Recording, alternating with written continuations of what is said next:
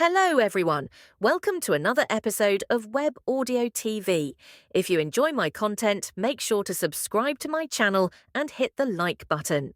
The wyvern's wings were instantly ripped apart and torn to shreds as soon as the whirlwind's spear-like tip landed on it. Dozens of wyverns, whose wings were torn apart, plunged to the ground with painful screams. As dozens of wyverns descended simultaneously, the mountain peak trembled, seeming like it might collapse. The ground, unable to bear the weight of the wyverns, was gouged several meters deep, sending a massive dust cloud billowing into the sky. Seeing it, Philford shouted to the Avalon Knights, "Attack the fallen wyverns." Cloaked in their chevalier armor, the Avalon Knights swiftly advanced towards the wyverns concealed within the expansive dust cloud. Before the Avalon Knights could reach them, the paladins of the Upper Church unleashed the heavenly thunderstorm burst upon the fallen wyverns. A barrage of 1,000 thunderbolt swords soared simultaneously towards the incapacitated creatures. The golden thunderbolt swords unleashed by the three paladins struck one side of the mountain peak, triggering a resonating explosion. Yet, that wasn't the end of it. As the thunderbolt swords fragmented, a surge of lightning enveloped an entire side of the mountain. The wyverns within this electrifying wave suffered additional damage, struck anew by the lightning surge following the direct impact of the thunderbolt swords.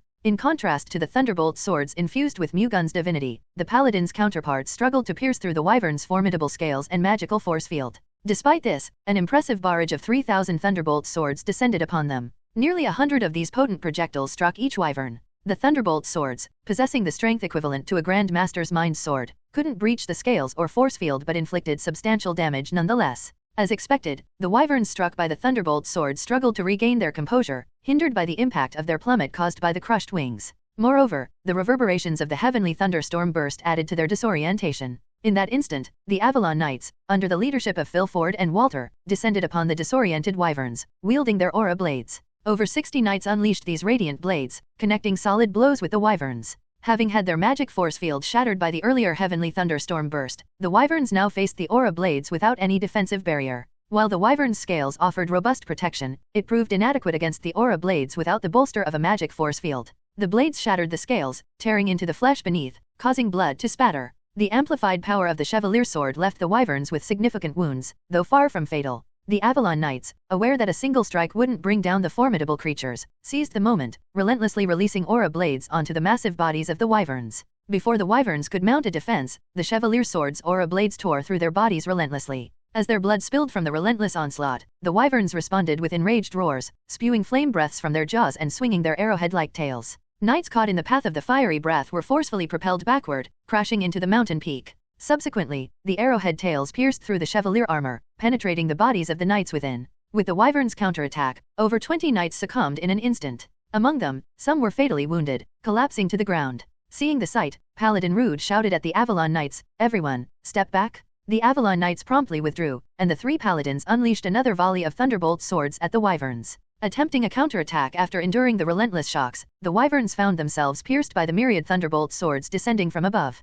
Once more, the wyverns were struck by the thunderbolt swords, causing them to crash to the ground. As the wyverns tumbled from the paladins' relentless assaults, the retreating knights swiftly charged back at them, wildly brandishing their aura blades. With no respite to recover from their injuries, the wyverns succumbed to the onslaught of thunderbolt swords and aura blades. Their massive bodies adorned with wounds, the monsters eventually lowered their heads, drained of strength. Undeterred, the knights pressed on, ensuring to deliver decisive blows by smashing the wyverns' heads. Meanwhile, Mu-Gun soared towards the wyverns felled by the wind spirits. Sensing the threat emanating from Mu-Gun's formidable energy, the wyverns retaliated with a barrage of flame breaths. Employing the thunder god's aerial steps, Mu-Gun skillfully evaded the onslaught of fiery breath from various directions. Subsequently, he joined forces with the wind spirit King Nervidum. A colossal wind giant, towering over 20 meters, encircled Mu-Gun's body like protective armor. This giant, comprised of swirling wind, was then enveloped in a flash of golden lightning, creating an outer shell that radiated a dazzling golden glow. The sheer presence of the shining, golden wind giant was overwhelming.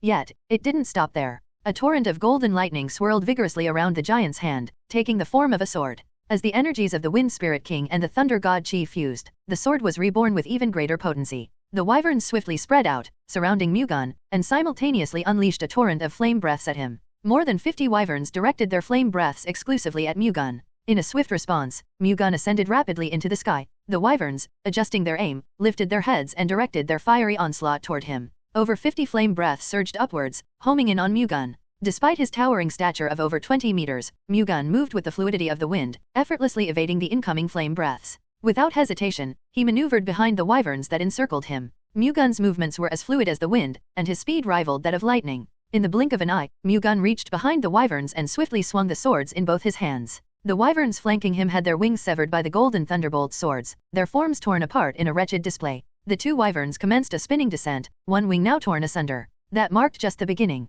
Mu-Gun soared across the sky, systematically bringing down the wyvern horde one by one. The wyvern's robust defenses proved futile against the thunderbolt swords wielded by the wind giant. In a single strike, the thunderbolt sword tore through wyverns' wings and severed their torsos effortlessly. Despite the wyverns attempting a counterattack, Mu-Gun remained elusive, utilizing the power of the wind to navigate the skies with unparalleled freedom. With each movement Mu-Gun made, the wyverns plummeted without exception, their numbers swiftly halved. Realizing Mu-Gun's invincibility, the wyverns promptly retreated. The horde scattered in all directions as Mu-Gun gathered his strength, summoning a thunderbolt sword before unleashing it upon the fleeing wyverns. The golden thunderbolt sword streaked through the air like a swift beam of light, hurtling towards the retreating wyverns. In an attempt to evade the pursuing thunderbolt swords aimed from behind, the wyverns swiftly changed directions. However, the thunderbolt swords, following Mu-Gun's command, promptly adjusted their course, relentlessly chasing down the wyverns. Despite the wyverns' continuous attempts to change directions, they found no respite from the persistent pursuit of the thunderbolt swords. Inevitably, the thunderbolt swords closed in on the wyverns, mercilessly piercing their bodies and wings. The wyverns, scattered in all directions as they fled, began to plummet swiftly. Mu-Gun asked the High Elves, "Can you take care of the fallen wyverns?" "Sure." Frows nodded and instructed the other High Elves. The High Elves formed pairs and soared to the locations where the wyverns had crashed. However, the sheer number of wyverns exceeded the High Elves' capacity to handle them alone. Mu-Gun severed the connection with the Wind Spirit King and entrusted the task of dealing with the remaining wyverns to the spirit. The Wind Spirit King summoned its highest-ranked wind spirits and directed them to handle the wyverns in locations untouched by the High Elves. Despite delegating the task, Mu-Gun remained proactive. Recognizing the overwhelming number of wyverns for Nervidum and the High Elves to manage, Mu-Gun swiftly positioned himself where the creatures had fallen, systematically eliminating them one by one before they could regenerate. On the other hand, the Avalon Knights and the Uperchich's paladins were forced to watch Mu-Gun and the others defeat the wyverns as there was a limitation to their mobility. "It's a shame that the Chevalier armors are not equipped with flight magic," said Paladin Rude. "I know, right? I heard that F-class Chevalier armors are embedded with flight magic." Philford smiled bitterly and said, "So what? It is harder to obtain an F-class Chevalier armor than winning a lottery. That's no problem. All we have to do is catch a dragon ourselves and make an F-class Chevalier armor," said Walter pompously. "It seems like your confidence skyrocketed because we managed to defeat the drakes and wyverns, but a dragon is on a different level compared to them," said Gilfian. "I know very well too. However, we have young Lord Argon, who signed a contract with the Wind Spirit King Nervidum and is the Sky God Upir's representative. With his and Nervitum's power together, hunting a dragon wouldn't be impossible. If it is just one dragon, then it may be possible. However, if there are more than 2 dragons, it will be difficult to deal with them." Gilfian expressed a skeptical opinion. "There's that, too. But we need the power of a dragon to fight against the demon god. It will be much more beneficial for us to have the dragons as allies than to be hostile." When Philford suggested that they should cooperate rather than fight the dragons, Walter immediately refuted. In the past, the dragons were on the side of the demon god and almost dragged Avalon to the brink of destruction. How can we trust and fight alongside them? That is a thing of the past. It is prejudiced and arrogant to think that things will remain the same as they were. Did you just say prejudice and arrogance? If we trust the dragons and they end up betraying us, we will be faced with an irreversible situation. We should not trust the dragons carelessly as Avalon's fate is at stake, said Walter in a slightly furious tone. Of course, I'm not saying we should trust them unconditionally. However, what I am trying to say is that we shouldn't judge with prejudice because of their past wrongdoings. Philford explained. The important point is that it will be easier to eradicate the demon god if the dragons, known as the strongest creatures in Avalon, work together with us. Rude opined. Yes. Although young Lord Argon is amazing, it will be difficult to deal with the demon god alone. For the sake of eradicating the demon god, we absolutely need the dragon's help. Gilfian added. Paladin Rude and Gilfian took Philford's side. That's enough. This is something for young Lord Argon to decide anyway, so what good would it do for us to argue about it among ourselves? Said Walter. Philford and the paladins also did not bother speaking any further. In the midst of all that, Mu-Gun and the High Elves returned, having successfully eradicated all the wyverns. With the mission accomplished, the Wind Spirit King Nervidum returned to the spirit realm. Well done, everyone, said Mu-Gun. You did all the hard work, young Lord Argon. But I wonder if there are any more wyverns around. At Philford's remark, Frows, the chief of the elves, said, We have already deployed our wind spirits so that we will know soon. But what are our plans if there aren't any more wyverns? Walter asked. I am thinking of going into the land of the dragons, Mu-Gun announced. Are you perhaps planning to fight the dragons? I intend to join forces with them if possible. Will the dragons join our cause? Walter said skeptically. Let's hope so. What if the dragons refuse? Then we have no choice but to fight, Mu-Gun said firmly. No matter how strong you are, you won't be able to deal with all the dragons alone. Even if we are with you, we won't be much help if we are up against dragons, said Fraus. If I'm not strong enough, then all I have to do is grow my powers. Mu-Gun added. Grow your powers? How? n/o/vel/b//in.c//om. It wouldn't be impossible to fight the dragons if I had the help of the other spirit kings, Mu-Gun explained. Are you implying that you want to sign contracts with the other spirit kings? Fraus said in surprise. That's just my intention. It's only possible if the spirit kings give permission. That's impossible. There has never been anyone who has signed a contract with all 4 spirit kings. Mu-Gun shrugged and replied, well, we'll have to wait and find out. Fraus thought it was impossible, but for some reason, he couldn't get rid of the idea that it might be possible for Mu-Gun. With the wind spirits scouring the Patagon mountain range, the confirmation came that no wyverns remained. The eradication of intermediate-ranked monsters and high-ranked creatures, including drakes and wyverns, ensured that no monsters posing a threat to Avalon persisted in the Patagon mountain range. The dragons confined within God's barrier beyond the Patagon mountain range lingered, though they posed no imminent threat. However, the potential danger loomed should the demon god regain its full power and dismantle God's barrier, coercing the dragons into submission. Yet, there remained a window of opportunity before such a scenario unfolded. Mu-Gun planned to enter God's barrier ahead of the demon god, intending to negotiate with the dragons before the demon god's influence reached them. Should the dragons reject Mu-Gun's proposal, he acknowledged the necessity of eliminating them. To accomplish this, Mu-Gun recognized the need for greater power and aimed to attain it by forming contracts with the other spirit kings. To form contracts with the other spirit kings, Mu-Gun needed to journey to the lands of the various elf tribes, including those settled in one of the 4 great mountain ranges. Seeking assistance, Mu-Gun approached Fraus, the chief of the Elves of the Wind, to facilitate connections with the other elf tribes. Fraus readily agreed and assigned Alicia to aid Mu-Gun, with Alicia volunteering for the task. With the exception of Alicia, the other high elves returned to the Valley of the Wind, preparing to adjust their actions based on the demon god's emergence. After sending the Elves of the Wind back, Mu-Gun guided the Avalon Knights and the Yupur Church's paladins down the Patagon mountain range. Reuniting with the Yupur Church's priest and the Avalon Order's expert knights, who had stayed behind during the wyvern eradication, Mu-Gun led the group back to the Evelyn Fief. Using the portal at Evelyn, Mu-Gun teleported to the royal capital of the Pantheon Kingdom. From there, he traversed to the Kraus Kingdom, situated near the Alfna mountain range in the western reaches of the Avalon continent. The selection of the Alfna mountain range as the next target, following the Patagon mountain range, was not only strategic but also influenced by Philford, the captain of the Avalon Order, who hailed from the Kraus Kingdom. Meanwhile, the 3 kingdoms Kraus, Delphi Nia, and Bridiadist with the Alfna mountain range expedition faced significant challenges in clearing it. The shortage of Grand Masters compared to the forces in the other 3 mountain ranges contributed to the difficulties. The absence of Philford, the Grand Master of the Kraus Kingdom, further compounded the challenges they encountered. The alliance participating in the Alfna mountain range expedition could not even wipe out the behemoths easily. Fortunately, the Ice Elves living in the Alfna mountain range supported the expedition squad. With the support of the Ice Elves, the Alfna mountain range expedition squad was able to hunt down the behemoths, which they had difficulty dealing with before. However, even with the power of the Ice Elves, they could not do much about the drakes, which appeared after the behemoths.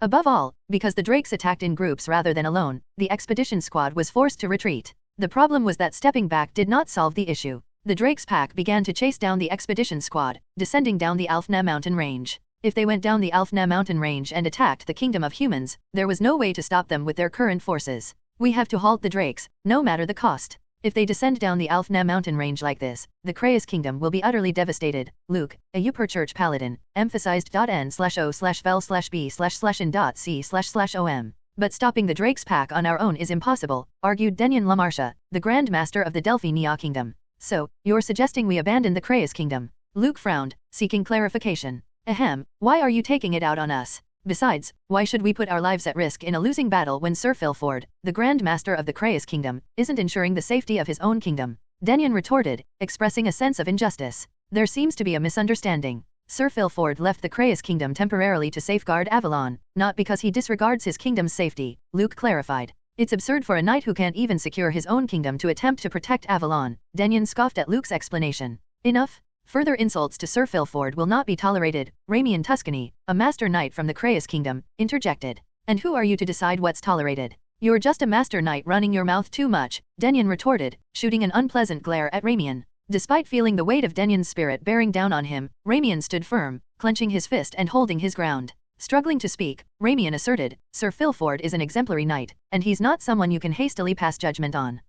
I've heard Sir Philford's men are fiercely loyal, and it seems to be true looking at you. Very well, I won't fault you for respecting the man you serve. I'll overlook your disrespect this time. But remember, if you act insolent in my presence again, I won't be as forgiving as I am now, Denyon warned Ramian before dispersing his aura.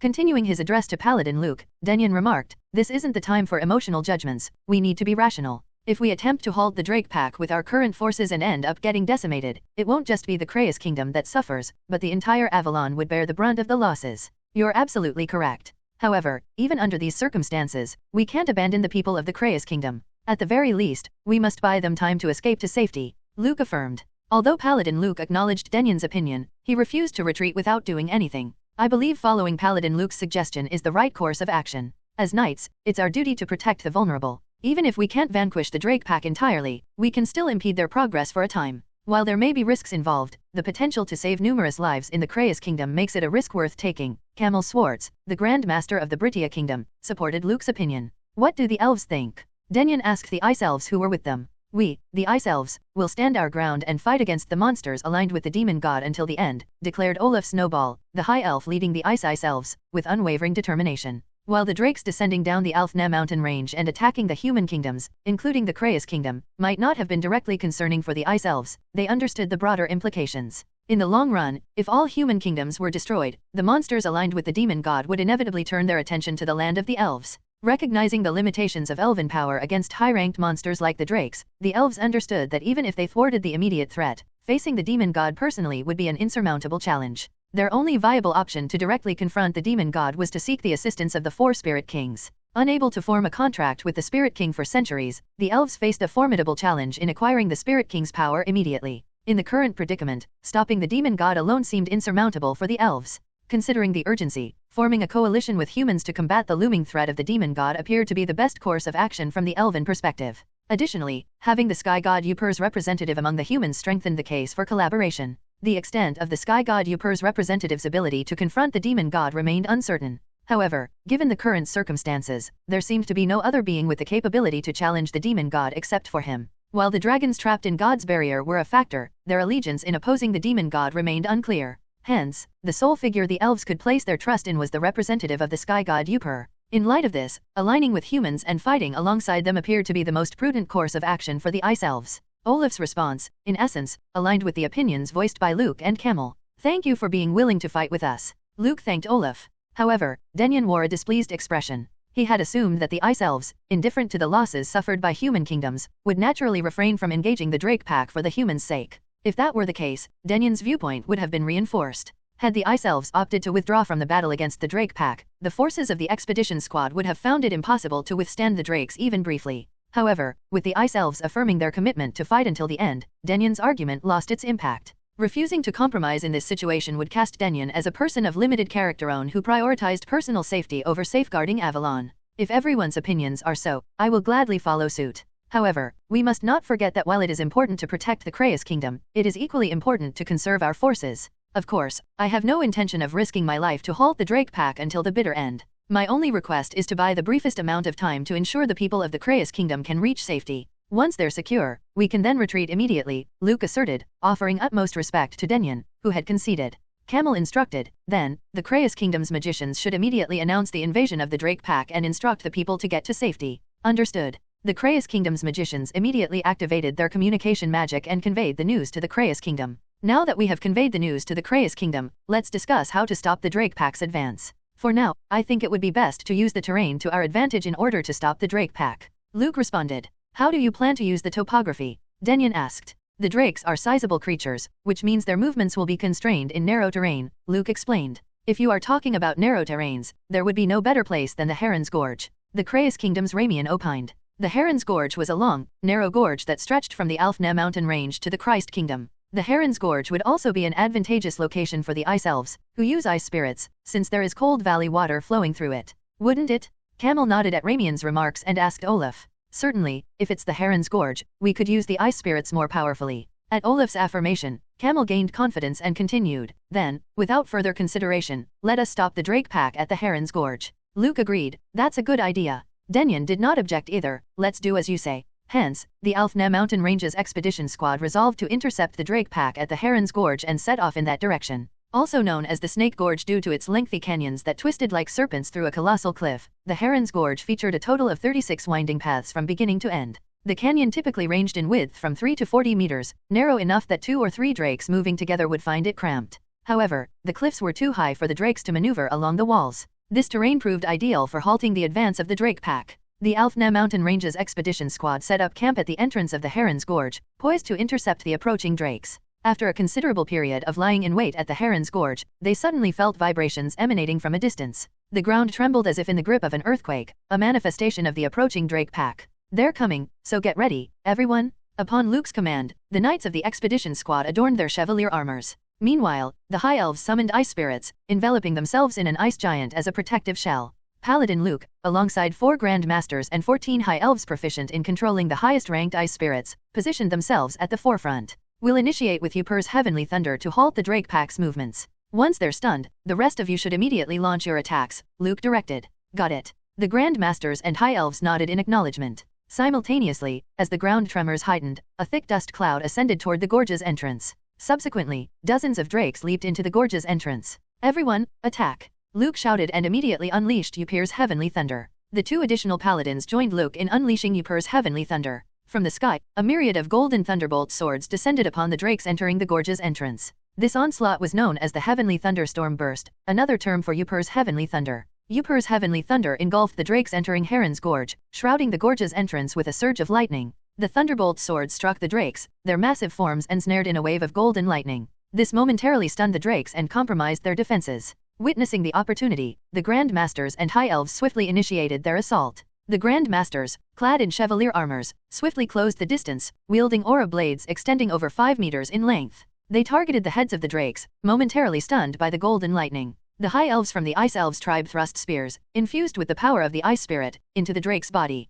However, just before their attacks could land, a burst of flame erupted from behind. The other drakes, trailing behind, had become aware of the situation unfolding in the front and unleashed their flame breaths. The Grand Masters and High Elves swiftly halted their assault, intercepting the oncoming flame breaths. While successful in blocking the fiery onslaught, they were unable to completely withstand the impact and were forcefully propelled backward by the flames. Deploy Yupur's Heavenly Thunder once again, this time directed at their rear. Observing the situation, Luke hastily directed the other 2 paladins. In a swift response, the additional paladins released Yupur's Heavenly Thunder. Luke followed suit, initiating another onslaught of golden thunderbolt swords from the sky, specifically aimed at the drakes positioned at the rear. However, the drakes did not fall for the same trick twice. Those at the rear synchronized their movements, lifting their heads simultaneously to unleash a flame breath toward the sky. A heavy stream of flame ascended, colliding with the descending thunderbolt swords in a fiery clash. Accompanied by a resounding blast, the falling thunderbolt swords erupted in a dazzling display. As the thunderbolt swords disintegrated, shards of lightning descended from the sky, creating a stunning spectacle reminiscent of golden firecrackers illuminating the airspace above the gorge.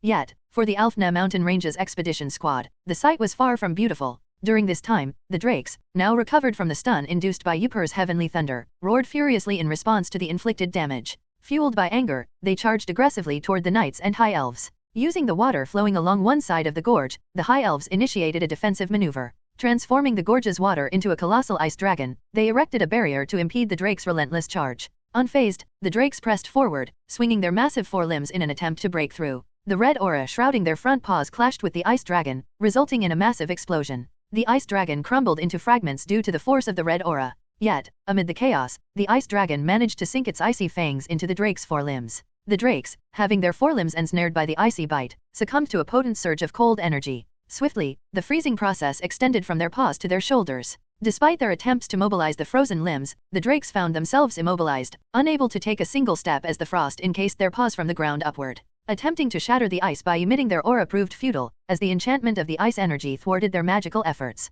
The drakes, left with no alternative, resorted to swinging their unaffected paw against the frozen one. However, despite their forceful blows, the ice covering their front paw remained unyielding, displaying remarkable resilience against the powerful strikes. The ice created by the ice spirits was sturdy enough to withstand their aura. It was not something that could be shattered by strength. The drakes channeled aura into their claws, swiping forcefully. This time, the ice yielded to the pressure, shattering under the impact. However, in the aftermath, the drakes staggered momentarily as the force also reverberated through their front paws during the fracture of the ice. Meanwhile, when the drakes in front were immobilized, those whose paths were blocked, climbed the cliff and jumped over them. Then, they lunged at the knights and high elves. The paladins retaliated against the oncoming drakes with Yupur's 100 lightning. This formidable technique, known as the 100 golden lightning wheel wave within the heavenly descent thunder god sword art, cast a cascade of golden lightning upon the charging drakes. A surge of golden lightning wrapped around the paladins, morphing into thunderbolt swords that swiftly propelled towards the oncoming drakes. Each paladin conjured 100 of these thunderbolt swords, resulting in a combined onslaught of 300, aimed directly at the trio of drakes hurtling towards them. N/O/vel/B/C//OM. Despite the drakes' attempts at defense within the confined space, the relentless speed of Uper's 100 lightning left them little room to evade. Trapped in the narrow gorge, they succumbed to the assault of thunderbolt swords, forcefully propelled backward by the unrelenting onslaught. The coordinated assault continued as Denyon and Camel relentlessly wielded their aura blades, leaving the drakes battered. Simultaneously, the High Elves summoned another ice dragon, which swiftly attacked the already weakened drakes, clamping down on their bodies and necks, preventing any opportunity for recovery. The drakes stood frozen, their necks and bodies seized when the ice dragon's teeth met. Rooted to the ground, a layer of ice enveloped a significant portion of their forms. If not interrupted, the ice energy coursing through the ice dragon's teeth threatened to freeze their insides entirely. Yet, the drakes at the rear weren't mere spectators. They unleashed a barrage of flame breaths upon the ice dragons. The ice dragons, upon being struck by the fiery breaths, convulsed as if in pain, rapidly succumbing to the intense heat and melting away. Denyon exclaimed, "We can't press on. We must retreat immediately." Witnessing the ice dragons melting, "Go ahead. We'll erect an ice wall to halt their advances." Olaf, the chief of the Ice Elves tribe, addressed the humans.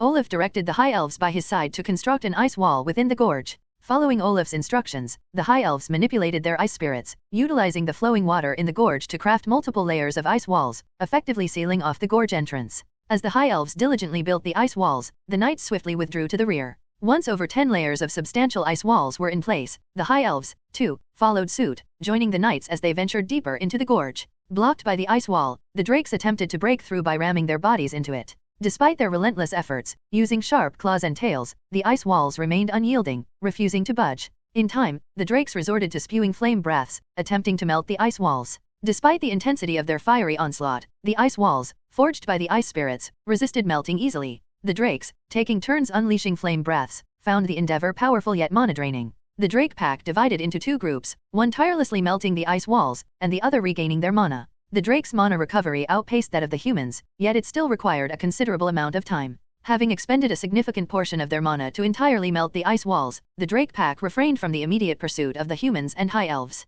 Instead, they prioritized replenishing their mana reserves. As the drake pack melted the ice wall and replenished their mana, the human knights and high elves tactically retreated to the gorge's midpoint. There, they reorganized into a battle formation along the winding trail. Opting for the winding trail, the expedition squad knew it would impede the drake's movements due to the terrain's curvature. With a battle formation in place, the human knights and high elves concentrated on recuperating their energy, mirroring the efforts of the fatigued drake pack. Initially, the high elves rejuvenated their spiritual energy by consuming spirit water crafted from spirit stones. Following suit, the paladins replenished their drained mana, seeking the priest's aid through a power called Uper's Holy Blessing. In contrast to the high elves and paladins, the knights from the three kingdoms lacked a swift mana restoration method. Their only recourse was the gradual mana circulation technique to replenish their energy. Despite lacking a rapid mana restoration method, the knights had sufficient time to recover as their mana consumption was relatively lower than that of the high elves and paladins. As the expedition squad rejuvenated their mana in readiness for the second battle, the ground of the gorge and the cliffs on both sides trembled, accompanied by the resounding footsteps. The drakes recovered their mana and started moving again. "Everyone, get ready." At Luke's words, the knights wore their chevalier armors. The high elves also summoned ice giants over their bodies. "This time, too, we will begin the attack with Uper's heavenly thunder." The high elves and knights acknowledged Luke's words with nods. In the prior skirmish, the drakes obliterated Uper's heavenly thunder with their flame breaths, leaving a void in terms of a reliable and potent attack. Luke and the two paladins readied themselves to unleash Uper's heavenly thunder as soon as the drakes came into view. When a drake's head appeared at the trail's corner, Luke unfolded Uper's heavenly thunder. 1,000 thunderbolt swords descended, embedding themselves directly into the advancing drakes at the forefront. Following Luke's lead, the other two paladins consecutively unleashed Uper's heavenly thunder towards the rear, aiming to harm the drakes at the back. From the trail's corner to the gorge's end, a cascade of golden lightning erupted, enveloping 10 drakes within its formidable reach. After the paladins' onslaught, a formidable force comprising the Grand Masters and Master Knights from the three kingdoms, totaling 20 individuals, engaged the drakes at the forefront. Simultaneously, the high elves conjured an ice dragon through their ice spirits, directing the frozen entity to assail the drakes positioned behind. The assault wasn't solely targeted at the 2 or 3 drakes in the front, it concurrently struck those in the rear. The attack yielded favorable results as the drakes at the back, disoriented by the impact from Uper's heavenly thunder, couldn't halt the approaching ice dragon. Subsequently, they succumbed to freezing bites on their necks and bodies. Meanwhile, the drakes at the front sustained extensive injuries from the relentless onslaught of the knights. The three paladins who initiated the assault unleashed Yuper's heavenly thunder once more upon the drakes at the rear. Despite the drakes at the back attempting to aid their companions facing adversity in the front, they hastily defended themselves upon witnessing the thunderbolt swords descending from the heavens. The golden thunderbolt swords descended onto the drakes, each enveloped in multiple layers of magic force field around their bodies, triggering an explosive blast. However, the thunderbolt swords failed to breach the drakes' resilient magic force fields, shattering upon impact and dispersing a surge of lightning in all directions. Having successfully thwarted the thunderbolt swords, the drakes raised their heads to the sky and let out resounding roars. Initially perceived as mere displays of prowess, the expedition squad soon realized it was more than that. In response to the drakes' roars, distant monsters echoed with their own roars. The unexpected reaction left the expedition squad bewildered. The echoes of other monsters responding to the drakes' roars hinted at potential reinforcements. The expedition squad's apprehensions proved accurate as colossal monsters were spotted soaring from the distant sky, converging towards the gorge. Wyverns? Denyon was taken aback at the sight of the massive monsters in the distant sky. There was no mistaking it. They were wyverns, known to be even more formidable than the drakes. In a scenario where confronting the drakes alone was already formidable, the appearance of wyverns posed a grave threat, potentially leading to the annihilation of the entire expedition squad. Wyverns are coming? We have to get away right now? Denyon shouted at the expedition squad. It's futile to escape now. Even if we attempt to flee, we stand no chance against the wyverns soaring in the sky, Camel stated with a somber expression. Damn it! I warned all of you, didn't I? Even if it means abandoning the Kraus kingdom, we should have retreated. Denyon yelled at Luke and Camel angrily. I never thought the wyverns would appear. It's my fault. Nevertheless, it's not the end. Let's not give up, for the mighty Yuper will guide us. Luke blamed himself, yet clung to optimism. Even with Yuper, in the current circumstances, there's nothing to be done. We'll be buried here, Denyon declared in despair. Olaf, chief of the Ice Elves tribe, responded to Denyon while gazing at the sky where the wyverns were in flight. Well, I don't think the almighty sky god has abandoned us yet. Denyon and the other knights directed their attention to where Olaf was looking. To their surprise, they observed figures swiftly soaring through the air, mounted on wind giants. Upon receiving news in the Kraus kingdom about the Drake pack descending the Alfne mountain range, Mu-Gun's party swiftly journeyed there. Entering the Heron's Gorge, they arrived just in time to witness the ongoing conflict between the Alfne expedition squad and the Drake pack. Aligned with the High Elves, Mu-Gun advanced towards the gorge's center, where the battle unfolded. Utilizing wind spirits for flight, Mu-Gun and the High Elves swiftly traversed the gorge. Reaching the battleground, Mu-Gun was astonished to find wyverns descending in abundance from the opposite side of the sky. Mu-Gun spoke to the High Elves following behind him, I will deal with the wyverns. Then he flew straight to where the wyverns were. The wyverns on the other side numbered at least 100. The High Elves doubted Mu-Gun's ability to confront such a formidable force alone. However, witnessing Mu-Gun's unleashed attacks dispelled their apprehensions entirely. Transforming into a colossal wind giant standing over 10 meters tall, Mu-Gun extended both hands toward the wyverns. Subsequently, a massive thunderstorm materialized, advancing toward the approaching wyvern horde. The thunderstorm emanated from the ultimate skill of the wind spirit king Nervidum, a windstorm infused with the thunder god Chi. The collaborative might of the two divine entities generated an immense force, potent enough to blanket the entire sky. The wyverns approaching from the opposite side were thrown into disarray by the all-encompassing thunderstorm, hastily opening their mouths to release a flame breath. The collision between the flame breaths and the thunderstorm echoed explosively across the sky. The combined force of 100 wyverns simultaneously unleashing their flame breaths was formidable enough to obliterate a mountain. Yet, the might of the flame breaths paled in comparison to the thunderstorm, infused with the power of the two divine entities. The thunderstorm dispersed the flame breaths, advancing with force, sweeping over the wyverns. Terrified, the wyverns attempted to scatter and escape, but the thunderstorm swiftly engulfed them, leaving them with no escape. The wyverns caught in the thunderstorm tried their best to get out of the thunderstorm somehow, but it was to no avail. Trapped in the thunderstorm, the wyverns' bodies were soon twisted, torn, and ripped to shreds. When the thunderstorm subsided, there were no more signs of the wyverns left behind. The paladins and knights, observing the spectacle from beneath the gorge, stood in awe.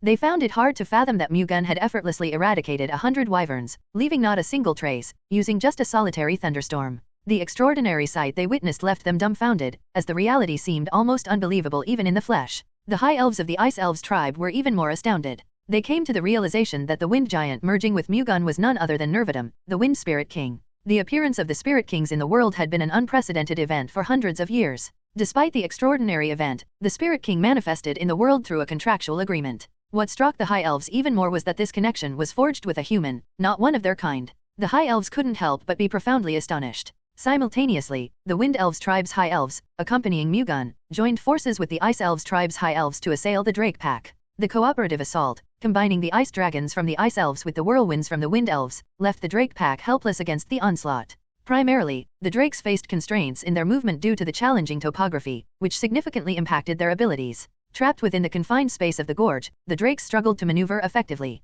In contrast, the Wind High Elves, leveraging their ability to fly with the aid of wind spirits, gained a strategic advantage in movement and launched a decisive offensive. Consequently, the drakes found themselves compelled to concentrate on thwarting the assaults from the Wind Elves, while the Ice Elves and Human Knights seized the opportunities created and launched their own attacks. The drakes, relying on their robust defense, withstood the onslaught from both elves and humans. Yet, they eventually succumbed to the relentless barrage. The drakes fell consecutively to the joint assault from the elves and the human knights, who capitalized on the momentum and systematically eliminated every drake. With the eradication of the wyverns and drakes, the Avalon Knights and the paladins arrived at the battleground belatedly. As they surveyed the aftermath and realized the battle had concluded, expressions of apology crossed their faces. After the battle, Mu-Gun went back down to the gorge, and Denyon thanked Mu-Gun with an overwhelmed expression. "Thank you. Thanks to you, we were saved. I'm glad I wasn't too late. Thank you all for your hard work." Camel approached Mu-Gun and spoke. "You are that famous sky god's representative, huh? Indeed, you are amazing as the rumor says. Nov. L.B//JNN. I apologize, but without sufficient insight, I don't seem to recognize you," Mu-Gun calmly responded. "I am Camel Swartz, the man leading the Silver Dragon Order of the Britia Kingdom." "Ah, you are Knight Captain Camel. I have heard a lot about your fame. It is an honor to meet you," Mu-Gun greeted politely. "What honor is it to meet the Knight Captain of a kingdom? Rather, it is an honor for me to meet the Sky God Upir's representative, who will save Avalon. Even if I am Upir's representative, I cannot save Avalon on my own. All the people of Avalon, including those present here, must save it together. Still, aren't you, the Sky God Upir, the one who can defeat the demon god in the end? Of course, I, too, will do everything in my power to save Avalon," Camel said firmly. "As long as there is someone like Captain Camel around, we will definitely be able to protect Avalon." As Mu-Gun exchanged greetings with Camel, Frows, the chief of the Wind Elves, and Olaf, the chief of the Ice Elves, also acknowledged each other. Elves in the Avalon continent typically confined themselves within their mountain ranges, resulting in limited interactions between the different elven tribes. Despite their physical separation, news about each other circulated through the spirits. While Frows and Olaf had never encountered each other in person, their acquaintance through shared knowledge likely contributed to their mutual delight upon their first meeting. "By the way, it's amazing that the Wind Spirit King signed a contract with a human being, and not an elf," said Olaf, pointing to Mu-Gun. "That is how great the Sky God Upir's representative is. Also, I have a favor to ask the Ice Elves tribe regarding that." "What is it?" "I hope that you will allow Upir's representative to contract with Eladium, the Ice Spirit King. He contracted the Wind Spirit King already but wants to sign another contract with the Ice Spirit King? That's ridiculous. There's never been a single person who signed a contract with Spirit Kings of two different elements," Olaf said. "I share the same sentiment. Perhaps it's plausible because he serves as Upir's representative. More importantly, the Spirit Kings might be willing to set aside their principles and form a contract with Upir's envoy to thwart the demon god's descent into Avalon. In any case, there's nothing to lose. I really hope you arrange for him to attempt this," Frows implored. "To be honest, I do not like it very much that a human is trying to sign a contract with a Spirit King when the elves can't even do so. As an elf, it does wound my pride. Nevertheless, this is not the moment to be entangled in matters of pride. If we fail to halt the demon god, Avalon faces annihilation, and the elf tribes would be eradicated as well. It irks me that he isn't an elf, but if someone, regardless of their species, can wield the power of the Spirit King to quell the demon god, isn't that sufficient?" Contemplating Frau's words, Olaf took a moment before responding. "You speak the truth. This is no moment to bicker over elven pride. Instead, we should exhaust every effort to safeguard Avalon. As expected, you are wise. I am not the wise one, you are. Without your words, I would have clung stubbornly to the belief that only elves could form contracts with Spirit Kings. I might not have given Upir's representative the chance.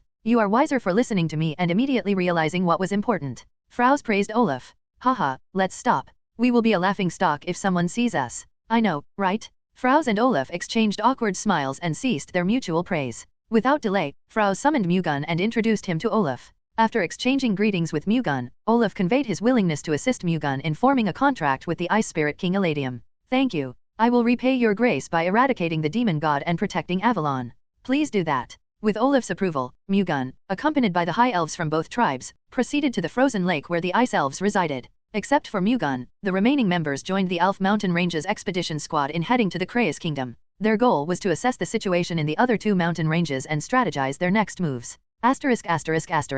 Upon assessing the situation in the Krayas Kingdom, it became apparent that the conditions in the Logan and Anders mountain ranges, involving the Pamir Empire, were equally challenging. Despite the involvement of the Pamir Empire's Grand Masters, their skills fell short of the remarkable prowess displayed by Mu-Gun. Thankfully, with the assistance of the Fire Elves from the Logan Mountain Range and the Earth Elves from the Anders Mountain Range, the expedition squad managed to somehow eliminate the Drakes. However, their success was limited. When faced with the wyverns, neither the Grand Masters nor the elves could land a significant blow. Fortunately, the paladins from the Upper Church managed to pose a threat to the wyverns with attacks using Upper's Thunderbolt sword. However, their strength alone was insufficient to bring down the wyverns. Their only recourse was to somehow fend off the wyverns' assaults and attempt to drive them away. This was feasible primarily due to the wyverns' numbers not exceeding 20. Had more than 100 wyverns, akin to those encountered in the Patagon and Alfna mountain ranges, been present, the expedition squad would have faced inevitable annihilation. In contrast to the Patagon and Alfna mountain ranges, the wyverns in the Logan and Anders mountain ranges refrained from launching large-scale assaults.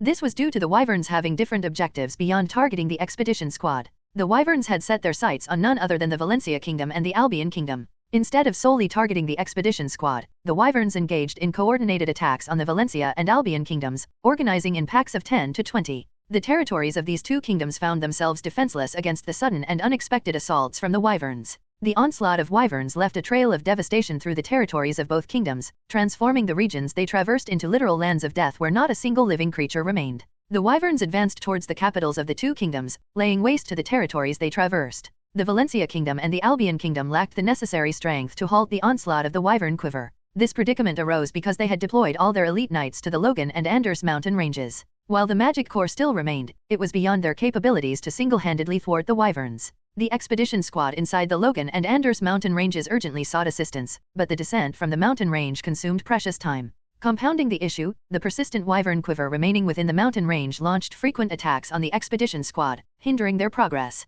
The Avalon Knights, the Upper Church's paladins and priests, along with the knights from the three kingdoms, congregated at the Christ Kingdom and reached a consensus to aid the Valencia and Albion kingdoms. Subsequently, they organized their forces and dispatched them to the respective capitals of the Valencia Kingdom and the Albion Kingdom. The reinforcements were warmly welcomed by the beleaguered kingdoms. Despite the relief at the arrival of reinforcements, a tinge of disappointment lingered when the residents of the Valencia and Albion kingdoms noticed the absence of Upper's representative and the elves among the arriving forces. Belian Ishmael, the head wizard of the Valencia Kingdom, inquired of Philford, who had brought half of the Avalon Knights to their aid. Did Upper's representative and the elves not arrive together? Philford could discern from Belian's expression that he harbored doubts about the sufficiency of the Avalon Knights alone. The Avalon Order was personally established by young Lord Argon, the representative of the sky god Upper. Additionally, the Upper Church's paladins and priests accompanying us are those who have pledged themselves to young Lord Argon's cause. Even if we may not completely vanquish the wyverns, we can certainly fend them off until young Lord Argon and the elves arrive. If you harbor any doubts, please inform us. We are more than willing to withdraw. Belian swiftly altered his demeanor, apprehensive that Philford and the knights might consider withdrawing. Of course not. I trust you. Please, protect our capital from the wyverns. I implore you, we will do our best. Philford, the other Avalon Knights, and the paladins wore content smiles as Belian shifted his stance and implored their assistance. Nestled within the heart of the Alfna mountain range, a frozen lake graced the summit of a steeply inclined peak. This particular lake boasted an unusual characteristic: it remained frozen throughout the entire year. Within the vast expanse of the frozen lake, Eladium, the slumbering ice spirit king, lay in repose. To be exact, this location served as a nexus to the spirit realm, a domain inhabited by various ice spirits, including Eladium himself. Regardless, anyone seeking to forge a pact with the Ice Spirit King had to traverse the icy depths of the frozen lake. Upon reaching the frozen lake, the Ice High Elves promptly commenced preparations for the spirit contract ritual. Amidst the ritual arrangements, Mu-Gun, attuned to the whispers of the wind spirits, took a moment to gauge the circumstances unfolding in the Valencia Kingdom and the Albion Kingdom.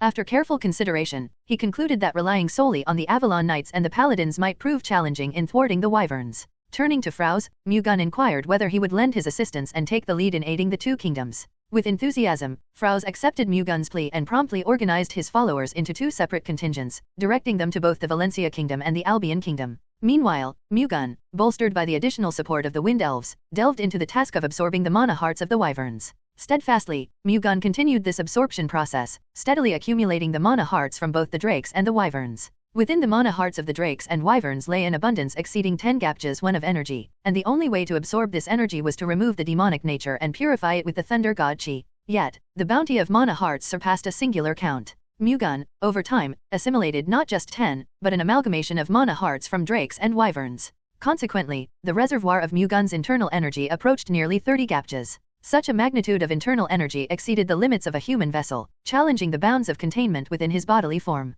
Nonetheless, Mu-Gun, having attained the origin spirit state and ascended to divinity, possessed the capacity to contain an infinite reservoir of internal energy. His internal energy resembled an ever-flowing spring, replenishing itself effortlessly. Mu-Gun found himself in a state where he could recover internal energy in surplus compared to the amount expended, rendering the acquisition of additional internal energy unnecessary. However, this exceptional circumstance applied solely to the realm of martial arts. Having forged a pact with the Wind Spirit King Nervidum, Mu-Gun encountered a contrasting scenario. To summon and harness Nervidum's power, a substantial amount of internal energy was destined to be expended. Furthermore, Mu-Gun harbored the intention to establish a contract with the Ice Spirit King Eladium, adding a layer to his energy considerations. Should Mu-Gun proceed to form a pact with Eladium, the demand for internal energy would skyrocket beyond his current reserves. Furthermore, contemplating the possibility, albeit uncertain, of entering contracts with all 4 Spirit Kings suggested an exponential surge in the requisite internal energy. Undeterred, Mu-Gun persisted in augmenting his internal energy, diligently preparing for the eventual culmination of these contractual endeavors. As Mu-Gun absorbed the mana heart of a wyvern, the Ice High Elves diligently finalized the spirit summoning array on the frozen lake. Upon completion, they beckoned Mu-Gun to join them. Approaching the frozen lake, Mu-Gun beheld a vast hexagonal magic circle etched onto the icy surface. Positioned at each vertex of the circle stood a staff adorned with a spirit stone, enhancing the mystique of the arcane arrangement. This configuration bore a striking resemblance to the spirit summoning array witnessed at the Valley of the Wind. Since you've already gone through a spirit contract ritual, I don't have to explain it again to you, right? Olaf asked. That's right, Mu-Gun answered and went to the center of the spirit summoning array. Then, we will proceed with the ritual. I will leave it in your good hands. Olaf and the other Ice High Elves positioned their hands upon each staff stationed at the 6 vertices of the magic circle, infusing them with their spiritual energy. As the spirit stones adorning the staffs radiated luminance, their light diffused into the intricate patterns of the spirit summoning array, illuminating the surrounding sky with a brilliant azure hue. Subsequently, through the activated spirit summoning array, the gateway to the spirit realm swung open, establishing a conduit between the spirit realm and the middle realm. Mu-Gun extended his consciousness into the spirit realm, engaging in dialogue with the spirits through the language of the gods. It may be impudent of me, but I sincerely wish to eradicate the demon god with the Ice Spirit King Eladium. Mu-Gun invoked the presence of the Ice Spirit King, Eladium, with a resounding call. Without delay, a substantial surge of energy cascaded forth from the spirit realm. A surge of cold chi, capable of enveloping everything in an icy embrace, coalesced above Mu-Gun's head. Subsequently, an awe-inspiring ice giant materialized, standing at an impressive 10 meters in height. The colossal figure took on the ethereal likeness of a woman, captivating Mu-Gun with the breathtaking beauty sculpted from ice. I, Argon, the Sky God Yupir's representative, greet the Ice Spirit King Eladium. The Ice Spirit King Eladium asked in a cold voice, putting aside your position as the Sky God Yupir's representative, why is the contractor of the Wind Spirit King Nervidum looking for me? I summoned you because I want to sign a contract with you, Eladium. You've already signed a contract with the Wind Spirit King, and now you also want to become my contractor. You're being too greedy, said Eladium, smiling cynically. I'm not being greedy, but rather, I am desperate. As the Sky God Yupir's representative, I must eradicate the demon god. However, it is impossible to extinguish the demon god with my current capabilities. That is why I want to borrow the power of the great spirit kings. That's true, you don't look strong enough to deal with the demon god. Yes. So, please help me and lend me your strength, Eladium. However, there has never been a precedent in which the spirit kings share the same contractor in the spirit realm. We cannot break the tradition of the spirit realm. With all due respect, the almighty spirit god Vahara will prioritize the eradication of the demon god over anything else. I think that to eradicate the demon god, we must also boldly break the traditions of the past. N/O/vel/B//n.C//om. Still, we must avoid gathering the power of the spirit god in a single person. What more if that person is a human being, a species greedier than any other species? The spirit god Vahara would definitely not want the spirit kings to sit by and watch the advent of the demon god without doing anything. How impertinent? Currently, the spirit kings are not attending to the duties given to them by the spirit god. This is going against the will of the spirit god. Mu-Gun said without backing down to Eladium's yell. Who did you say is going against the almighty Vahara's will? I haven't signed a contract for hundreds of years because a qualified person had yet to appear. If someone qualified to sign a contract with me appears, I will gladly sign a contract and carry out the mission given by Vahara, said Eladium, feeling accused at Mu-Gun's remarks. Given the circumstances, it's all the more reason for you to enter a contract with me. In Avalon, I stand as the most proficient wielder of your powers. If there exists a contractor more exceptional than myself, I encourage you to align with them. My sole objective is to harness the Spirit King's might to vanquish the demon god, with no desire to amass their powers for personal gain. You are arrogant, but it is a truth I cannot deny. Let me emphasize once more, that my singular goal in seeking the power of the Spirit Kings is to confront and defeat the demon god that has descended upon Avalon. Eladium, it is also your duty, in alignment with the will of the spirit god Vahara, to safeguard Avalon from the menace of the demon god. However, the adversary's strength surpasses our capabilities. We must unite our strengths. As the representative of the sky god Yupir, I propose a formidable alliance.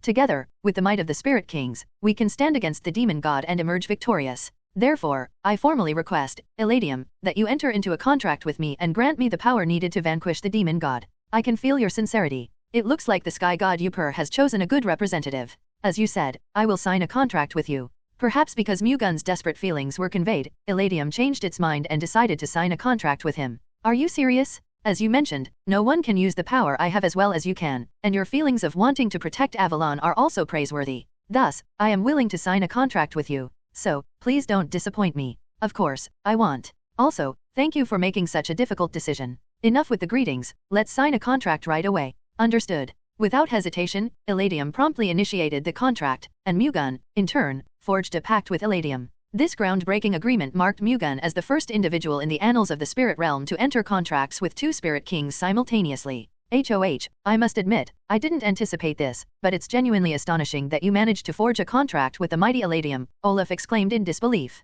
It's all thanks to you and the Ice High Elves. No, it wasn't us. We merely created the opportunity. Eladium chose you because of your capabilities. Regardless, congratulations are in order. You stand as the sole individual to have ever entered contracts with two spirit kings. Moreover, we hope that you'll succeed in securing contracts with the remaining two spirit kings as well. Thank you. Also, as you already know, the Valencia and Albion kingdoms are under attack by wyverns. I hope the Ice Elves can help with this. Of course we can. What should we do? From now on, we, the Ice Elves, will follow you. Me, the Ice Spirit King Eladium, who we serve, has chosen you. Wouldn't following you mean that we are following Eladium? Thank you. It will be a great help if the Ice Elves join our cause. So, what should we do? I will head to the Kingdom of Valencia, so I hope the Ice Elves can go and support the Albion Kingdom, Mu-Gun said. Well, do that then. Olaf gladly accepted. We are running out of time, we must hurry. Understood. Then, I will get going first. Departing from the frozen lake, Mu-Gun journeyed to the Kraus Kingdom. Employing the Thunder God's shadow, he swiftly reached the Naphthal Fief, situated beside the Alfne mountain range.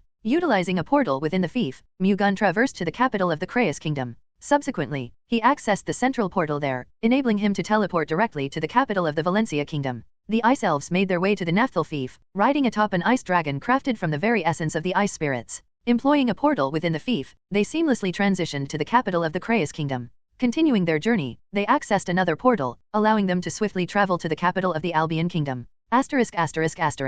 In the capital of the Valencia Kingdom, a coalition force comprised of half the Avalon Knights, the Crimson Dragon Order from the Kraus Kingdom, the Silver Dragon Order from the Brittia Kingdom, the Paladins and priests of the Upur Church, and the Wind Elves who hastened as reinforcements from the frozen lake in the Alfne mountain range, congregated upon the outer walls. Their gathering in the capital of the Valencia Kingdom served a singular purpose: to halt the relentless onslaught of wyvern attacks. Amid their preparations, a colossal horde of wyverns emerged from the southern horizon, blotting the sky as they advanced towards the outer walls of the capital. Their numbers appeared to surpass 100, presenting a formidable aerial onslaught. Would it be possible to stop them with our forces? Upon witnessing the swarm of over 100 wyverns, Paladin Rude's countenance tightened. In the absence of Mu-Gun, who would have instilled confidence, an air of concern permeated the scene. How long do you think it will take Lord Argon to complete the spirit contract ritual? Philford asked Alicia. The spirit contract ritual itself is quite instant. The problem is how long it takes to complete the spirit summoning array required for the spirit contract ritual. So, how long does that take? Asked Philford, implying that time was of the essence. Well, if they hurry, it might already be over by now. But I can't be sure since I didn't see it myself. Though you can't be certain, there's also a possibility that he will rush over here after completing the spirit contract ritual then. That's certainly possible, Alicia confirmed. Then, that's good enough. Philford nodded and shouted to the Avalon Knights and the Knights of the other two orders. Lord Argon, the representative of the Sky God Upur, is on his way here. Our task is to stand firm until his arrival. Regardless of the number of wyverns, once Lord Argon is with us, they will be vanquished. There's no need for fear in the face of their sheer quantity. Hold the line until Lord Argon's triumphant arrival, and victory will be ours. Can every one of you do this? Paladin Rude rallied the troops, instilling hope and determination in the face of the imminent battle. Philford's words had a profound impact on the assembled knights. Initially daunted by the formidable count of nearly 100 wyverns, a glimmer of hope kindled within them upon learning of Argon's imminent arrival. Buoyed by this newfound optimism, the knights steeled themselves to find a way to stall the wyverns until the arrival of Argon. Philford nodded with satisfaction when he saw the resolve in the knights' expressions. What if Lord Argon doesn't come on time? Asked Alicia as she didn't understand why Philford informed the knights of an unconfirmed truth. That's a problem for us to worry about later. For now, it is important to give the knights hope that they can do it. That hope will help us hold out until Lord Argon arrives. That's true, even uncertain hope can give a big boost to humans. Alicia nodded and looked to the south sky. Unbeknownst to the defenders, the wyverns closed in, reaching approximately 1 kilometer from the outer walls of the Valencia Kingdom's capital. The imminent danger loomed as they were on the verge of closing into a distance of around 500 meters, the maximum range at which a wyvern's breath could pose a threat. 1. To recap, 1 Gapja refers to 60 years of energy if a martial artist were to cultivate their internal energy for 60 years. Prepare yourselves, knights. We are approaching the range of wyvern's breath. Ready yourselves. Responding to Philford's urgent directives, the knights swiftly adorned their chevalier armor and raised substantial shields to chest height. These shields were meticulously crafted, designed specifically to withstand the formidable impact of a wyvern's breath. N/O/vel/B/in.C//OM. In the meantime, the Upirchich's priests buffed the paladins with Upir's authority. The effect of Upir's authority greatly buffed the attack and defensive capabilities of the paladins.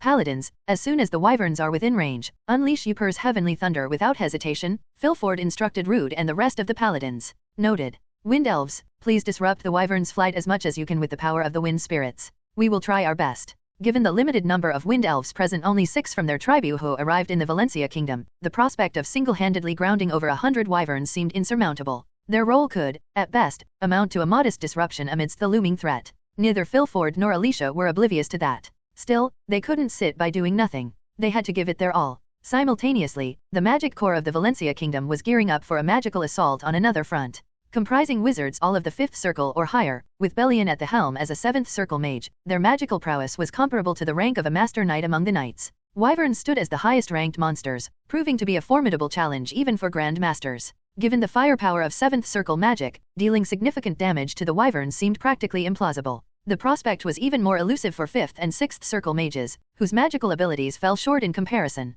There was little the magic core could do against the wyverns. Belian was also well aware of it. Despite this, his decision to lead the magic corps into battle stemmed from the solemn duty they bore as defenders of the Valencia kingdom's capital. Alongside the Green Dragon Order, the Knight Order of the Valencia kingdom, they held the obligation to defend their realm. Even in the face of overwhelming odds, giving their utmost effort remained an unyielding imperative. As the wyvern horde approached within their firing range of 500 meters, they wasted no time and unleashed a barrage of flame breaths. A concentrated torrent of intense flames surged toward the outer walls of the Valencia kingdom's capital, resembling a cascade of luminous rays. Shields? Responding to Philford's urgent cry, the knights clad in chevalier armor synchronized their movements, hoisting their massive shields in unison. The flame breaths collided with the knights' formidable chevalier shields, resulting in a fiery explosion. Remarkably, the knights successfully thwarted the flame breaths, their sturdy shields proving resilient in the face of the fiery onslaught. Despite their valiant efforts, the knights proved unable to fully withstand the formidable force behind the flame breath. The impact of the fiery onslaught sent them hurtling backward, crashing into both the outer walls and the ground. Even the Master Knights, formidable as they were, succumbed to the force of the attack. Only the Grand Master Knights, while managing to stand their ground, felt the formidable impact and narrowly avoided being forcefully pushed back. As the wyverns roared, preparing to unleash another round of flame breaths, Rude and 2 fellow paladins promptly countered. They unleashed the formidable power of Upir's heavenly thunder, directing it toward the approaching wyverns. Caught off guard, the wyverns found themselves under a sudden deluge of golden thunderbolt swords, descending from above the approaching quiver that had drawn within a mere 300 meters. Frantically attempting to evade the unforeseen assault, the wyverns struggled, but the proximity left them with little chance of escape. As many as 3,000 thunderbolt swords mercilessly impaled the colossal bodies of the wyverns without discrimination. Pierced by the electrified blades, the wyverns became ensconced in a tempest of lightning, their massive forms plummeting towards the ground. Despite the onslaught, the wyverns, resilient creatures, expelled magic through their colossal wings, attempting to shake off the lightning's embrace and ascend once more into the sky. At that critical moment, a colossal windstorm surged through the wyvern quiver. This tempestuous attack was orchestrated by the wind spirits, conjured by the wind high elves. Approximately half of the wyvern horde succumbed to the force of the windstorm, losing their equilibrium and plummeting towards the ground. Unable to recover control, they crashed into the unforgiving terrain below. Approximately 50 wyverns crashed into the ground, creating a seismic impact that reverberated through the area. The land bore the brunt of their colossal descent, forming a pit several meters deep.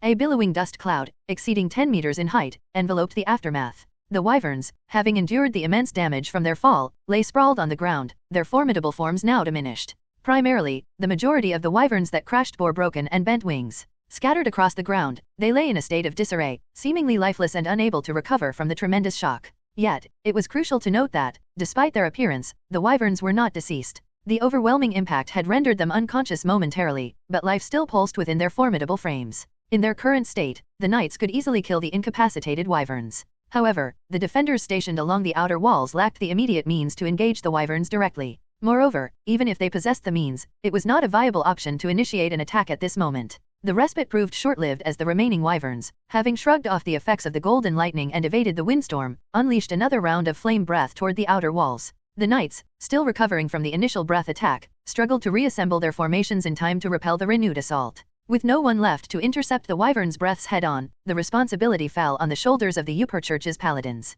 Unleashing Yupur's 100 lightning, the paladins became encircled by a massive golden wheel that gradually transformed into an array of innumerable thunderbolt swords. These radiant blades soared toward the oncoming flame breaths, standing as the final line of defense. The barrage of 300 thunderbolt swords, launched by the trio of paladins, soared towards the oncoming flame breaths. Intercepting the trajectory of the fiery onslaught, the thunderbolt swords collided with the flame breaths. However, the thunderbolt swords succumbed to the formidable heat and force of the flame breaths, disintegrating into scattered bolts of lightning. Ultimately, the 300 thunderbolt swords proved insufficient to entirely halt the advance of the flame breaths. Nevertheless, the flame breaths, having expended a considerable amount of firepower in breaking through the thunderbolt swords, suffered a notable reduction in their overall intensity. Having clashed with the golden thunderbolt swords, the flame breaths, once resembling a formidable river, now dwindled to the strength of an inconspicuous, no-name brook. The diminished firepower rendered the subsequent fire breaths far less menacing. The wind spirits, summoned by the wind elves, once again manifested a huge windstorm, scattering the weakened flame breaths. In the meantime, the knights who were knocked down by the breath attack quickly regained their composure and raised their chevalier swords. Before they knew it, the wyverns were flying just above the outer walls and slashed with their razor-sharp claws as they descended. The red aura emanating from their sharp claws struck the knights who had not yet been able to re-establish their battle formation. Fortunately, the knights who had successfully maintained their formation retaliated by swinging their chevalier swords, releasing a wave of aura in response. Nevertheless, unless they held the esteemed rank of Master Knights, they lacked the necessary strength to entirely thwart the red aura emanating from the wyvern's claws. The knights' auras, intersecting with the wyvern's claws, were torn apart and shattered. Following the destruction of the knight's protective aura, the wyvern's claws ruthlessly targeted the knights adorned in chevalier armor. The formidable armor meant to shield its wearer proved no match as it was brutally crushed and torn apart by the ferocious assault. Even the knights donned in chevalier armor did not emerge unscathed. Over 10 knights succumbed, collapsing to the ground while still encased in their armor, blood staining their bodies. The merciless assault had taken a severe toll on their ranks. "You monstrous bastards! Die!" Fueled by rage, the knights unleashed aura blades towards the wyverns. Responding swiftly, the wyverns kicked the ground and ascended, generating formidable gusts with the powerful strokes of their wings. Unable to withstand the intense pressure, the aura blades were repelled, redirecting their force back towards the knights. The knights, quick on their feet, evaded to the side, skillfully avoiding the backlash from their own aura blades. Regrettably, the knights who couldn't react in time found themselves struck by their own aura blades, plummeting to the ground. The wyverns, having soared into the sky amid potent wind pressure, descended once more, slashing with their claws at the knights who lay vulnerable on the ground. The relentless assault continued. Nevertheless, the wyverns were compelled to ascend once more. The wind elves conjured a formidable windstorm, while the paladins unleashed Yupur's 100 lightning, assaulting the wyverns. In an attempt to evade the windstorm and the onslaught of golden thunderbolt swords, the wyverns soared high into the sky. Subsequently, the wyverns directed a flame breath towards both the knights and elves. Swiftly, the knights and elves leaped away from the fiery onslaught. Nevertheless, the flame breaths unleashed by nearly 50 wyverns boasted an extensive range. While the wind elves managed to adeptly evade using the aid of the wind spirits, the knights found it challenging to avoid the all-encompassing flames. A significant portion of the knights found themselves unable to evade the flame breaths, succumbing to the engulfing flames. The intense heat of the flame breath melted the chevalier armor worn by the knights, leaving no trace behind. Those who managed to dodge the fiery onslaught, both knights and elves, gazed in stunned disbelief at the wyverns and their unfortunate comrades who had melted away. In their moments with Mu-Gun, they momentarily overlooked the overwhelming might of the wyverns. It became apparent that halting the wyverns on their own was an insurmountable challenge. The realization dawned that Mu-Gun's presence was imperative in this dire situation. Once again, the surviving knights and elves faced the imminent threat of another round of flame breaths from the wyverns. However, to their surprise, no fiery onslaught emerged from the wyverns' mouths. Instead, colossal ice spears thrust forth, piercing the wyverns' mouths. The wyverns, their mouths impaled by the ice spears, descended with agonizing screams. In response to this abrupt turn of events, the knights and elves shifted their attention towards the capital. Swiftly approaching, Mu-Gun soared through the air, flanked by a wind giant on the left and an ice giant on the right.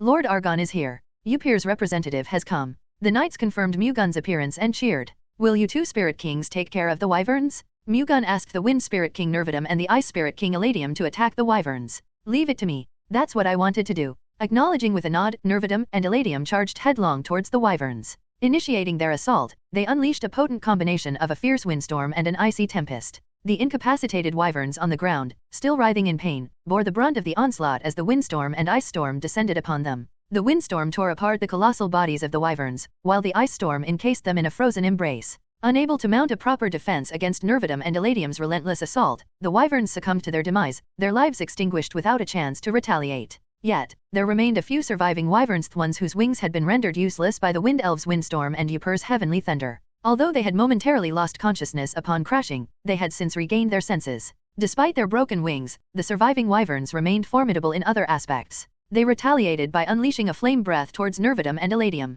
Reacting swiftly, the two Spirit Kings conjured a defensive barrier comprised of wind and ice, successfully thwarting the wyverns' fiery assault. The relentless onslaught of flame breaths persisted, each attempt thwarted by the steadfast wind and ice wall. Undeterred, the wyverns persisted in their fiery assault, the repetition of an attack that had proven ineffective. In their grounded state, with wings rendered useless and flight denied, the flame breath remained their sole means of offense. Nervidum and Eladium continued to form an impervious barrier of wind and ice, successfully neutralizing each successive flame breath. While preoccupied with the defense against the wyverns' relentless assault, the Spirit Kings showed no signs of haste, patiently awaiting the opportune moment to turn the tide. The flame breath, the wyverns' most potent offensive, exacted a substantial toll on their magical energy reserves. In the ongoing confrontation, it became evident that the wyverns would inevitably deplete their magical energy. Therefore, there was no need for Nervidum and Eladium to overdo it. As Nervidum and Eladium confronted the wyverns, Mu-Gun surveyed the situation at the outer walls. The grim reality unfolded before him. Over 70 knights had fallen, predominantly from the Kraus kingdom and the other two realms.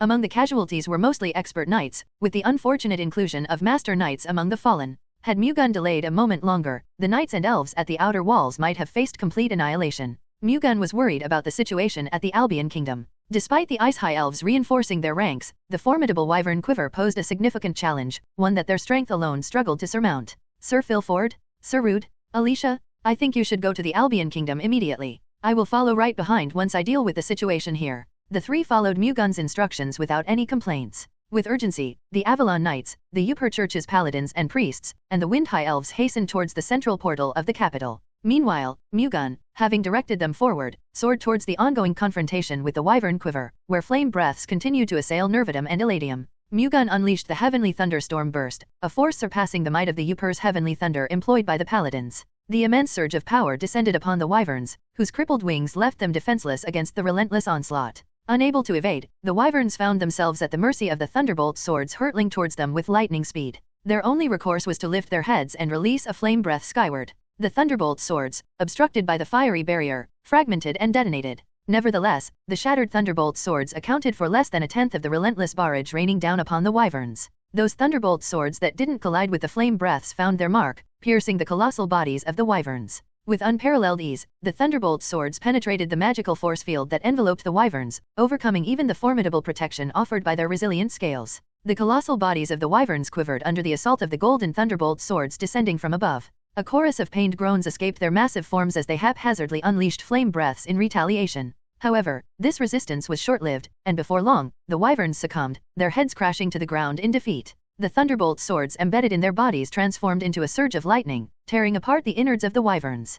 Please put an end to them, Mu-Gun said to Nervidum and Eladium. Without a word, Nervidum and Eladium summoned a wind sword and an ice spear. Then, they proceeded to smash the wyverns' heads. Nervidum asked, acting like a child whose toy was snatched away. You said you'd leave it up to us, so why are you suddenly interfering? It's because the situation is urgent. I don't think you are referring to this place. Yes, it's the situation at the Albion Kingdom. I think I should head there right away. Then, we will go back to the spirit realm for a while. Nervidum and Eladium withdrew to the spirit realm, leaving Mu-Gun to swiftly proceed to the central portal of the Valencia Kingdom. Before departing, Mu-Gun tasked Belian, the chief wizard of the Valencia Kingdom, with gathering the mana hearts from the defeated wyverns. When he arrived at the Valencia Kingdom's central portal, the Avalon Knights and the other knights were crossing over to the Albion Kingdom. Huh? You're already here? Philford asked, surprised that Mu-Gun came over so quickly. Yes. If I knew this would happen, I would have asked you all to wait and move together. We're not as fast as you are. Still, since the Wind Elves have gone first, they will be of some help. All right. I'll get a move on first. As you wish. Mu-Gun took the lead, entering the portal ahead of the other knights. Upon emerging from the central portal in the Albion Kingdom, he promptly sought information about the state of the Albion Kingdom's capital from the portal's overseeing wizard. The Albion Kingdom's capital faced a perilous assault from a wyvern quiver. The wyverns, rather than concentrating their attack on a single location, divided into groups and simultaneously struck 4 different sectors: east, west, north, and south boundaries of the capital. The personnel who moved to support Albion's capital could not defend 4 places, so they split their forces into 2 groups, defending the east and the south. However, it was reported that defending those two places was also a difficult task. As Mu-Gun grasped the unfolding crisis, the Avalon Knights and their companions completed their transition to the capital of the Albion Kingdom. Sir Filford and Sir Rude, please stop the wyverns attacking from the north. It's impossible for us to stop it alone. I'll send the Wind Spirit King with you. Then, we have a chance. Swiftly taking action, Mu-Gun summoned the Wind Spirit King Nervidum and dispatched it to the northern wall of the capital, accompanying the Avalon Knights and the Paladins of the Upper Church. Mu-Gun swiftly made his way to the western wall, utilizing the Thunder God's shadow. Upon reaching his destination, a harrowing sight awaited him, the capital ablaze, its inhabitants engulfed in the merciless onslaught of flame breaths from the wyverns. The unfortunate residents of Albion faced a gruesome fate, chased down by the relentless creatures, torn asunder by their claws, and devoured amid the inferno. Mu-Gun immediately summoned the Ice Spirit King Eladium. What a disaster! Eladium, please quell the flames first. You don't want me to attack the wyverns? I will deal with the wyverns. Well, if my contractor tells me to, I should do it. Though reluctant, Eladium followed Mu-Gun's directive, using her powers to extinguish the raging flames. As the ice storm unleashed by Eladium swept through the area, the towering inferno quickly subsided. Observing this development, the wyverns swiftly encircled Eladium, intent on launching an assault. However, before they could attack Eladium, Mu-Gun made a move first. Surging towards the encroaching wyverns, he emanated a torrent of lightning from his entire being, simultaneously wielding a formidable 10-meter-long thunderbolt sword with unwavering determination. A wyvern fell to the ground after being decapitated, unable to evade the relentless strike of Mu-Gun's golden thunderbolt sword. The remaining wyverns recognized Mu-Gun's intervention, abandoning their pursuit of Eladium and redirecting their onslaught towards Mu-Gun. Employing a range of attacks, from generating formidable gusts with their massive wings to slashing with razor-sharp claws, and ultimately unleashing scorching flame breaths. Though their assault may have seemed reckless initially, the wyverns executed a well-coordinated joint attack, calculating Mu-Gun's potential retreat paths. However, Mu-Gun exhibited exceptional agility, effortlessly dodging their synchronized assault. His thunderbolt sword sliced through the air, indicating that he saw through their calculated strategy. A massive wave of lightning radiated in every direction, striking the surrounding wyverns. In haste, the wyverns swiftly maneuvered their wings to evade the oncoming electrical onslaught. However, being over 30 meters in size, no matter how swiftly they maneuvered, they couldn't outpace the lightning surge. The electric wave, stretching across the sky, promptly enveloped their massive forms. The wyverns, immobilized by the lightning, started descending, one by one. Mu-Gun summoned a handful of golden thunderbolt swords while remaining airborne. He directed the thunderbolt swords towards the descending wyverns' heads. Paralyzed by the lightning, the wyverns were helpless, unable to react as the thunderbolt swords approached. In a seamless motion, the thunderbolt swords pierced through their heads. The wyverns, their heads now pierced, collided with the ground in a resounding explosion, lying motionless thereafter. Eladium swiftly extinguished the ensuing flames with an ice storm, providing a chilling contrast to Mu-Gun's lethal dispatching of the incapacitated wyverns. Subsequently, Mu-Gun assessed the northern situation using the Wind Spirit King Nervidum. An ongoing battle persisted, and their forces had the advantage, largely attributed to Nervidum's significant contribution. It appeared unnecessary to provide additional support in that direction. Mu-Gun, opting to entrust the northern front to Nervidum, shifted his focus westward. On the outskirts of Albion's capital, the Ice Elves and Wind Elves collaborated in handling the wyvern threat. The High Elves from both tribes, joined by the most esteemed spirits, found themselves entangled in a heated confrontation with the wyverns. Mu-Gun, recognizing an evenly matched scenario where neither side had a distinct advantage, understood that his intervention could swiftly tip the scales. Summoning a multitude of thunderbolt swords matching the number of wyverns, he unleashed them directly at the airborne adversaries, decisively altering the course of the battle. Carrying Mu-Gun's determination, the thunderbolt swords honed in with precision on their intended targets, the wyverns, entangled in combat with the elves, their movements carefully tracked by the enchanted blades. The wyverns, belatedly noticing the approaching thunderbolt swords, hastily flapped their wings, creating a gust of wind with formidable pressure. Comparable to the force exerted by a Grand Master's aura blades, the wyverns' wind pressure displayed strength. Nevertheless, the sheer potency of the thunderbolt swords surpassed even that formidable might. Breaking through the resistance of the wind pressure, the thunderbolt swords embedded themselves into the bodies of the wyverns in mid-flap. With remarkable force, the enchanted blades pierced through the wyverns' resilient scales, delving deep into their bodies. Writhing in agony, the wyverns plummeted, their anguished cries filling the air. In a last-minute effort, they averted a direct crash by vigorously flapping their wings. However, seizing the opportune moment, the High Elves from both tribes wasted no time and swiftly initiated a counterattack. The wind sword conjured by the wind giants and the ice spears manifested by the ice giants ruthlessly tore through the wyverns' wings, leaving them shredded and frozen. Deprived of their most formidable asset, their winged wyverns retaliated by unleashing flame breaths upon the High Elves. Nevertheless, the High Elves proved resilient, skillfully dodging the slowed-down wyverns that had lost their wings. The flame breaths, now avoidable, failed to find their mark. The High Elves swiftly countered, thrusting wind swords and ice spears into the exposed heads of the incapacitated wyverns. Attempting to evade with their 2 remaining legs, the wyverns struggled with sluggish movements, hindered by the loss of their wings. With unwavering precision, the wind swords and ice spears found their mark, penetrating the wyverns' heads. Staggering briefly, the majestic creatures succumbed and collapsed to the ground. Victorious over the wyvern threat, the high elves from both tribes began searching for Mu-Gun. Yet, Mu-Gun was nowhere to be found. Upon ensuring the high elves' triumph, he swiftly redirected his efforts southward. The defense of Albion Kingdom's capital in the south primarily rested on the shoulders of the Avalon Knights, the paladins of the Yupur Church, and the Blue Dragon Knights from the Delphina Kingdom. Despite their valiant efforts, the relentless assault of the wyverns left them vulnerable and struggling. The toll on the Blue Dragon Knights was severe, with over half of their members succumbing to the wyvern onslaught. The Avalon Knights fared no better, experiencing more than 10 casualties, including both fatalities and serious injuries. Despite their substantial roster of Master Knights, their vulnerability in the struggle against the wyverns stemmed from the absence of effective long-range attack capabilities. From the sky, the wyverns unleashed flame breaths, a lethal assault that surpassed the Knights' limited attack range. The situation proved disastrous for the Knights, lacking any effective means of long-range retaliation. Although the paladins could wield Yupur's heavenly thunder to counter the threat, the wyverns assaulting the southern wall seemed to possess an uncanny awareness, attacking at intervals that strategically evaded the potential counterattacks. Consequently, deploying Yupur's heavenly thunder proved challenging, as only 1 or 2 wyverns fell within the effective attacking range. While some wyverns succumbed to the celestial onslaught, the remainder seized the opportunity to intensify their assaults. This perpetual cycle hindered the Knights from mounting a cohesive counteroffensive, preventing them from efficiently engaging and eliminating the grounded wyverns. Bolstered by great regenerative abilities, the wyverns swiftly recovered from the shock, soaring back into the sky to initiate another round of attacks. Complicating matters further, those previously targeted by Yupur's heavenly thunder adjusted their strategy, homing in on the paladins. This forced the paladins into a defensive stance, diverting their attention from any offensive actions as they struggled to fend off the relentless assaults. In this manner, their sole long-range weapon, Yupur's heavenly thunder, became effectively nullified. Consequently, the balance of the situation at the southern wall shifted decidedly against their favor. However, that was the situation before Mu-Gun arrived. The entire scenario underwent a radical transformation the moment Mu-Gun reached the southern wall of the capital. Without delay, upon his arrival, Mu-Gun summoned the Ice Spirit King, Eladium.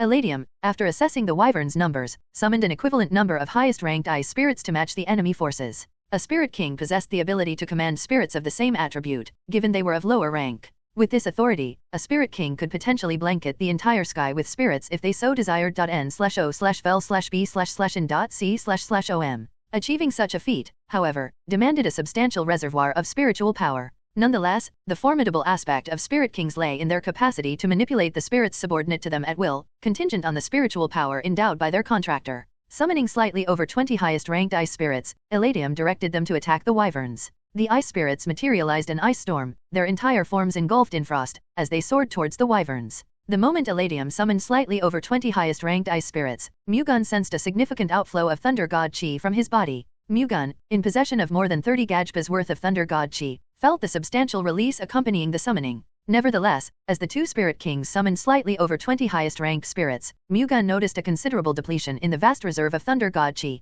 Considering that, if the other 2 Spirit Kings also entered into a contract with him, it appeared logical that he should possess no less than 50 Gajpas worth of Thunder God Chi. 50 Gajpas was equivalent to 3,000 years worth of internal energy. Such an immense reservoir of internal energy was beyond the capacity of humans to harness. Nonetheless, for those endowed with divinity, 50 Gajpas worth of internal energy posed no significant limitation. The 2 Spirit Kings who forged a contract with Mu-Gun possessed well over 50 Gajpas worth of spiritual energy. To confront the demon god, Mu-Gun had to steadily increase his internal energy. To achieve this, he planned to regularly absorb the mana hearts of drakes and wyverns. Meanwhile, the highest-ranked ice spirits, which rapidly exhausted Mu-Gun's Thunder God Chi, materialized an ice storm, engaging the wyverns in a confrontation. The ice spirits delved into the sides of the wyverns, attempting to freeze their wings. In retaliation, the wyverns, maintaining a considerable distance, unleashed flame breaths to fend off the encroaching ice spirits. The ice spirits and wyverns engaged in a fierce battle, a relentless cycle of pursuit and retreat. Eladium refrained from intervening, choosing to observe the skirmish without interference. She was well aware that her involvement would swiftly bring the confrontation to a conclusion. However, Eladium's decision not to assist the ice spirits stemmed from a desire for their development. Spirits evolved through combat or by fulfilling their contractor's directives. The clash with the wyverns provided a unique and valuable experience, offering the ice spirits an opportunity for substantial growth amid the intense battle. Mu-Gun comprehended Eladium's intentions and allowed her the freedom to act as she saw fit. In a more pressing situation, he would have directed Eladium to quickly end the battle. Yet, the situation lacked immediate urgency. The wyverns assaulting the east and west of Albion's capital had been successfully eradicated, and matters in the north were coming to an end. The only remaining area under threat was the south, the very location where they currently stood. There was no harm in delaying a little. Mu-Gun watched the fight between the ice spirits and the wyverns with a relaxed mind. The ice spirits transformed into a colossal entity, ceaselessly assaulting the wyverns wielding an ice spear in one hand and conjuring an ice storm with the other. Using their wings, the wyverns managed to withstand the strong wind pressure generated by the ice storm, countering with flame breaths. As the conflict persisted, the ice spirits introduced greater variety into their attacks. In addition to the ice storm, they created ice spheres, hurling them to detonate and freeze the entire space surrounding the wyverns. With each passing moment in their battle against the wyverns, the ice spirits underwent noticeable evolution. Nevertheless, a discernible limitation persisted in their power. Despite their growing prowess, their capabilities could, at most, pose a threat to the wyverns, yet proving difficult to inflict fatal injuries. Ultimately, it would fall upon beings of greater power, such as Eladium or Mu-Gun, to bring a decisive conclusion to the wyvern threat. Finally, it was the Ice Spirit King, Eladium, who took action. She stretched out her hands in the direction of the wyverns entangled in a battle with the ice spirits. A surge of cold energy emanated from Eladium's hands, coalescing into a massive ice spear. With a swift motion, she launched it towards the wyverns. The ice spear sailed through the air, freezing the surrounding space entirely as it advanced. In a bid to defend itself, the wyvern countered with a flame breath. However, the potency contained within the ice spear proved overwhelming, defying the wyvern's attempts to block it. Upon collision with the ice spear, the scorching flame breath, hotter than lava, solidified instantly. The once erupting inferno, streaming from the wyvern's mouth, swiftly froze, encapsulating the interior of the creature's mouth in a matter of moments, even as it continued to exhale flame breath. Ceasing its flame breath abruptly, the wyvern swiftly took flight to evade the approaching ice spear. Unyielding, the ice spear altered its trajectory, rising in pursuit of the wyvern. In its attempt to evade sideways, the wyvern found itself vulnerable to a forceful ice storm targeting its two wings. As the wyvern concentrated on deflecting the ice spear, the original ice spirit engaged in the battle manifested an ice storm, assaulting the creature's wings. Enveloped in the relentless ice storm, the wyvern's two wings succumbed to freezing. Helplessly, with its wings immobilized, the wyvern plummeted towards the ground. Simultaneously, an ice spear rising from below pierced the wyvern's torso, sealing its fate. With the ice spear lodged in his body, the wyvern immediately fell as the cold energy froze its insides. Upon impact with the ground, the colossal body of the wyvern frozen by the ice spear, shattered like glass. This marked the beginning. Eladium summoned ice spears in rapid succession, launching them against the wyverns. Powerless against this, the wyverns were pierced and subsequently descended to the ground. Meanwhile, the ice spirits, not idle while dealing with the fallen wyverns, actively engaged the remaining airborne adversaries. Subjected to the relentless joint assault from the ice spirits, the wyverns succumbed to their numerical disadvantage. Their wings froze, causing them to fall, and subsequently, their heads met the piercing ice spears of the ice spirits. In this manner, their lives were lost. Shortly after Eladium's intervention, the wyverns were eradicated, bringing an end to the conflict. Simultaneously, the battle in the north of the capital, where the Wind Spirit King Nervidum had offered support, also reached its conclusion. Mu-Gun dismissed Eladium and Nervidum, sending them back to the spirit realm along with the highest-ranked spirits they had summoned. Upon their departure, Mu-Gun took stock of his dwindling internal energy. Only 3 gapjas worth of internal energy remained at his disposal. N/O/vel/B//in.C//om. Having depleted a substantial portion of his internal energy, which originally exceeded 30 gapjas, Mu-Gun sensed the pressing need for replenishment. He proceeded to a location where the Avalon Knights and the Paladins of the Yupur Church were assembled, contemplating ways to augment his internal energy once more. If you had arrived a bit later, all of us might have been on our way to the underworld, remarked Luke, the Paladin Order captain. Thank you all for your dedication. I wish I could have arrived sooner, but I'm bound by the limitations of having only one body, Mu-Gun conveyed, casting a somber gaze at the fallen knights who had succumbed to the wyvern's onslaught. Don't blame yourself. Without you, both the Valencia and Albion kingdoms might have turned to ashes. We safeguarded both kingdoms because of you. Ideally, it would have been better with no losses had you come earlier. Yet, given the circumstances of defending both kingdoms, no one should fault you. We certainly don't, Luke asserted firmly. Sir Luke is right. If you had arrived even slightly later, the damage would have been far more severe. Our losses are minimized thanks to your intervention, and we're grateful for that. Blaming you is misplaced, it's on us if blame is to be assigned, for our own shortcomings. We can't fault you for our lack of skills, Walter affirmed with a nod. As Sir Walter mentioned, our gratitude towards you overshadows any need for blame. You have nothing to blame yourself for, consoled Denyon from the Delphi Nia Kingdom. Thank you all, Mu-Gun said earnestly. What are you thanking us for? Let's clean up this place first. Let's do that.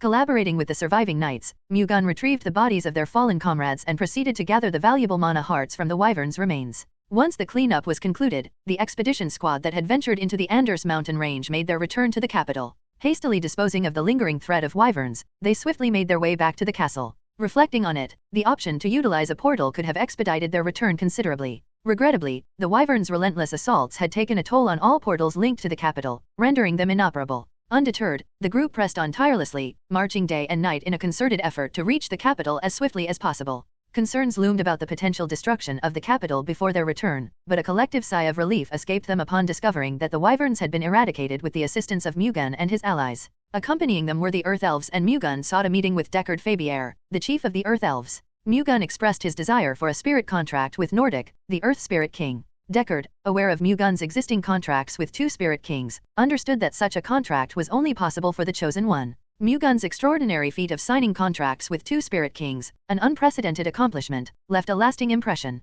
Combined with his role as the representative of the sky god Upur, Deckard became convinced that Mu-Gun was a chosen being, designated by the gods to thwart the impending threat of the demon god. Embracing the conviction of Mu-Gun's divine designation, Deckard willingly granted him the opportunity to sign a contract with the Earth Spirit King, Nordic. To fulfill this, they embarked on a journey to the Verdant Realm where the Earth Elves tribe resided in the Anders mountain range. Parting ways with the Avalon Knights, the Upur Church members, and the Elves, Mu-Gun ventured towards the luxuriant expanse in the Anders mountain range, accompanied by the Earth Elves.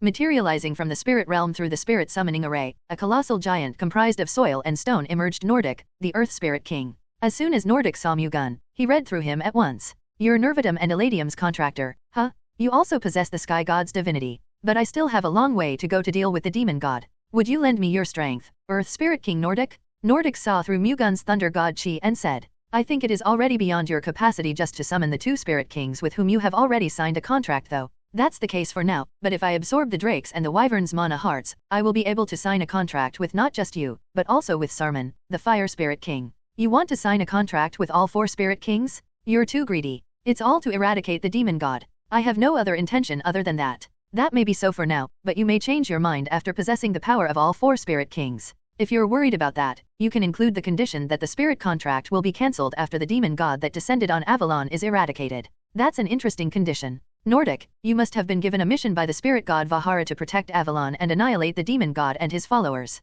Now that the demon god has descended on Avalon, you are obliged to carry out the duty tasked by the almighty Vahara. Thus, your best choice would be to sign a contract with me. As I said, if you add the condition of cancelling your contract with me after the demon god has been eradicated from this land, you will be able to get rid of your concerns." "Yes, I cannot pretend to not know the mission given to me by the almighty Vahara. Fine, I will sign a contract with you. Instead, as you said, our contract will be limited until the demon god has been extinguished from Avalon. Do as you wish. If I can eradicate the demon god that has descended upon Avalon, that is good enough." "Good. Then, let's proceed with the contract." With remarkable swiftness, Mu-Gun entered into a contract with the Earth Spirit King Nordic. Upon concluding the contract and departing from the spirit summoning array, Deckard of the Earth Elves tribe extended his congratulations, remarking, "Congratulations. By the way, you are truly amazing. I can't believe you were able to sign a contract with 3 Spirit Kings. It's all thanks to you, Deckard."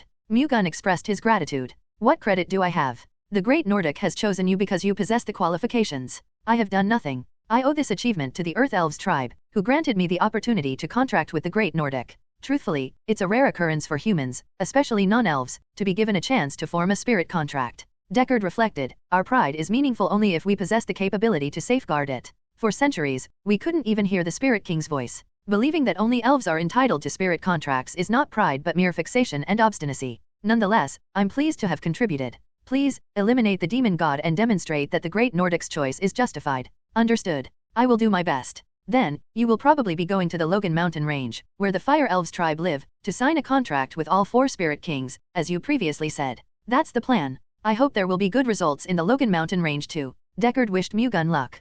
"Thank you. Also, I have a request to ask of the Earth Elves. If you are asking us to join you in the fight against the demon god, you don't have to say anything. Even if not for your request, we, the Earth Elves, will fight against the demon god with all our might." "Haha, it's unnecessary to ask, then. I'll be on my way. You do that. I will see you on the battlefield if the opportunity permits in the future." Taking his leave from Deckard, Mu-Gun departed the beautiful land and descended from the Anders mountain range, making his way toward the capital of the Albion Kingdom. Upon his arrival in the Albion Kingdom's capital, Mu-Gun found the Avalon Knights, the Upur Order's priests, and paladins, along with the Wind High Elves and Ice High Elves, all awaiting his return. Advising them to take much-needed rest, Mu-Gun, accompanied by Frouz and Olaf, chiefs of the Wind Elves and Ice Elves, traversed to the Valencia Kingdom. Then, he entered the Logan Mountain Range to meet the Fire Elves tribe. Nestled within the heart of the Logan mountain range, the Fire Elves tribe inhabited a scorching basin. This basin, enveloped by massive flames akin to a folding screen, acted as a protective enclosure for the Fire Elves tribe. The towering flames formed like walls, safeguarding the Fire Elves within. Leveraging their mastery over fire spirits, the Fire Elves possessed the ability to unleash potent attacks utilizing the surrounding flames. This control over fire granted them a formidable defense, dissuading high-ranked monsters such as behemoths or drakes from venturing into the village of the Fire Elves. While wyverns possessed the ability to soar over the wall of fire and enter the basin, the Fire Elves skillfully harnessed the flames enveloping the basin for a potent long-range, anti-flight assault. The formidable power of their attacks made it challenging for wyverns to approach and engage the Fire Elves directly. The strategic use of their defenses allowed the Fire Elves to lead a peaceful existence within the burning basin. For centuries, no human had ventured into the basin, not because it was intentionally blocked off, but simply because there had been no humans inclined to explore its fiery depths. Yet, a shift occurred as a human, Mu-Gun, made his way into the burning basin. Accompanied by Frouz and Olaf, Mu-Gun discovered and entered the fiery enclave. Kaisen Helios, the chief of the Fire Elves, gladly allowed the three to visit. Seeing that the chiefs of two elf tribes came with Upir's representative, you must have something important to talk about. Kaisen was well aware that Mu-Gun, accompanied by the two elf chiefs, did not venture into the burning basin merely for a casual visit. N/O/vel/b/n.c//om. I have a favor to ask you, Sir Kaisen. You want to ask me to let you meet Sarman, the Fire Spirit King, right? Kaisen was able to guess Mu-Gun's request without listening to him finish. Sensing the presence of the Spirit Kings emanating from Mu-Gun, Kaisen discerned that Mu-Gun had formed contracts with 3 Spirit Kings. Intuitively, Kaisen surmised that Mu-Gun's purpose in visiting was to complete the quartet by forging a contract with the last Spirit King, the Fire Spirit King Sarman. That's right. It seems like you are trying to sign a contract with all 4 Spirit Kings. I hope to be able to do that. That's truly amazing. We, the elves, have not been chosen by the Spirit Kings for the past hundreds of years, but you were chosen by not just 1, but 3 Spirit Kings. Kaisen said. Rather than because I was amazing, it was an inevitable decision for the sake of eradicating the demon god. Even if it couldn't be helped, it means that there is no being greater than you among the elves. Kaisen smiled bitterly. The elves' excellence is acknowledged by all human beings. The Spirit Kings would definitely know better than anyone else about the elves' excellence. You don't have to comfort us. The Spirit Kings chose you as their contractor for a good reason, so I will accept your request and help you to meet the Fire Spirit King Sarman. Of course, I cannot guarantee that the Great Sarman will respond to your call. Thank you. Even if we began preparing for the Spirit Summoning Array immediately, we will need a day to prepare. In the meantime, stay here. The two of you should make yourself comfortable too, Frouz and Olaf. Thank you. Responding to Kaisen's call, a fire elf standing outside was summoned to guide Mu-Gun and his companions to their lodgings. Accompanied by the fire elf guide, Mu-Gun and the other two settled comfortably into their accommodations, awaiting the completion of the Spirit Summoning Array. The following day, upon learning of the completion of the Spirit Summoning Array, Mu-Gun, led by a fire elf, made his way to the origin of fire situated at the northern edge of the burning basin. This sacred spot marked the inception of the fiery surroundings, and it was where the Fire Spirit King Sarman slumbered. Arriving at the origin of fire, where the Spirit Summoning Array was meticulously arranged within a vast sea of flames, Mu-Gun, well acquainted with the procedure, strode confidently to the array's center. Without delay, the Fire High Elves initiated the Spirit Summoning Array. The Spirit Summoning Array sprang to life seamlessly, and the gateway to the Spirit Realm swung open. Mu-Gun could sense the immense energy emanating from the Spirit Realm, unmistakably belonging to Sarman, the Fire Spirit King. In the sacred language of the gods, Mu-Gun entreated Sarman, the Fire Spirit King, to materialize in the mortal realm. Almost immediately, a colossal fire giant materialized before Mu-Gun's eyes. Appearing in the imposing form of a fire giant, the Fire Spirit King Sarman exuded a power surpassing that of the other 3 Spirit Kings. His presence radiated an intense flame and heat, seemingly capable of incinerating anything in its vicinity. Sarman looked surprised after seeing through the energy contained in Mu-Gun at a glance. Amazing. Not just the sky god Upir's divinity, you even signed a contract with 3 Spirit Kings. It's still not enough. Signing a contract with you, the Fire Spirit King, will be the finishing touch. You are too greedy. If you sign a contract with all the 4 Spirit Kings, you will gain the Spirit God Vahara's divinity. Do you think you are qualified? I don't know if I am qualified. I am only doing everything I can to stop the demon god, and to protect Avalon. You can judge for yourself whether I deserve the Spirit God Vahara's divinity or not. What if I judge that you are not qualified? It would be a pity, but I will have to step down. If you do not want to, I cannot forcefully sign a contract with you. However, you will have to take responsibility for the consequences that happen from not choosing me. Are you threatening me right now? Sarman said, thinking that Mu-Gun was being impertinent. Mu-Gun did not give in to Sarman's pace and replied, I am not threatening you. I am just afraid that Avalon would be destroyed, as I would not be able to stop the demon god due to my lack of strength. It sounds to me like it is my responsibility if Avalon is destroyed by the demon god. What is clear is that if you sign a contract with me, and I become able to borrow your strength, it will increase my chances of stopping the demon god. Huh. Your desire to stop the demon god is quite amazing. I guess that's why the almighty sky god Upur chose you as their representative. Adding on to that point, if you cannot trust me, believe in the sky god Upur and lend me your strength. Sarman took a glimpse at the fire high elves staring at them from outside the spirit summoning array. Pathetic fools. Sarman held great esteem for the elves, and if any of them had possessed the qualifications to form a contract with him, he would have gladly done so. However, none of the elves could withstand his strength. The current circumstance, where he had to forge a contract with Mu-Gun, a human, instead of the cherished elves, left him displeased. Despite his reservations, Sarman found himself compelled to adhere to the will of the spirit god Vahara. Refusing to sign a contract with Mu-Gun during the descent of the demon god would be in direct opposition to this divine directive. Thus, reluctantly, Sarman had no alternative but to forge a contract with Mu-Gun. No matter the case, there was no one more perfect or qualified than Mu-Gun. As you say, stopping the demon god is an absolute mission we received from the almighty Vahara. So, I will sign a contract with you. Thank you. Sarman added the same conditions as Nordic, the Earth Spirit King. However, our contract will automatically be terminated as soon as the demon god is eradicated. If you agree to it, I will sign a contract with you. It didn't matter to Mu-Gun at all. He only needed the power of the Spirit Kings to eradicate the demon god anyway. I will gladly do so. Then, let's proceed with the contract right away. Upon Mu-Gun's consent, Sarman promptly initiated the spirit contract, and the process concluded smoothly without any complications. As a result, Mu-Gun successfully formed contracts with all 4 Spirit Kings. Such an event had never occurred since the birth of the 4 Spirit Kings by the divine will of the spirit god Vahara. *****. Having sealed the contract with Sarman, Mu-Gun, accompanied by the Fire High Elves, made his way back to the capital of the Valencia Kingdom. Upon Mu-Gun's return to the Valencia Kingdom's capital, he was warmly greeted by the Paladins, the Avalon Knights, and the other elves eagerly awaiting his arrival.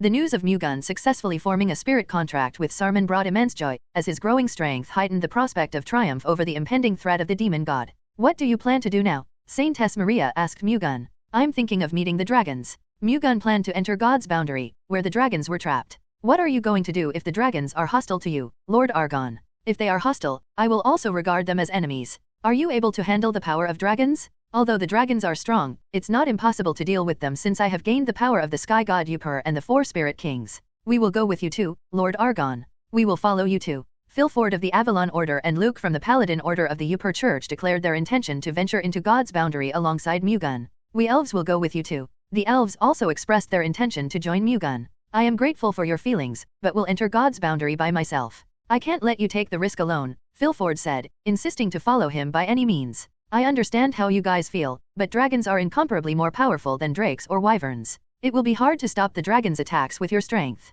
If we end up fighting the dragons, you will all die, Mu-Gun said firmly. If we were afraid of death, we wouldn't have stepped forward in the fight against the demon god in the first place. I know. However, now is not the time. When your strength is really needed, please put your life on the line. I alone am enough to meet the dragons. However, if, on the off chance, something goes wrong within God's boundary, Avalon will not be able to escape destruction. Even if we all lose our lives, it will be beneficial for Avalon if that means we can save you, said Frouz, the Ice Elf chief. He intended to act as a shield to buy time for Mu-Gun to run away if he was in danger due to the battle with the dragons. With all due respect, if my life is in danger, even if all of you join me in the fight against the dragons, the outcome won't change. I hate to admit it, but your skills won't even buy us a moment's delay. Inside God's boundary, you won't sway the tide of battle, you'll only risk your lives in vain. Philford, Luke, and the elf chiefs found themselves unable to counter Mu-Gun's comments. As Grand Master Knights, they were among the strongest in Avalon. Yet, their strength paled in comparison to beings with divinity. In the face of dragons imbued with such divine power, their abilities would prove insignificant. Fine, as you say, we will stay here since we won't be of help anyway. Instead, promise us that you will definitely come back safe and sound, said Philford as there was nothing else he could do. Don't worry. Who am I? I am the Sky God Upur's representative and the contractor of the 4 Spirit Kings. As long as I have gained the Sky God Upur and the Spirit God Vahara's divinity, even the dragons won't be able to harm me, Mu-Gun said confidently, telling them not to worry. Then, we will stay here and prepare for the fight against the demon god. Please do so, Mu-Gun said. Are you going to go right away? I must hurry because the demon god might win over the dragons first. Okay. Having bid farewell to the knights and elves, Mu-Gun made his way toward the nearest god's boundary beyond the Logan Mountain Range. As he reached the edge of the Logan Mountain Range, a massive surge of energy surrounded a distant mountain. This expansive peak, extending beyond the 4 mountain ranges, was known as the Dragon Mountain Range, domain of the dragons. Initially connected to the Avalon continent, the Dragon Mountain Range had become a secluded land, sealed off by God's boundaria punishment for aligning with the demon god's forces. For more than 1,000 years, the dragons remained confined within the Dragon Mountain Range. Only individuals bestowed with the divinity of 2 out of the 3 gods responsible for establishing the boundary had the power to unlock it. Mu-Gun acquired the divinity of the sky god Upur by becoming their representative. Additionally, in this instance, he secured the divinity of the spirit god Vahara after entering into a contract with the 4 spirit kings. In all of Avalon, Mu-Gun stood as the sole entity capable of unsealing the barrier obstructing access to the Dragon Mountain range. He approached God's boundary, an unseen force invisible to the naked eye.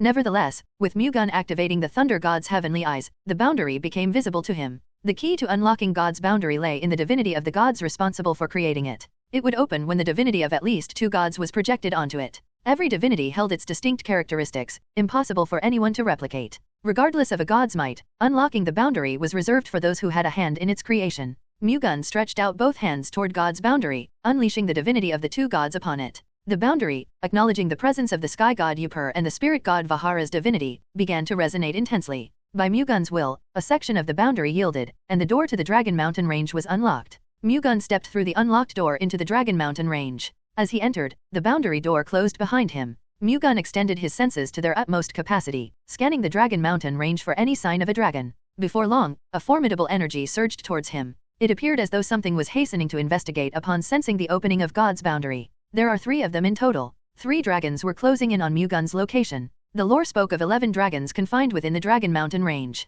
Given the dragons' remarkably long lifespans, spanning thousands of years, it was highly likely that all 11 dragons remained alive. The presence of only 3 dragons approaching could be attributed to the vast expanse of the Dragon Mountain range. It was highly likely that the dragons located relatively far away did not detect God's boundary opening. Mu-Gun felt a sense of relief. Dealing with a smaller number of dragons in a potential battle was to his advantage. Moving cautiously within the Dragon Mountain range, he patiently awaited the approaching dragons. At last, 3 dragons appeared one after another before Mu-Gun. Soaring through the sky, each dragon stood an imposing 60 meters tall, adorned with 2 long horns atop their heads and gleaming scales covering their entire bodies. The sight was nothing short of overwhelming. The dragons confronting Mu-Gun emitted a vibrant red glow. They were known to be the most violent among the dragon species, red dragons. Confirming the rumors, the 3 red dragons landed with a ferocious presence, causing the surrounding land to tremble under their colossal weight. The smallest of the red dragons spotted Mu-Gun and spoke. Identified as Calderon Red Draconia, it held the dragon title and boasted a staggering lifespan of over 4,000 years. I wondered who had broken through God's boundary, but it's a human being, huh? The red dragon that touched down before Mu-Gun detected his energy and spoke. Known as Callius Red Draconia, this dragon held the title and had also surpassed the age of 4,000 years. Looking at you, I can feel divinity from you. Seems like you are not a normal human being. The red dragon, which landed on Mu-Gun's right, added on to Callius' words. Its name was Karshan Red Draconia, the chief of the Red Dragon clan. He is also a human being who possesses the sky god Upur and the spirit god Vahara's divinity. Calderon blatantly displayed hostility and spoke. He's a follower of the gods who locked us up here for 1,000 years, huh? Though I wonder why he broke through God's boundary and came here. Mu-Gun comprehended every word as the dragons conversed with each other in front of him. They spoke in dragon tongue, the language peculiar to their kind. Although Mu-Gun had never studied dragon tongue, he inexplicably understood the dragon's language as if it were second nature to him. It was one of the capabilities his divinity possessed. I came here to give you dragons an opportunity as the sky god Upur's representative. Mu-Gun spoke to the dragons, who were openly hostile to him. Did you just say an opportunity? Karshan, the leader of the red dragons, asked in bewilderment. The dragons aligned with the demon god, aiming to annihilate Avalon, forsaking the mission assigned by the dragon god Bracant. This choice amounted to a rejection of your god, Bracant, and a denial of your inherent nature. I present you with an opportunity to absolve yourselves of the sins committed in those dark times. How impertinent. Who do you think you are to give us an opportunity? As I mentioned before, I stand as the representative of the sky god Upur. Furthermore, I carry the mantle of the spirit god Vahara's mission. Possessing the divinity of these 2 paramount gods, I hold the power to release the dragons from God's boundary. Let's say that's the case, but how are you going to cleanse us of our sins? The demon god has once more descended upon this land. Should the dragons assume a leading role in vanquishing the demon god, the gods will forgive the transgressions of the past. Furthermore, the entirety of Avalon's inhabitants will laud and revere the greatness of the dragon species. In a nutshell, you need the power of our species to stop the demon god. However, our species does not have the intention of fighting for the gods. You want to borrow our strength now after banishing us in this place for the past 1,000 years? If you knew what a painful time our species has been through here, you wouldn't be asking something of the sort. In the end, are you going to once again reject the mission that the dragon god Bracant has given to the dragon species? The mission of a god, which has already ceased to exist, no longer binds our species. The dragon god Bracant met its demise in a clash with the demon god during its prior descent upon Avalon. With its existence extinguished, the divine command it once held over the dragon species lost its compelling influence. The only way was for the dragons to voluntarily adhere to Bracant's divine command. Yet, the red dragons seemed intent on rejecting this course. Then, you will have to stay here forever. That was the case if you didn't show up here. I have no intention of letting you out of the boundary. Your will is not important. What's important is that we want that. Upon this revelation, the three dragons exchanged glances among themselves. Observing their looks and words, Mu-Gun discerned their intent to overpower him. As expected, the three dragons launched an assault on Mu-Gun. Their claws soared in three different directions, converging on Mu-Gun. Accompanied by an explosive impact, the ground beneath the dragon's strikes lay in ruin. Even for Mu-Gun, escaping unscathed from a blow by a dragon's claws would be impossible. Yet, with swift agility, Mu-Gun deftly evaded just before the dragon's claws could make contact. Upon realizing the futility of their attacks, the dragons beat their massive wings. A formidable wind pressure, surpassing even that of the wyverns, surged towards Mu-Gun like an unleashed storm. The forceful gusts, generated by the dragon's wings, flattened the space within a radius of hundreds of meters in an instant. Once more, Mu-Gun swiftly propelled himself upward, escaping the imminent danger. Simultaneously, the three dragons ascended into the sky, expelling flame breaths from their mouths. A formidable blaze, surpassing the might of the wyverns, descended upon Mu-Gun from three different directions. Using the Thunder God's aerial steps and the Thunder God's shadow, Mu-Gun skillfully dodged the incoming flame breaths. Yet, the relentless flames pursued him persistently. The dragons, adjusting their aim, redirected the trajectory of their flame breaths towards Mu-Gun's evasive path. N/O/vel/B/in.C//in.C//om. Accelerating quickly, Mu-Gun rapidly outpaced the pursuing flame breaths. With precision, he unleashed the heavenly thunderstorm burst. A myriad of thunderbolt swords descended from the sky, striking the back and wings of the three dragons, unleashing a cascade of rampant lightning. Undeterred by the onslaught of thunderbolt swords, the three dragons swiftly retaliated against Mu-Gun. Displaying only a momentary stagger in the sky, they synchronized their movements, swinging their long tails at him. From the tails of the three dragons, red scales shot forth simultaneously towards Mu-Gun. In a swift response to the incoming onslaught of red scales, seemingly covering the entire sky, Mu-Gun hastily triggered the Golden Thunder God Star. The red scales cascaded over the Golden Thunder God Star like a shower, inducing multiple earth-shattering explosions to reverberate. Yet, the scales proved ineffective against the impenetrable barrier of the Golden Thunder God Star, being deflected upon contact. Simultaneously, the three dragons closed in on Mu-Gun, releasing a torrent of flame breath. The colossal flame breaths descended upon Mu-Gun from the sky, forcefully impacting him. Despite the Golden Thunder God Star successfully blocking the flame breaths, Mu-Gun was thrust backward and crashed into the ground, unable to withstand the overwhelming force. Exerting all his strength, Mu-Gun unleashed a powerful wave of Thunder God Chi against the descending flame breaths. The Golden Thunder God Star transmitted the surge of Thunder God Chi, momentarily repelling the flame breaths. Seizing the opportunity created by this momentary setback, Mu-Gun swiftly employed the Thunder God's shadow, evading to the side. Transforming into a streak of lightning, Mu-Gun deftly sidestepped the oncoming flame breaths. The fiery breath struck the ground, promptly transforming the entire area into a blazing sea of fire. Evading the flame breaths, Mu-Gun swiftly summoned the Wind Spirit King and the Ice Spirit King.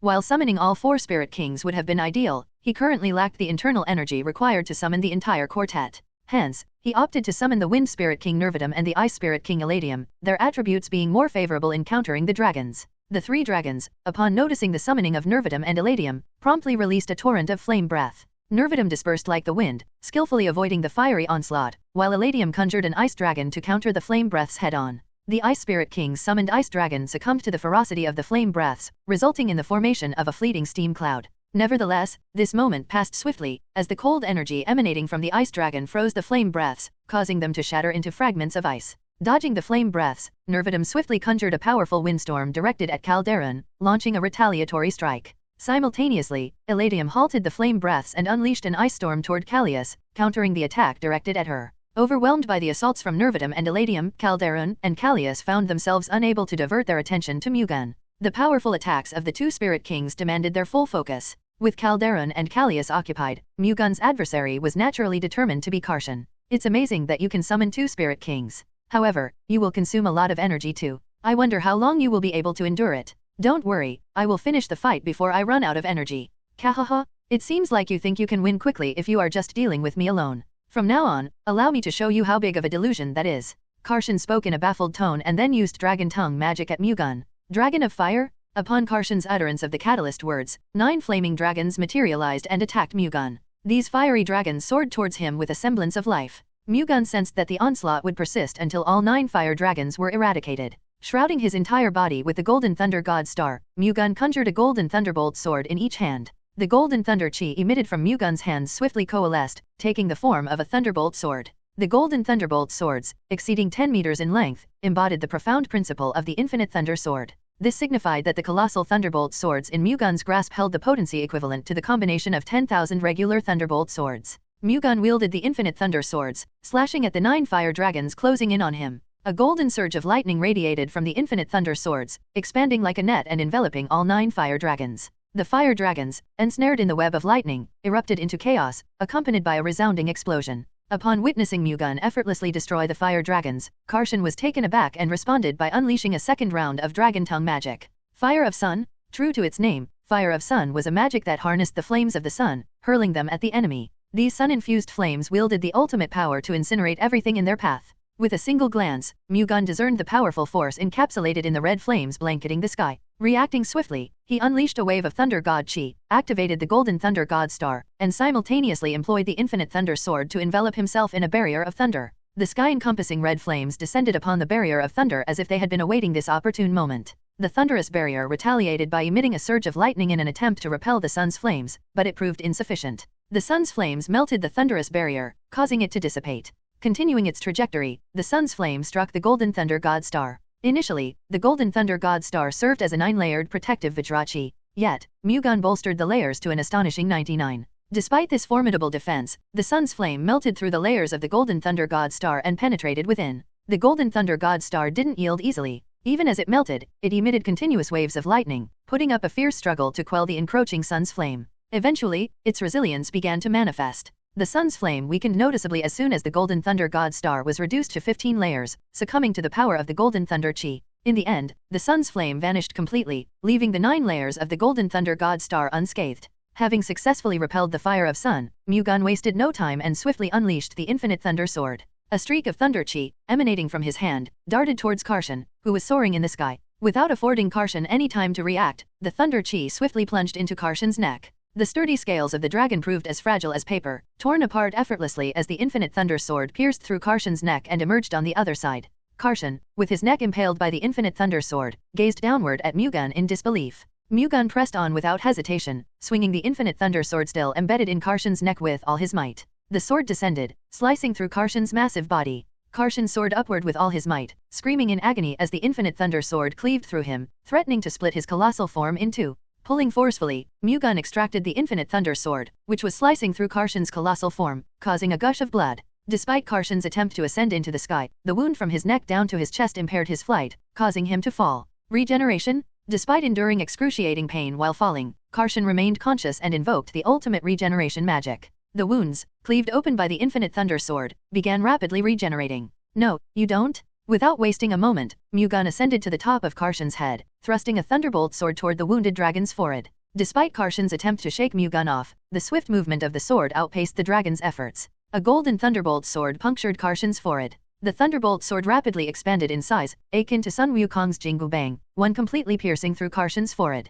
This wasn't the end. The thunderbolt sword embedded in Karshan's forehead unleashed a torrent of lightning, electrifying its head. Karshan, overwhelmed by the surging electricity, lost consciousness, enduring the sensation of hundreds and thousands of lightning strikes inside its head. Karshan's colossal body descended helplessly to the ground. The impact of his more than 60-meter form hitting the earth caused a tremor for thousands of meters, resembling the aftermath of an earthquake. Descending from the sky alongside Karshan, Mu-Gun swung the Infinite Thunder Sword, now extending to tens of meters in length, at Karshan's neck. In a single stroke, the Infinite Thunder Sword severed Karshan's neck. Karshan was decapitated, and blood splattered in various directions, soaking the ground. No matter how resilient a dragon was, it could not survive being decapitated. Ensuring Karshan's death, Mu-Gun shifted his focus to the ongoing battle between the 2 spirit kings and the 2 dragons. The confrontation was so evenly matched that neither side seemed capable of gaining the upper hand. While the defeat of Karshan could be seen as a positive turn, the reality was starkly different. Mu-Gun's power was depleting rapidly, and time was of the essence. If the battle wasn't concluded swiftly, the Spirit Kings might be recalled to the Spirit Realm, leaving Mu-Gun vulnerable to the dragon's attacks. The urgency to conclude the battle heightened. Mu-Gun swiftly invoked the Thunder God's shadow, positioning himself above Callias, who was engaged with Eladium. Without delay, he unleashed a barrage of countless thunderbolt swords aimed at Callias' head. Even while engaged with Eladium, Callias managed to confirm Karshan's defeat. Anticipating Mu-Gun's potential attack on either itself or Calderon, it vigilantly monitored Mu-Gun's movements. As soon as it noticed Mu-Gun positioned above, unleashing a barrage of thunderbolt swords towards its head, Callias swiftly descended, skillfully evading Mu-Gun's onslaught. However, there was something he did not expect. It was the fact that Mu-Gun's thunderbolt swords were increasing in number limitlessly. The countless thunderbolt swords unleashed by Mu-Gun quickly increased in numbers, chasing after Callias, who was dropping downwards. Caught off guard, Callias attempted to evade by shifting to the side. However, seemingly anticipating this move, Eladium's ice storm surged from both sides, closing off any escape route. Unbroken shield? In a desperate attempt, Callias hastily invoked an absolute defense magic upon its massive body shield that was deemed unbreakable. A blue barrier swiftly enveloped Callias, yet, before the shield could fully form, the onslaught of countless thunderbolt swords descended. The unbroken shield, ironically named, shattered with astonishing ease, casting a shadow on its supposed invincibility. The countless thunderbolt swords, breaking through the shattered remnants of the unbroken shield, burrowed into Callias' head, their numbers continuing to multiply. Innumerable thunderbolt swords penetrated the crimson scales that adorned Callias' head, delving deep into its skull. Yet, the relentless assault persisted. The countless thunderbolt swords not only penetrated Callias' head but also emerged from its chin. Emitting a powerful surge of lightning, the thunderbolt swords thoroughly seared and fried Callias' head. Overwhelmed by the impact, Callias lost consciousness and soon began to fall. Callias faced a disastrous end as it fell headfirst and its head shattered like a watermelon the moment it crashed into the ground, the neck bending under the force of the impact. After killing Callias, Mu-Gun immediately unsummoned Eladium and moved toward Calderon. If he had fought together with the Ice Spirit King Eladium, they would have been able to defeat Calderon with much ease. Despite the strategic advantage, Mu-Gun hurriedly unsummoned Eladium, acutely aware that his internal energy was perilously low. As Eladium vanished, the rapid depletion of Mu-Gun's internal energy, akin to water pouring through a sieve, noticeably halted, allowing for a momentary recovery. Regaining composure, Mu-Gun advanced towards Calderon with a sense of control. Meanwhile, Calderon grew increasingly anxious, witnessing the defeat of Callias following Karshan.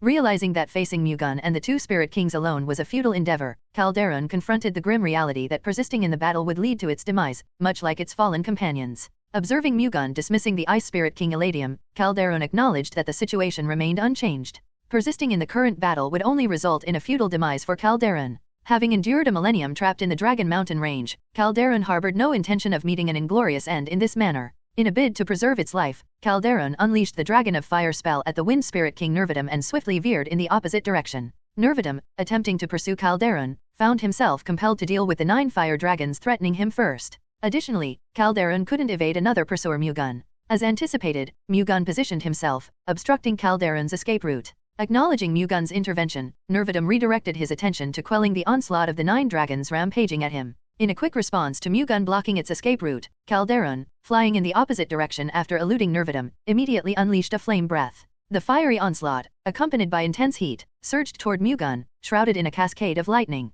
Activating the Thunder God's aerial steps and the Thunder God's shadow, Mu-Gun skillfully evaded the flame breath and closed the distance above Calderon's head. Swiftly, he thrust a thunderbolt sword towards Calderon's forehead, aiming to deliver a decisive blow. Reacting swiftly, Calderon leaned backward and retaliated against Mu-Gun by generating a powerful wind pressure with its colossal wings. The resulting gust, unleashed by Calderon's wings, enveloped Mu-Gun. Overwhelmed by the tremendous force, Mu-Gun was propelled backward and sent flying by the impact. Despite the momentary setback, Mu-Gun swiftly transformed into a streak of lightning, remerging above Calderon's head. As Calderon pivoted its body and swung its tail at Mu-Gun, he countered by wielding a thunderbolt sword, intercepting the oncoming tail. The thunderbolt sword easily severed Calderon's tail upon collision, causing Calderon to momentarily lose balance and spiral in the air. Seizing the opportunity, Mu-Gun pursued Calderon and descended, thrusting another thunderbolt sword downward. The thunderbolt sword extended to a terrifying length, piercing deeply into Calderon's torso. Mu-Gun skillfully maneuvered the thunderbolt sword sideways, carving a long arc through Calderon's midsection. A surge of lightning emanated in all directions as the sword cleaved through. Overwhelmed by the excruciating pain of a split torso and the internal frying from the lightning, Calderon struggled to regain composure. Compounding Calderon's plight, Nervidum, having dealt with the 9 fire dragons, executed a powerful swing with a wind sword aimed at Calderon's neck. Struck by the high-speed rotating wind sword, Calderon's neck was severed, resulting in its headless descent to the ground. The impact upon landing wreaked havoc, devastating the surrounding land for hundreds of meters. Any more and it will be an overstretch. I will go back now. Sensing Mu-Gun's imminent energy depletion, Nervidum voluntarily retreated to the spirit realm. With Nervidum unsummoned, Mu-Gun's energy, no longer rapidly dwindling, began to replenish as it surged in from the surrounding nature. Allowing himself a moment to catch his breath, Mu-Gun waited for his internal energy to recuperate. Once his energy had reached a sufficient level, Mu-Gun descended back to the devastated ground, where the fallen dragons lay in ruin. Mu-Gun proceeded to collect the mana hearts from the fallen dragons. Distinguished as dragon hearts, these mana hearts possessed a qualitative difference from those of drakes or wyverns. Each dragon heart held an energy accumulation spanning 1,000 years. N/O/vel/b/in.c//om. Having gathered the mana hearts from all 3 red dragons, Mu-Gun contemplated the uncertain future. Although the red dragons had initially rejected his proposition and posed a threat, the response of other dragon clans remained uncertain, leaving Mu-Gun to ponder the potential outcomes. Contemplating the possibilities, Mu-Gun considered that other dragon clans might adopt a hostile stance against the gods, perceiving him as a representative of the gods, much like the red dragons. Conversely, there was the hope that they might reflect on their past transgressions and choose to combat the demon god to atone for their crimes. While Mu-Gun wished for the latter scenario, he acknowledged the necessity of preparing for the former possibility. Mu-Gun had clearly realized the dragon's strength through his fight against the red dragons. If there had been just one more dragon during the previous confrontation, the outcome could have been different. I have to at least be able to summon all 4 spirit kings. Mu-Gun decided that it was important to raise his energy so that it would be sufficient to summon all 4 spirit kings before meeting another dragon clan. I should absorb the dragon's mana hearts. To initiate this energy reinforcement, Mu-Gun resolved to absorb the mana hearts from the dragons he had triumphed over. Recognizing the unique qualities of a dragon's mana heart, Mu-Gun understood that it not only enhanced his internal energy but also harbored the divine essence bestowed upon dragons by the dragon god Baek. Absorbing a dragon's mana heart would grant him access to their divinity. With the dragon's mana hearts in his possession, Mu-Gun departed from God's boundary. Recognizing the substantial amount of time required for the absorption of a dragon's mana heart, Mu-Gun decided it would be unwise to stay within God's boundary during this process. The risk of encountering another dragon before completing the absorption and being overpowered was a scenario he sought to avoid.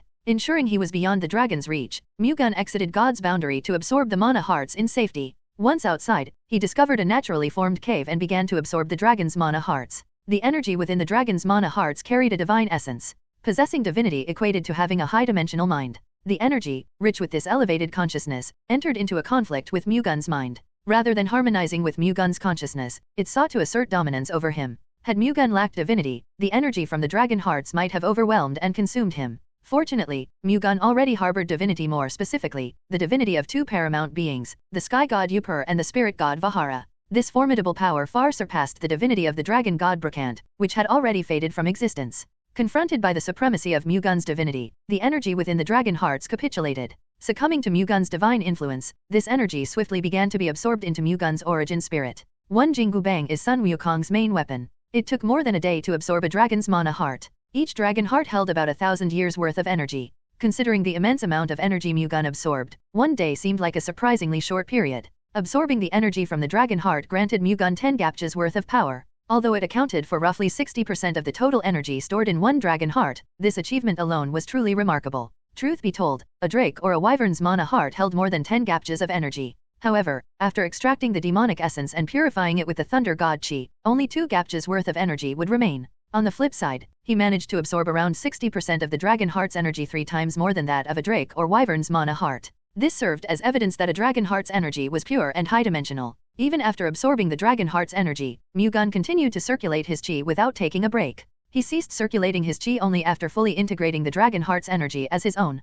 Through absorbing the dragon heart, Mu-Gun's thunder god chi swiftly surpassed 40 gapjas. Even though his internal energy surpassed human limits, it still fell short of summoning all 4 spirit kings simultaneously. To summon all 4 spirit kings, he needed to absorb at least one more dragon heart. Yet, absorbing another dragon heart immediately posed a challenge. Although he completely assimilated the first dragon heart, it required some time to stabilize. Rushing to absorb another dragon heart before the energy from the first one settled could lead to instability in his energy. In the worst-case scenario, he could find himself in a perilous situation with an overwhelming influx of energy. While the likelihood of such an event was low, Mu-Gun decided it was wiser to avoid risky attempts. Yet, in a scenario where he lacked sufficient thunder god chi to summon all 4 spirit kings, facing the dragons again could pose a problem. Nonetheless, Mu-Gun wasn't overly concerned. With the absorption of the divinity within the dragon heart, his own divinity surged.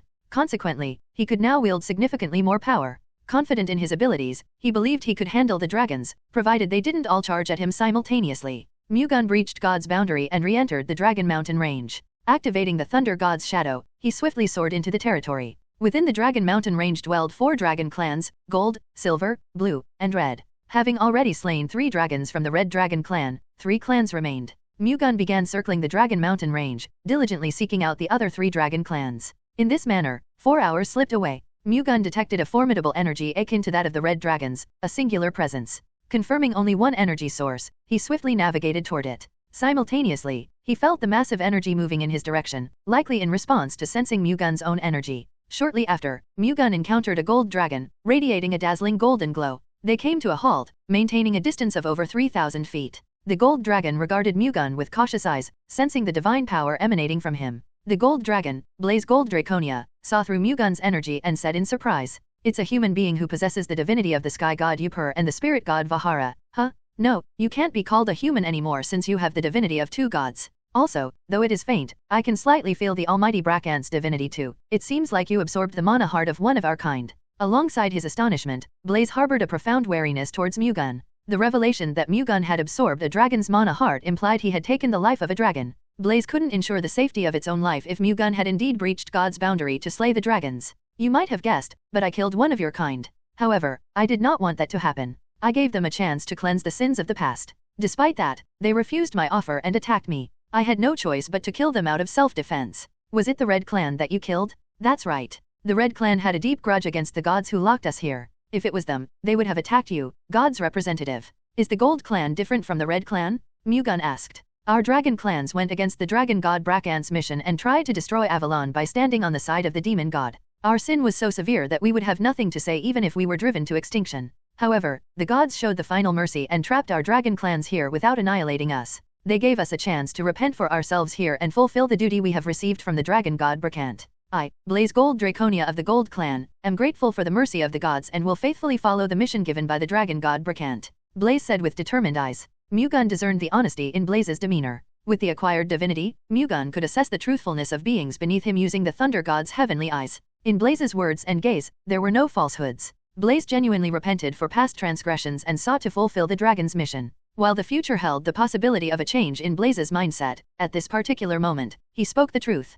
"Then, are you willing to fight back against the demon god with me? Did the demon god descend again?" "Yes. So, answer me. Are you willing to fight back against the demon god with me? If you give me a chance, I will gladly fight the demon god." "Are you the only one left in the Gold Clan?" "Yes. I am the only surviving member of the Gold Clan." "Do you interact with the other dragon clans?" "I communicate with the Blue Clan from time to time, but I do not interact with the Red or Silver clans at all." "Do the Silver Clan, like the Red Clan, hold a grudge against the gods and dream of revenge?" "That's correct. Also, as you may have already guessed, the Blue Clan is on the same page as me." "What are the numbers of the Blue and Silver clans? N/O/Vel/B//in.C//om." "There are 2 dragons in the Blue Clan, and 3 in the Silver Clan. I heard that 11 dragons were originally trapped in God's boundary. What happened to the other 2? Even if we dragons have a long lifespan, it's not infinite. During the 1,000 years we were trapped here, 1 dragon from the Gold and Blue Clan returned to nature." "I see. In any case, half of the remaining dragons, except for the Red Clan, still have not repented for their sins. Their choice is a pity, but I hope you understand that after spending 1,000 years trapped here, it is normal for them to harbor resentment that they originally didn't." "That's true. If they were locked up for 1,000 years, it wouldn't be strange for them to burst into rage. However, even if so, that doesn't justify their actions. Let me be clear. The dragons that go against the will of the gods will be condemned by death." Mu-Gun spoke firmly. "Naturally. In exchange, please give them a chance to change their minds. I'm sure they will change their minds if I explain things properly. They hold a grudge against the gods because they feel repulsive to be locked up here for such a long time. Fine. Rather than annihilating the dragons, I, too, hope to be able to join forces with them to eradicate the demon god. Thank you for understanding. Then, I will go to the Blue Clan first. Climb onto my back. It's on the way anyway, so you don't need to use your power for no reason, right? Alright, I owe you one." Mu-Gun did not decline and climbed onto Blaze's back. "Well then, shall we?" Once Mu-Gun mounted its back, Blaze swiftly took flight, retracing its path with impressive speed. Initially fast, Blaze's speed increased with each powerful beat of its wings, rivaling Mu-Gun's speed when utilizing the Thunder God's shadow. In an instant, Blaze traversed the Gold Clan's territory and ventured into the domain of the Blue Clan. Shortly after entering the Blue Clan's territory, Mu-Gun's chi senses detected 2 colossal energy sources. The dragons of the Blue Clan sensed Blaze's energy and quickly appeared. Observing the arrival of the Blue Clan's dragons, Blaze immediately descended to the ground. The blue dragons also landed in unison, aligning themselves with Blaze's position. The blue dragons looked warily at Mu-Gun, who came with Blaze. "There's nothing to be wary of. He is God's representative, who came to free us dragons from God's boundary. Are you speaking the truth?" Thermion Blue Draconia, the chief of the Blue Clan, asked Blaze to reconfirm. "It's the truth. However, that is only if the dragons reflect on their past sins and promise to fulfill the mission of the dragons given by the dragon god Brakant." Mu-Gun answered on behalf of Blaze. "That's a matter of course. We, the Blue Clan, have deeply regretted siding with the demon god and have deeply reflected on our sins for the past 1,000 years. To clear our sins of the past, we will faithfully obey the mission given by the almighty Brakant," said Thermion. "The demon god has descended in Avalon. I want to eradicate the demon god with the help of the dragon clans. Does the Blue Dragon clan have any intention to fight against the demon god alongside me? That is something that our Blue clan has been longing for the past 1,000 years. Thermion answered without hesitation. Valios Blue Draconia, who appeared with Thermion, also nodded, showing that he felt the same way. Mu-Gun did not doubt the two dragons' will and said, I respect the resolve of the Blue clan. Also, I am honored to be able to fight alongside the dragon clans. We should be the ones honored to fight with you, God's representative. Also, thank you for allowing us to cleanse ourselves of our past sins. You shouldn't thank me, rather, you should thank the gods who have shown mercy without exterminating the dragons. You, God's representative, can help us convey our thanks instead. The gods must have already known the dragon clan's feelings. Now then, we don't have much time, so let's talk later and go to the Silver clan first. Before that, I have something to tell you. What is it? The Gold and Blue clans were expecting a situation like this. Thus, we thought about how we could help God's representative who would come find us, and so, we decided to make a chevalier armor for God's representative. A chevalier armor? Mu-Gun asked in surprise as he had not expected it at all. Yes. We created a chevalier armor using the bones, scales, and mana hearts left behind by the dragons of the Gold and Blue clans who returned to nature after their lifespan ended. A chevalier armor made from the bones and scales of a dragon, and uses a dragon heart as its core, feels amazing just from the sound of it. We guarantee that there is no better chevalier armor in the world than what we have made. However, we need one more dragon heart to complete it. If you're talking about a dragon heart, I have two with me. To prevent the blue dragons from misunderstanding, Blaze explained to Thermion about the source of the dragon heart that Mu-Gun possessed. It seems like the red dragons couldn't overcome their resentment and attacked him. That's a pity. They brought it upon themselves. In any case, since you have two dragon hearts, could you hand over one? Thermion asked Mu-Gun to hand over one dragon heart. Without any delay, Mu-Gun retrieved one of the two dragon hearts obtained from the Red clan and presented it to Thermion. Accepting the dragon heart, Thermion accessed its subspace and retrieved the chevalier armor. The chevalier armor unfolded by Thermion extended to a length of 20 meters.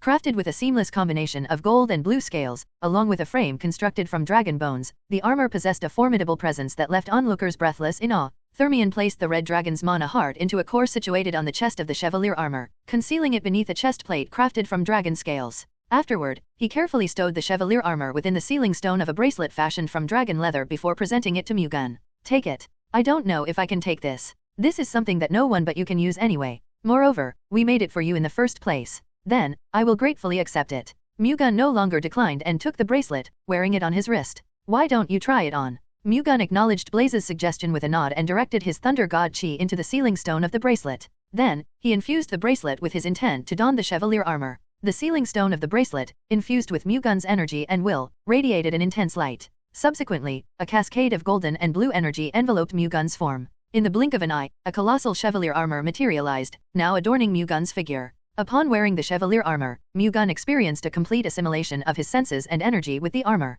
It was as if he had transformed into a giant surpassing 20 meters in stature. The energy emanating from the dragon heart integrated into the chevalier armor left Mu-Gun astonished by its power. The combined energy from the three dragon hearts surpassed Mu-Gun's internal energy. With the energy of the chevalier armor complementing his internal reserves, he would no longer have to worry about the amount of his internal energy. Yet, the true essence lay in the divinity harbored within the dragon heart. Upon merging with the chevalier armor, the divinity within the dragon heart seamlessly transferred directly to Mu-Gun. With the inclusion of the dragon heart's divinity into Mu-Gun's own, his divine power expanded. The mere act of wearing the chevalier armor nearly doubled Mu-Gun's strength. While the definitive test would come in battle, he harbored confidence that his current prowess wouldn't fall significantly short, even against the formidable demon god. Mu-Gun had never donned any of the chevalier armor crafted in the Avalon continent, but he perceived a substantial distinction between the available armor and the one currently adorning him. Satisfied with the performance of the chevalier armor, he proceeded to disengage from it. Mu-Gun thanked the dragons with all his heart. This was unexpected. But thank you for giving me the strongest chevalier armor that the dragon clan made with all their heart and soul.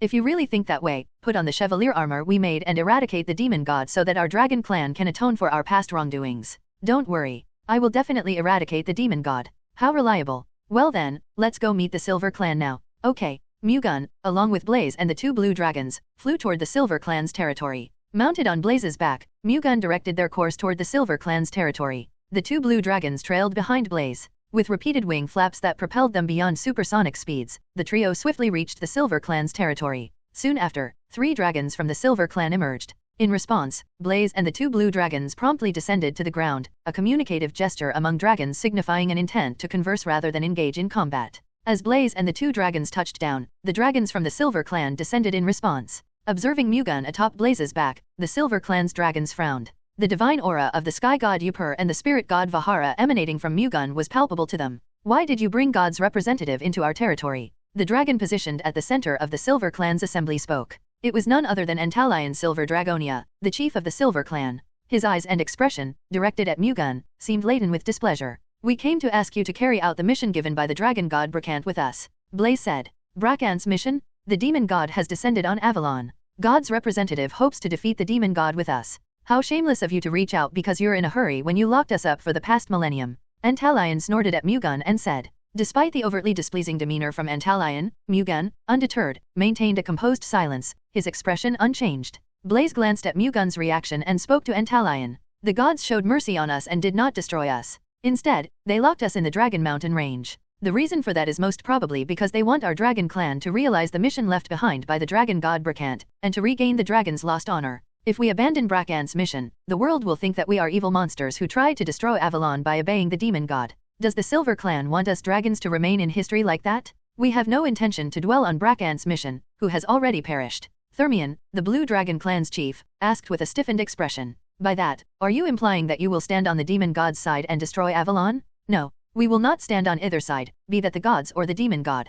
I am saying that our Silver Clan will no longer be involved in the fight between the gods and the demon god, Antalion replied firmly. As long as our dragon clan is still living in Avalon, we cannot be free from God or the demon god. If the demon god descends and destroys Avalon right now, do you think the Silver Clan will be safe? The Silver Clan will have to decide between obeying the demon god or fighting against the demon god. Who knows? I think you and the god's representative there can deal with the demon god on your own, even if our Silver Clan doesn't step forward. If we fight together, we would have a higher chance of eradicating the demon god. I will say it again. We will not stand on either side. No, you can't do that. You have to make a decision. Mu-Gun, who had been listening silently, couldn't hold back any longer. That's up to our clan to decide. Then I have no choice but to destroy the Silver Clan as God's representative. Are you coercing us right now? You said that your clan will not stand on either side, be it the gods or the demon god, but that can change at any time. If your clan abandons your current decision and sides with the demon god, it will be more difficult to eradicate the demon god. In order not to leave any source of future trouble, I cannot keep your clan alive.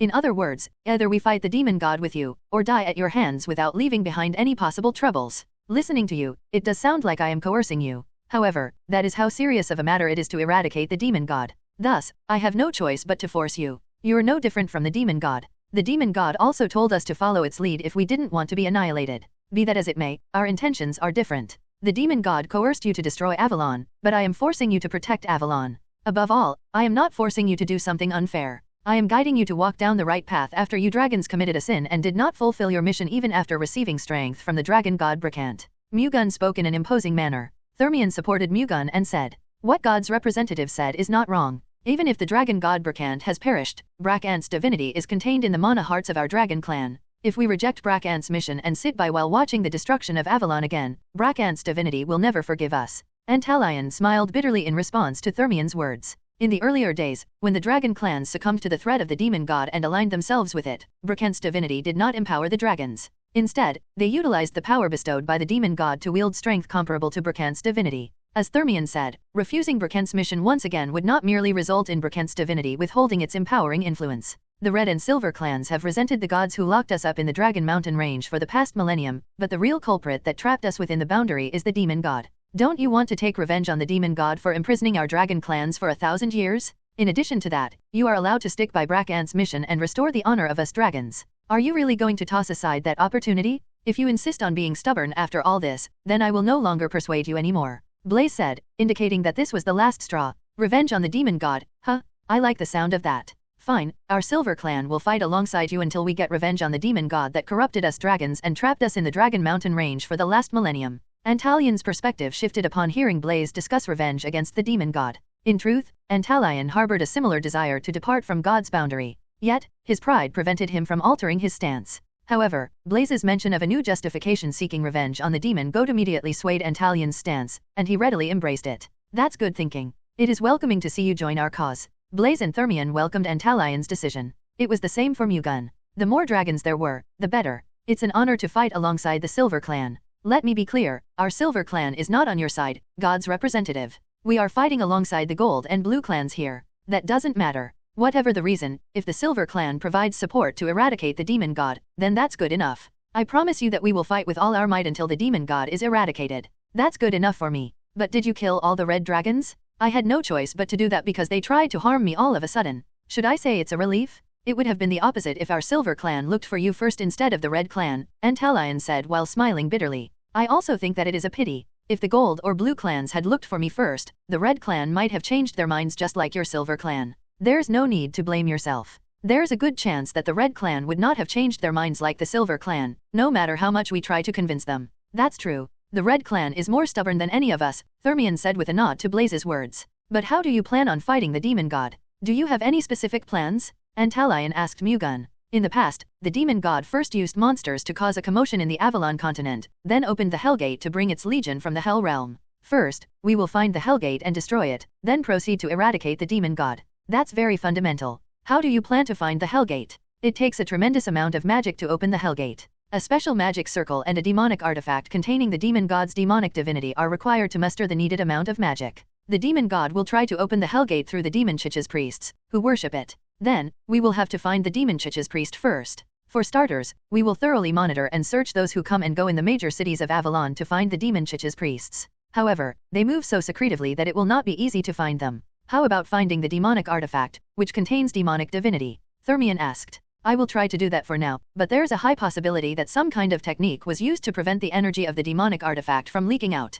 If it is as you say, we have no choice but to wait until the Hellgate opens. If you all pay more attention, we may be able to notice the movements of the demon church sooner. You want us to keep an eye on it? I'd appreciate it if you could do so. What do you plan to do while we are on the lookout? I will also use the wind spirits for vigilant surveillance. Also, I will do my best to enhance and increase the power of the humans in case the demon god summons its legion from the Hell realm. As God's representative said, I think it would be better for our dragon clans to be in charge of tracking down the demon church. I feel the same way. Blaze and Thermion expressed their support for Mu-Gun's opinion. If the will of the two dragon clans is the same, then we, the Silver Clan, will also do so, Antalion replied reluctantly. Thank you. No matter how covertly the demon church moves, they will not be able to escape the eyes of the dragon clans. You're not saying that out of whim because you want to blame us if we can't track down the movements of the demon church, are you? Antalion asked suspiciously. Haha. If the dragon clans are not able to detect their movements even though you did your best to be on the lookout, how could I blame you? You don't have to worry about that at all. Then, we will have to leave God's boundary first, Blaze said. N/O/vel/b/in.c//om.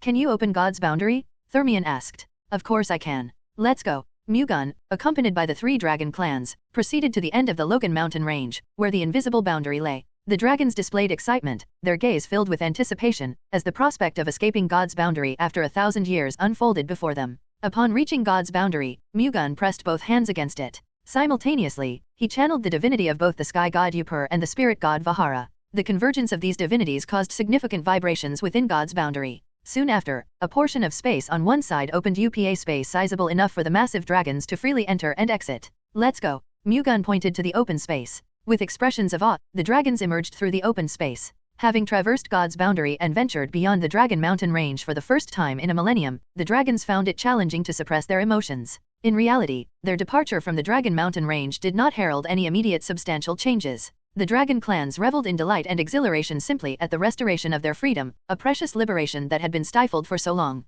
Thank you. If it wasn't for you, we would have been stuck in the Dragon Mountain range for the rest of our lives. Mu-Gun shook his head at Blaze's remarks and replied. There's no need to thank me. You all were able to come out of God's boundary like this because you realized the mission of the dragons and resolved to fight against the demon god. So, where should we go now? Thermion asked. As I have already mentioned, please keep a lookout on the 6 kingdoms. Since there are exactly 6 of us, we can take charge of 1 kingdom each and monitor it. I think that will do. What are you going to do? For starters, I intend to go to the Pamir Empire's imperial city and make preparations to stop the demon god's legion through the anti-demon god alliance. I wonder if humans have the power to stop the demon god's legion. Antalion spoke dismissively of humans. I, too, am a human being. Humans are weak, but at the same time, we are strong. When humans join forces, we will be able to stop even the demon god's legion. I hope what you say is true. Then, let's leave the matter regarding humans to you, and we will do what we are supposed to do. I will leave it to you. Also, if anything should happen, please let me know immediately. Well, do that. The dragons ascended into the sky before dispersing in various directions, each heading towards one of the 6 kingdoms.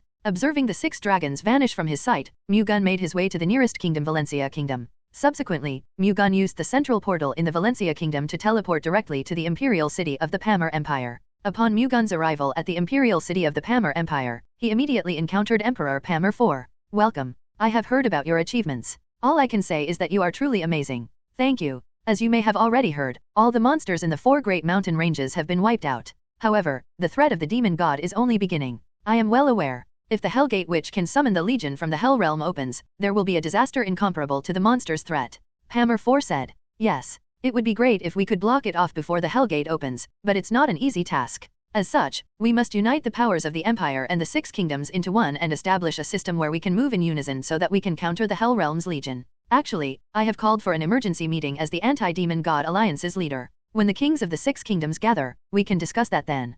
Putting that aside, I heard you broke through God's boundary and entered the Dragon Mountain range. What happened there? Thankfully, the dragon clans decided to join our cause and fight against the demon god. Are you serious? But why didn't you come with the dragons? Asked Hammer 4 in disbelief. The dragon clans are monitoring for signs of the Hellgate in the 6 kingdoms. Only at the 6 kingdoms? I will be in charge of monitoring the Pammer Empire, so you don't have to worry. You will? Asked Hammer 4 with a displeased expression. While acknowledging Mu-Gun as an extraordinary individual, Emperor Pammer 4 harbored the belief that Mu-Gun's strength might not surpass that of the dragons. Such was the immense stature attributed to the status of dragons. I won't be alone. The Wind Spirit King, whom I have signed a contract with, and the Wind Elves will be monitoring with me. After hearing Mu-Gun's remarks, only then did Pammer 4 nod with relief. If the Wind Spirit King is with you, then there is nothing to worry about. By the way, have you contemplated how to organize and distribute the forces between the Empire and the 6 kingdoms? Mu-Gun inquired. I believe it's time to unite and stand together for the sake of Avalon, irrespective of affiliations. The Avalon Order, fighting alongside you, serves as a commendable example.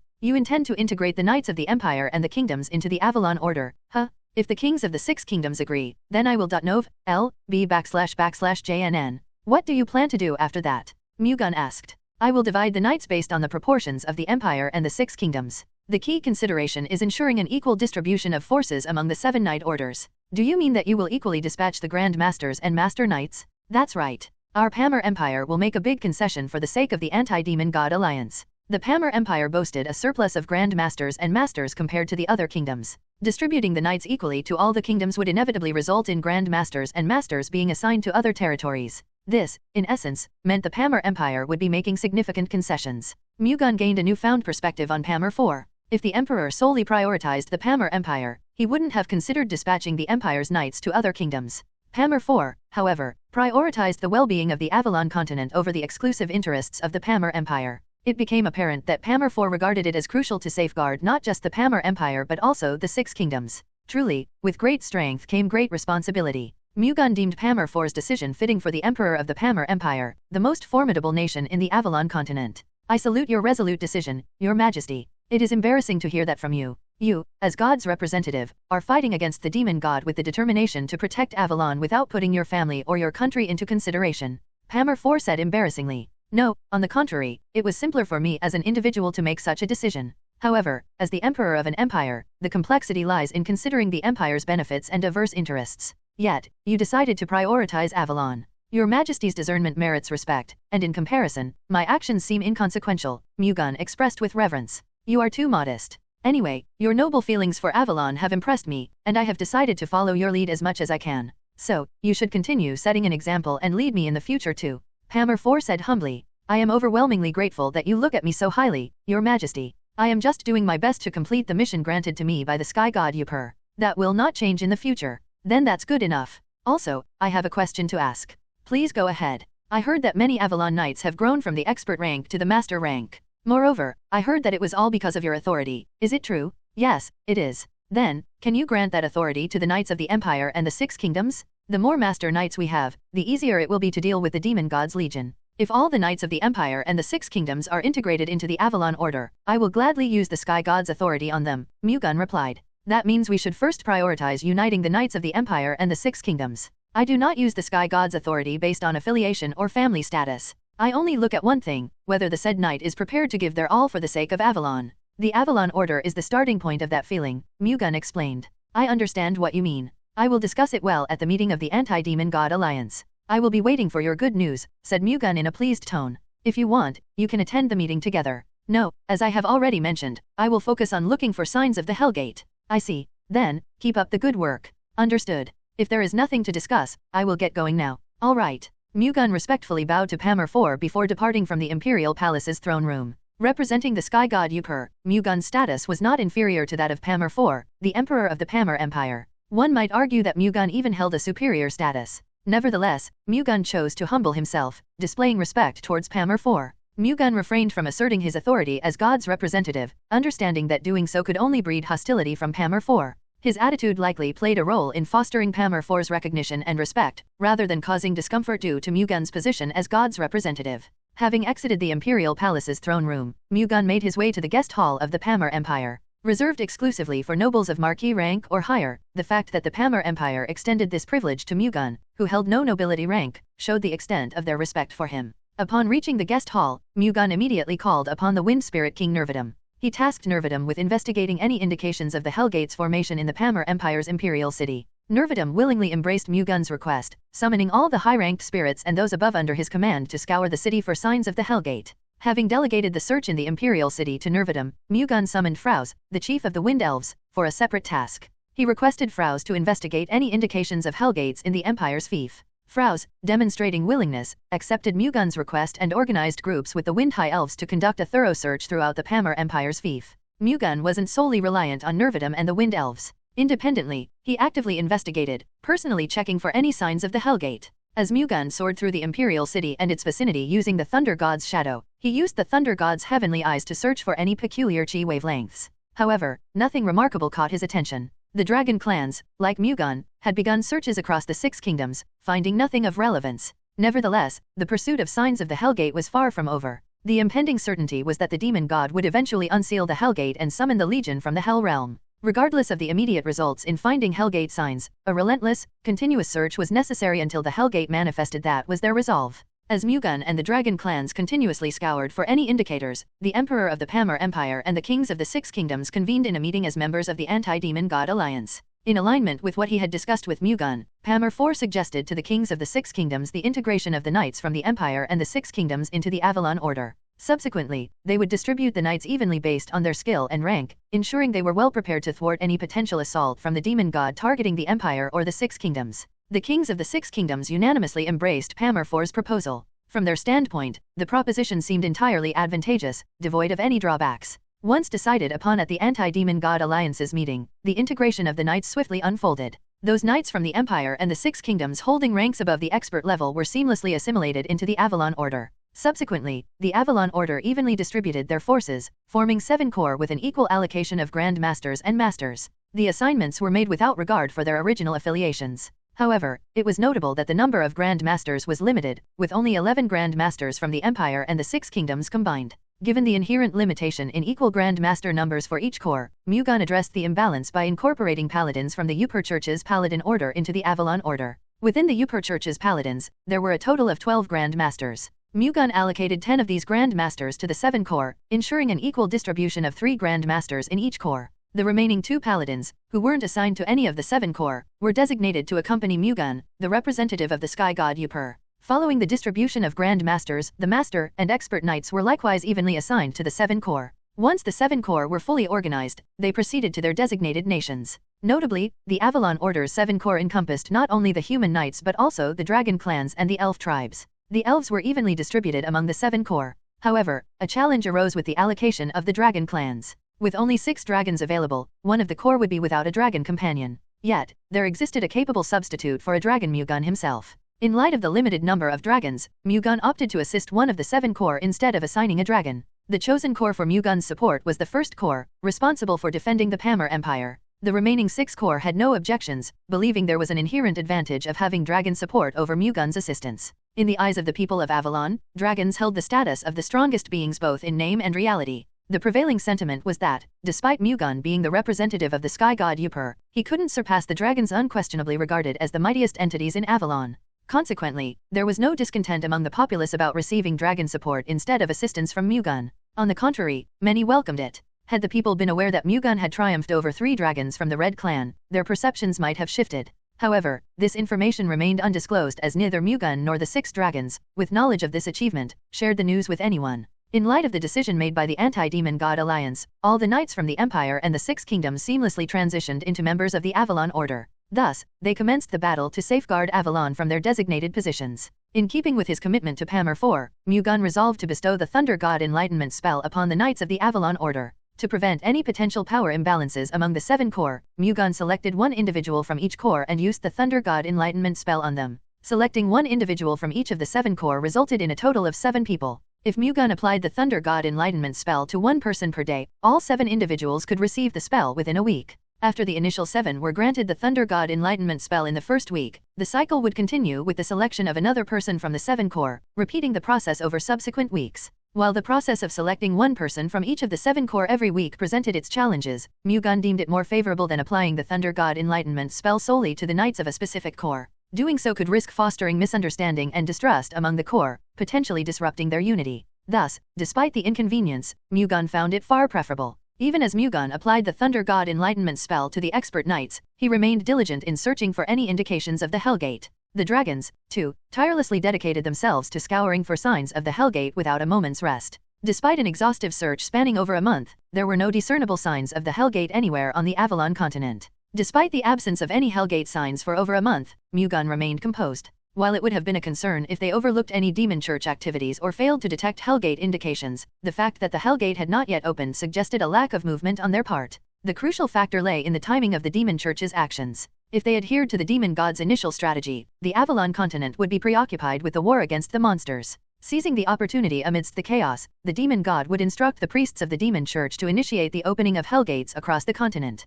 Yet, due to Mu-Gun's exceptional accomplishments, all monsters were eradicated, mitigating the anticipated confusion. Consequently, it was probable that the priests of the demon church encountered difficulty in executing their intended actions. Nevertheless, it remained certain that the demon god would persist in his endeavors to open the Hellgates. With this understanding, persistent vigilance and monitoring became necessary. Mu-Gun and the dragons were fully aware of this necessity, unwaveringly conducting their search around the Avalon continent without letting their guard down. While Mu-Gun personally scoured for any signs of the Hellgate, he primarily entrusted the surveillance and monitoring duties to the Wind Spirit King Nervidum and the Earth Spirit King Nordic. Meanwhile, Mu-Gun devoted the majority of his time to applying the Thunder God Enlightenment spell. Daily, he transformed an expert knight into a master knight through the spell. Some were concerned about the potential surplus of master knights, expressing concerns that the Avalon continent might plunge into a vortex of war with a heightened number of formidable knights after the demon god's defeat. Mu-Gun held a different perspective on the matter. He reasoned that if the rise in master knights was confined to either the Empire or one of the 6 kingdoms, it might instigate a conflict fueled by ambitions to conquer the continent.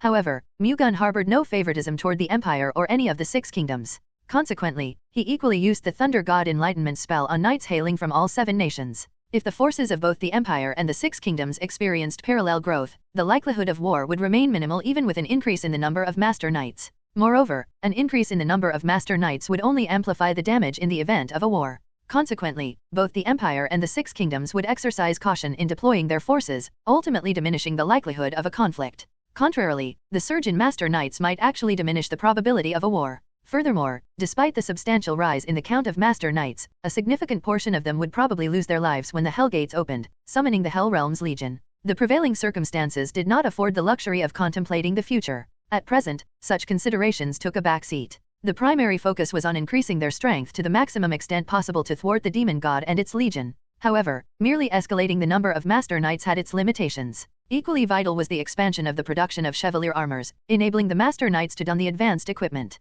Certainly, there were available chevalier armors that could be immediately worn. However, the capabilities of a C-class chevalier armor proved insufficient to fully optimize the potential of a master knight. At the very least, equipping an E-class chevalier armor was necessary to unlock their maximum potential. In a collective effort, the Pamir Empire and the 6 kingdoms reached a consensus to pool all their resources and collaboratively manufacture chevalier armors. The magic engineers from the 6 kingdoms, under the guidance of the Pamir Empire's engineers renowned for their superior technical expertise, gathered to undertake the production of E-class chevalier armors. The most challenging aspect of constructing an E-class chevalier armor was acquiring the mana heart of a high-ranked monster to fuel the armor. However, this no longer posed a dilemma. Following the recent expedition in the 4 great mountain ranges, they had successfully amassed an ample supply of high-ranked monsters' mana hearts. Consequently, their current focus shifted solely to the production of the chevalier armors. The cadre of magic engineers and production laborers toiled tirelessly day and night, without rest, churning out chevalier armors. As soon as a chevalier armor was completed, it was immediately dispatched to the awaiting master knights. The surge in the number of master knights, coupled with the widespread deployment of E-class chevalier armors, marked a sharp ascent in the prowess of the Avalon Order. Notwithstanding their bolstered forces, the might of the Avalon Order still fell short when measured against the formidable legion of the demon god. Meanwhile, Mu-Gun, even amid his demanding schedule, remained dedicated to his personal training. While, by human standards, Mu-Gun had attained the pinnacle of rank, it seemed as though he had reached the peak of his strength. However, viewed through the lens of the gods, he recognized that he still had considerable room for growth. Setting aside all other considerations, becoming stronger was imperative for the complete annihilation of the demon god. Mu-Gun dedicated his efforts to enhancing his strength in two primary dimensions. Firstly, he aimed to achieve harmonious integration of the different divinities he had acquired. Mu-Gun now possessed the divinities of the sky god Upur, the dragon god Brakant, and the spirit god Vahara. Each of these divinities bore a formidable will, presenting the challenging task of achieving synergy among the trio. Thankfully, the divinities did not exhibit any outright rejection or clashes with one another. Nevertheless, without successful harmonization, there remained the risk of the divinities operating independently, leading to a dispersal of their power. Mu-Gun was determined to optimize the potency of these divinities by seamlessly blending all three into one. Mu-Gun possessed the Heavenly Thunder Constellation divine art, renowned for its capability to harmonize all the energies present in the world. However, the power wielded by the divinities surpassed that of the Heavenly Thunder Constellation divine art. The art dared not attempt to control the divinities, rendering it incapable of harmonizing them. However, it could serve as a beginning. Mu-Gun persistently sought methods to align the divinities with the Heavenly Thunder Constellation divine art as its core. Then, at a certain moment, he came to a realization. The essence of the divine power was fundamentally alike. Whether it belonged to the sky god, the dragon god, or the spirit god, the underlying will within it remained unchanged. The mission was to eliminate the demons attempting to obliterate not only the world but the entire universe, ultimately safeguarding both. The identity of the divinity holders became inconsequential. The crucial aspect lay in the shared will. As long as the will within the three divinities intertwined as a unified force, there existed no rationale or necessity to categorize them. Upon this realization, the confines of the divinities within Mu-Gun's origin spirit vanished. It ceased to be merely another god's divinity. Instead, it transformed into a divinity aligned with a common purpose. Swiftly, it evolved into Mu-Gun's own will and a manifestation of divinity itself. Mu-Gun had transitioned from a recipient of divinity to an entity that had independently attained it. One by nurturing the power of the divinity he now held, he could ascend to the rank of a true god. In the truest sense, he wouldn't be a mere incarnation of a god. Instead, he would genuinely transform into a god. This potential was undeniably real. However, for Mu-Gun to ascend to the status of a true god, he would have to amass several times the divinity he currently held. Achieving this would require, at the very least, hundreds of years. At present, such an accomplishment remained unattainable. Mu-Gun harbored no immediate inclination to become a god. His contentment stemmed from successfully harmonizing the three distinct divinities. Having achieved harmony among the divinities, Mu-Gun embarked on practicing the utilization of the Spirit King's power. Clad in the Chevalier armor bestowed upon him by the dragon clans, he initiated the process. Initially, he adorned the dragon scale divine armor, an S-class Chevalier armor, and endeavored to forge a connection with all four Spirit Kings. Mu-Gun bestowed upon his Chevalier armor the name Dragon Scale Divine Armor. Initially, merging with the four Spirit Kings, each bearing distinct attributes, seemed an impossibility. However, for Mu-Gun, now infused with the divinity of the spirit god Vahara, this posed no challenge whatsoever. Following the fusion with the four Spirit Kings, Mu-Gun initially harnessed the power of the Wind Spirit King Nervidum to enhance the Chevalier armor's agility. Empowered by Nervidum, Mu-Gun could maneuver with the swiftness and freedom of the wind, even while adorned in the towering 20-meter dragon scale divine armor. The Fire Spirit King added power to Mu-Gun's attacks. By merging the Fire Spirit King's power with Mu-Gun's Thunder God Chi, a new form of Chi emerged, Blazing Thunder God Chi. This fusion produced a synergistic effect, amplifying Mu-Gun's attacks with increased power. The Ice Spirit King played a supporting role, assisting the attacks that used the Blazing Thunder God Chi, allowing Mu-Gun to use more diverse attacking options. Lastly, the Earth Spirit King contributed to thwarting opponents' attacks by erecting a barrier of dirt and stones around Mu-Gun. Additionally, it disrupted adversaries' movements through tactics like inducing powerful earthquakes, creating an effective defense mechanism. While formidable on their own, the powers of the four Spirit Kings attained an even greater potency when seamlessly merged and unleashed simultaneously. Mu-Gun diligently strived to optimize his strength by naturally harmonizing the dragon scale divine armor with the collective power of the four Spirit Kings. Over time, he grew accustomed to donning the dragon scale divine armor and engaging in combat while seamlessly integrating with the four Spirit Kings. Gradually, Mu-Gun prepared himself for the impending confrontation with the demon god. Under the command of the great demon god Baal, the demon church had clandestinely operated in the shadows for millennia on the Avalon continent. Their activities were veiled in such secrecy that only a handful were aware of their existence in that realm. Their pursuits didn't revolve around the riches or prestige of the nobility. Singularly focused, their interest lay in fulfilling the mission assigned by the great demon god Baal, whom they devoutly served. Baal's directive to them was explicit: to unlock the portal to the Hell Realm and facilitate the descent of the great demon god Baal onto Avalon. After a millennium of meticulous preparations, the demon church successfully crafted the demonic body, an entity capable of housing the soul of the demon god. Subsequently, they opened the gateway to the Hell Realm, enabling the descent of the great demon god Baal. Baal descended, utilizing the demonic body forged by the demon church, and as it recuperated its strength, orchestrated the movement of monsters to sow chaos throughout the Avalon continent. Subsequently, through the priests of the demon church, preparations were made to unlock the Hell Gates, capable of summoning the Legion from the Hell Realm. However, a complication arose. The monsters, intended to spread chaos across the Avalon continent, were eradicated before they could fulfill their role. Baal's orchestration of the monsters' movements aimed not only at causing havoc in the Avalon continent but, more significantly, at absorbing the vengeful souls of humans. The crossing into the Middle Realm had depleted a substantial portion of Baal's power. To replenish this power, absorbing the souls of humans, particularly those saturated with fear and resentment, became necessary. As the monsters attacked the nations of Avalon, a cascade of vengeful souls was inevitably generated. Baal's strategy was to absorb these vengeful souls to rejuvenate its strength. The crucial aspect lay in the scale of the damage inflicted by the monsters. The greater the devastation, the more vengeful souls available for Baal's absorption, hastening the recovery of its power. Nevertheless, the monsters assigned to generate vengeful souls proved ineffective and were systematically annihilated. Baal's recuperation was decelerated due to the insufficient availability of vengeful souls for absorption. Baal was frustrated because of that. To hasten the restoration of its power, an increased number of humans needed to perish in fear and agony. With the elimination of all monsters, the sole method for causing mass human casualties was to unlock the Hell Gates and summon the Legion from the Hell Realm. Regrettably, even this approach yielded no success. Foremost among the hindrances was Baal's insufficiently restored strength. To unlock the Hell Gate, a demon god stone imbued with Baal's power was required. Given Baal's current strength, the creation of only 2 or 3 demon god stones was feasible, limiting the number of Hell Gates that could be opened. Initially, the plan was to simultaneously open 36 Hell Gates, delivering Avalon to destruction in a single stroke. However, with the current capability of only 2 or 3 Hell Gates due to Baal's restrained strength, there existed a constraint on the number of legions that could be summoned from the Hell Realm. Each Hell Gate could summon 1 legion, and with a maximum of 3 Hell Gates, only 3 legions could be summoned. Having the representative of the sky god Upur and the dragons taking the forefront made it challenging to inflict the intended damage with only 3 legions. There was a substantial likelihood that it would prove difficult for Baal to absorb a sufficient number of vengeful souls to fully restore its power within the Middle Realm. Nonetheless, confronted with the prevailing circumstances, there existed no alternative but to unlock the Hell Gates and summon the legions from the Hell Realm. The plan was to unleash them upon humans, causing widespread carnage to generate additional vengeful souls. In response, Baal directed the priests of the demon church to hasten the process of opening the Hell Gates.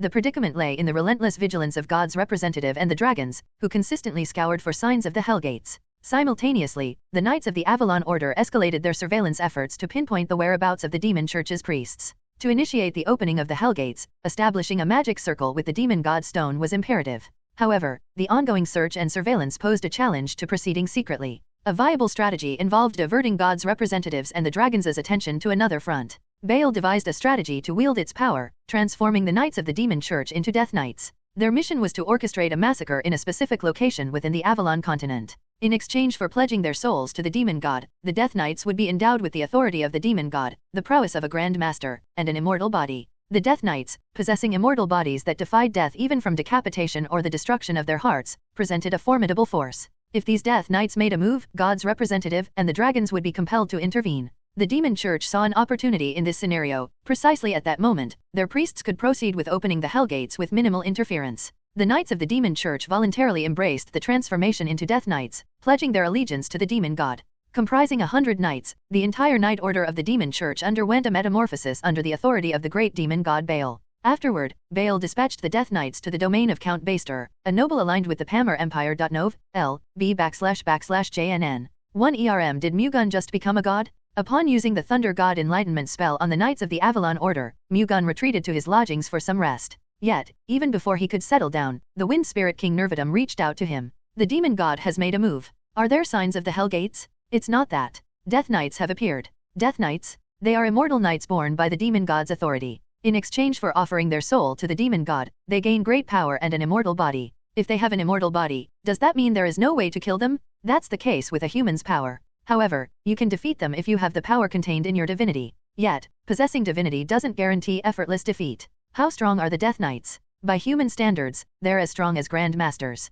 They will definitely not be easy opponents if they are knights with the power of a Grand Master and an immortal body. Mu-Gun grimaced. Like I said, they are opponents you cannot easily kill even with the power of divinity. How many Death Knights are there? There's 100. That's not a small number. Having 100 knights equipped with the might of a Grand Master and bestowed with immortal bodies was undoubtedly a formidable force. Truth be told, in the absence of Mu-Gun or the dragons, the Death Knights alone possessed the potential to wreak havoc and devastate the entire Avalon continent. It is going to be hard with you alone. You're going to need the dragons' help. No, I am not alone, am I? I have the 4 Spirit Kings with me, so it's good enough. Still, wouldn't it be better to call the dragons? There's a saying, look one way and row another. It means to create a commotion in the east, attracting the enemy's attention there, and then aim to attack the west instead. You mean they are trying to grab our attention with the Death Knights and open the Hell Gates, huh? That's right. So, we shouldn't call the dragons. I understand what you mean. So, where did the Death Knights appear? They appeared at the Baster Fief. The Baster Fief isn't too far from here. Let's go right away. The later we go, the more damage there will be. Mu-Gun dismissed Nervidum and immediately activated the Thunder God's shadow, swiftly making his way towards the Baster Fief. Given the situation's urgency, there was no time to alert the Imperial Palace of the Pamir Empire. The best decision was to reach the Baster Fief quickly, aiming to confront and defeat the Death Knights at the earliest opportunity. The Baster Fief, a mid-sized territory with a population slightly exceeding 100,000, faced indiscriminate devastation at the hands of Death Knights adorned in the ominous demonic armor of darkness. Amidst the chaos, over half of the citizens met their untimely demise. The Death Knights, devoid of mercy, took lives at random, regardless of age. The Baster Fief found itself defenseless against the onslaught of the Death Knights, donned in colossal demonic armor exceeding 10 meters in height. Moreover, the absence of any Knight Order in the county further compounded the vulnerability. The Knight Order of Baster County had been assimilated into the Avalon Order, their forces relocated to the Imperial City. Even if the Knight Order had remained intact, their survival against the Death Knights would have been fleeting. Fleeing from the Death Knights, the citizens of Baster County sought refuge and desperately prayed for God's blessing. Although their prayers failed to reach God, they did reach God's representative. Mu-Gun, embodying the role of God's representative, reached Baster County in the throes of destruction. Identifying the Death Knights responsible for reducing the county to ruins, Mu-Gun immediately adorned the dragon-scale divine armor and summoned both the Fire Spirit King and the Wind Spirit King, seamlessly merging with their powers. Cloaked in the towering dragon-scale divine armor, exceeding 20 meters in height, Mu-Gun melded with the wind, swiftly propelling himself toward the Death Knights. From his right hand emerged the blazing thunder sword, a manifestation of the merging forces of thunder and fire. In a matter of moments, the blazing thunder sword expanded to over 100 feet in length, sweeping through the Death Knights in its path. The blazing thunder sword cleaved through the midsection of the demonic armor adorning the Death Knights, rending the armors of 3 of them into 2 pieces. This violent severance resulted in their crashing descent to the ground below. Having shed the torn demonic armor, the Knights of the Demon Church revealed unharmed bodies beneath. Mu-Gun, donned in the dragon-scale divine armor, stepped onto the now unprotected Demon Church Knights who had abandoned their demonic armors. The colossal feet of the dragon-scale divine armor traced a path of blazing thunder flames, enveloping the Demon Church's Knights. Swiftly, the Knights skillfully dodged to the side, evading the looming threat of the dragon-scale divine armor's feet. Simultaneously, the remaining Death Knights surged toward Mu-Gun, unleashing a barrage of diverse attacks. Reacting swiftly, Mu-Gun harnessed the power of the Wind Spirit King Nervidum to generate a ferocious windstorm encompassing all directions. The Death Knights, in their hastened charge towards Mu-Gun, found themselves ensnared in the violent storm, hurtling skyward before plummeting back to the ground. 10 Death Knights propelled more than 30 meters into the air, and crashed mercilessly upon the ground, resulting in a detonation and a shroud of dust. Then, Mu-Gun summoned the Earth Spirit King Nordic and attacked the 10 Death Knights, who crashed to the ground. The ground where the 10 Death Knights fell split in half, and the Death Knights were swallowed into a bottomless pit. The bottomless pit that swallowed them whole closed up in an instant. 10 Death Knights were buried alive deep in the ground, still wearing their demonic armor.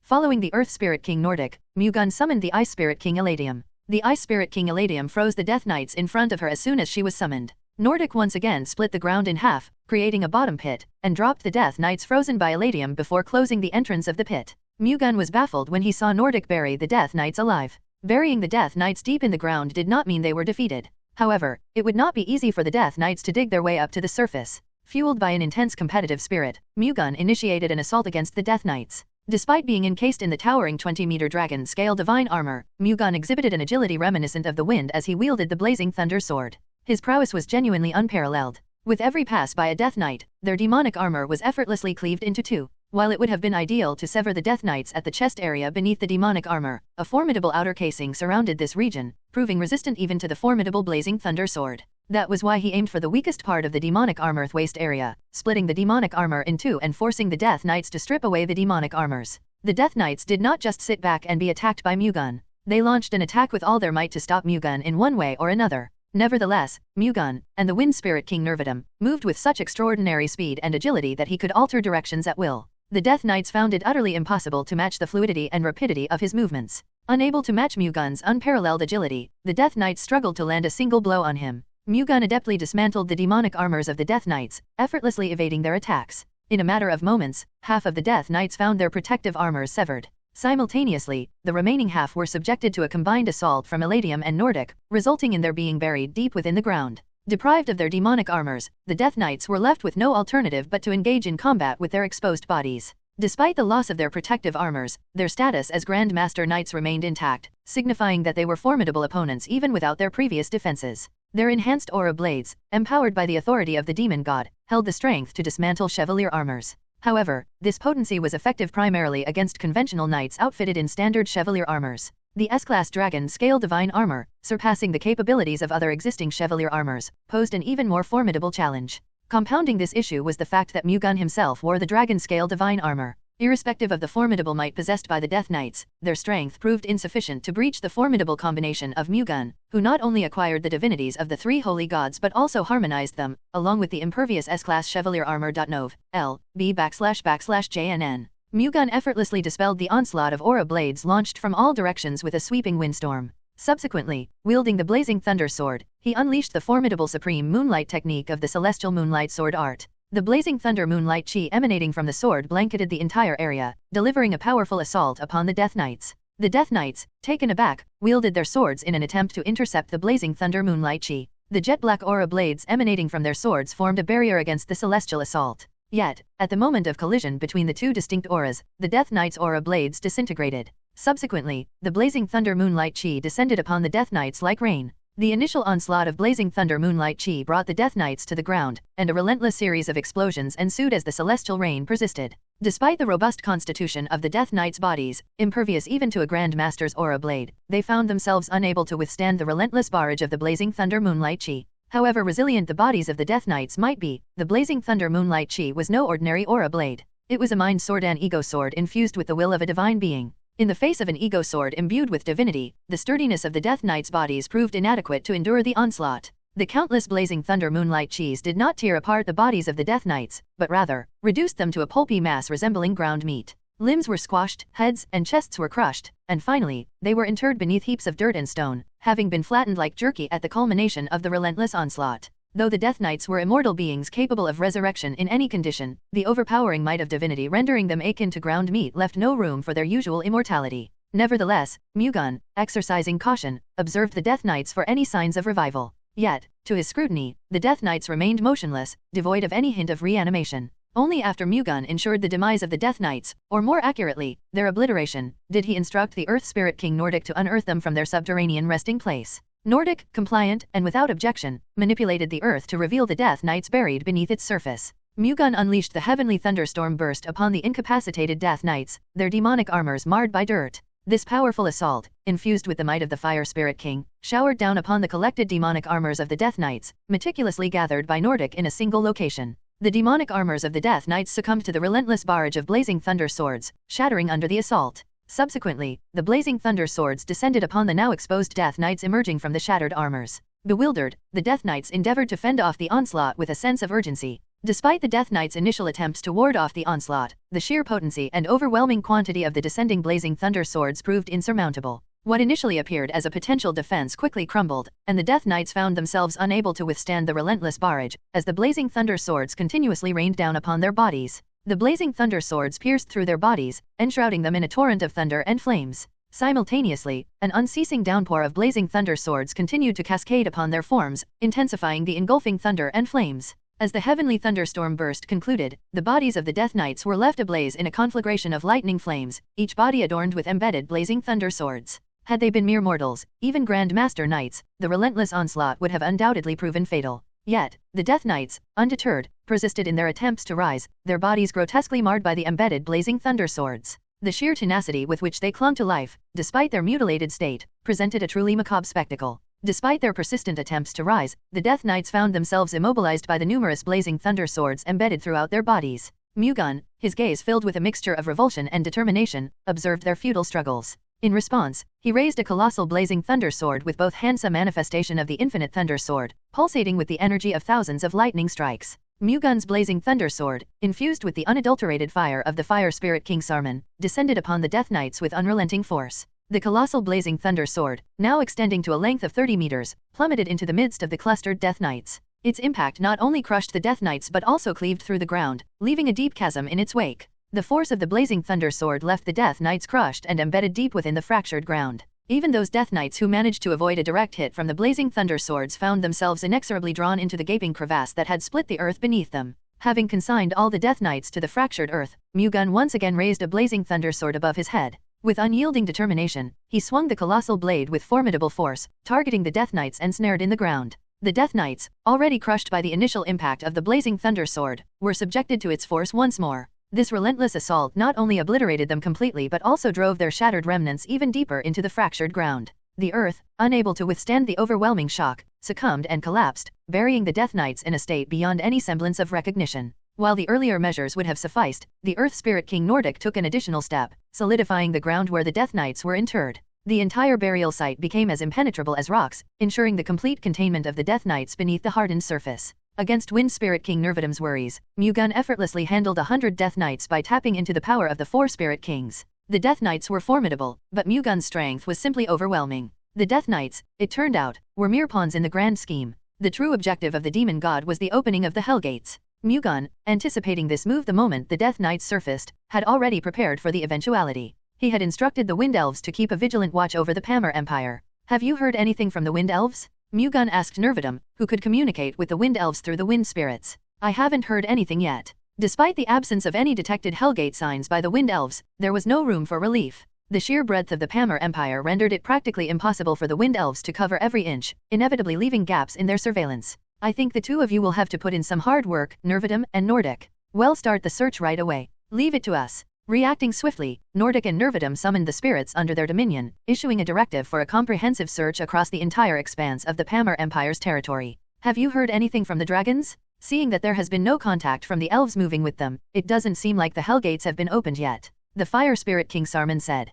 "As the dragons are holding the fort at the Six Kingdoms, it is more likely for the Hellgates to be opened in the Pamir Empire than in the Six Kingdoms." Mu-Gun nodded at the Ice Spirit King Eladium's remarks. "I think so, too. I am sure they tried to open the Hellgates while I was dealing with the Death Knights. I hope I'm not too late." Mu-Gun could not shake off the uneasy feeling that the Hellgates were open somewhere. "I think I will have to check it myself." Mu-Gun decided to personally take charge and verify the situation, perhaps feeling that entrusting the task solely to Nervidum and Nordic might not be sufficient. "I think it's too late," the Earth Spirit King Nordic said. "It's too late, you say? The Hellgates have already opened." "Where?" "It's the Warshant Fief." Warshant, situated to the north of the Lapis Forest encircling the central Pamir Empire, was a region 3 days' journey from the Empire's imperial city. The implications were clear. If the Hellgates were to open in Warshant, unleashing the demon god's legions, the ultimate target would undoubtedly be the imperial city itself. The imperial city housed over 1 million inhabitants, making it a prime target for catastrophic damage should the demon god's legions infiltrate. It became imperative to thwart their advance, preventing the summoned legions from launching an assault on the imperial city.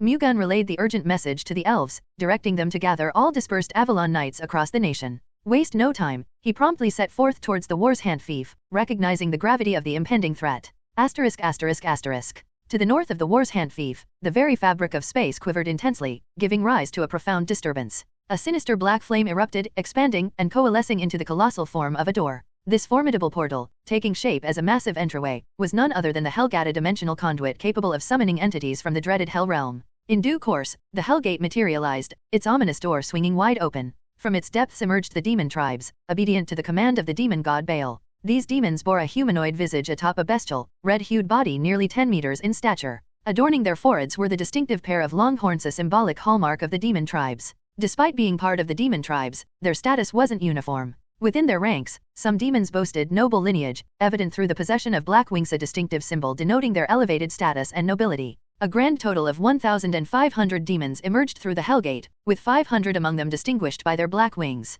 These demons, at the very least, held the rank of master, and a significant portion surpassed the prowess of grand masters. Without the intervention of entities wielding divinity, these demons had the potential to single-handedly lay waste to the entire Avalon continent. Listen, all. The great demon god has brought us here through great effort. Our sole objective is clear: to sow destruction in this realm, generating an abundance of vengeful souls. This will hasten the great demon god's recovery, proclaimed Baek, the commander leading the legion summoned via the Hellgate, addressing the assembled demons. Command us, and we shall reduce Avalon to ashes, pleasing the great demon god, confidently declared Damon, Balak's right-hand subordinate and vice-commander, eagerly awaiting their orders. That was the same with the other demons. Do not grow overconfident. Avalon harbors the representative of the sky god Upur, the 4 spirit kings, and the dragons. Their might is not to be underestimated, cautioned Balak, offering a reminder to the demons. Regardless of their strength, they pose no threat to the might of the great demon god. Once the demon god regains its strength, they will be inconsequential, asserted Damon confidently. Hence, our mission holds great importance.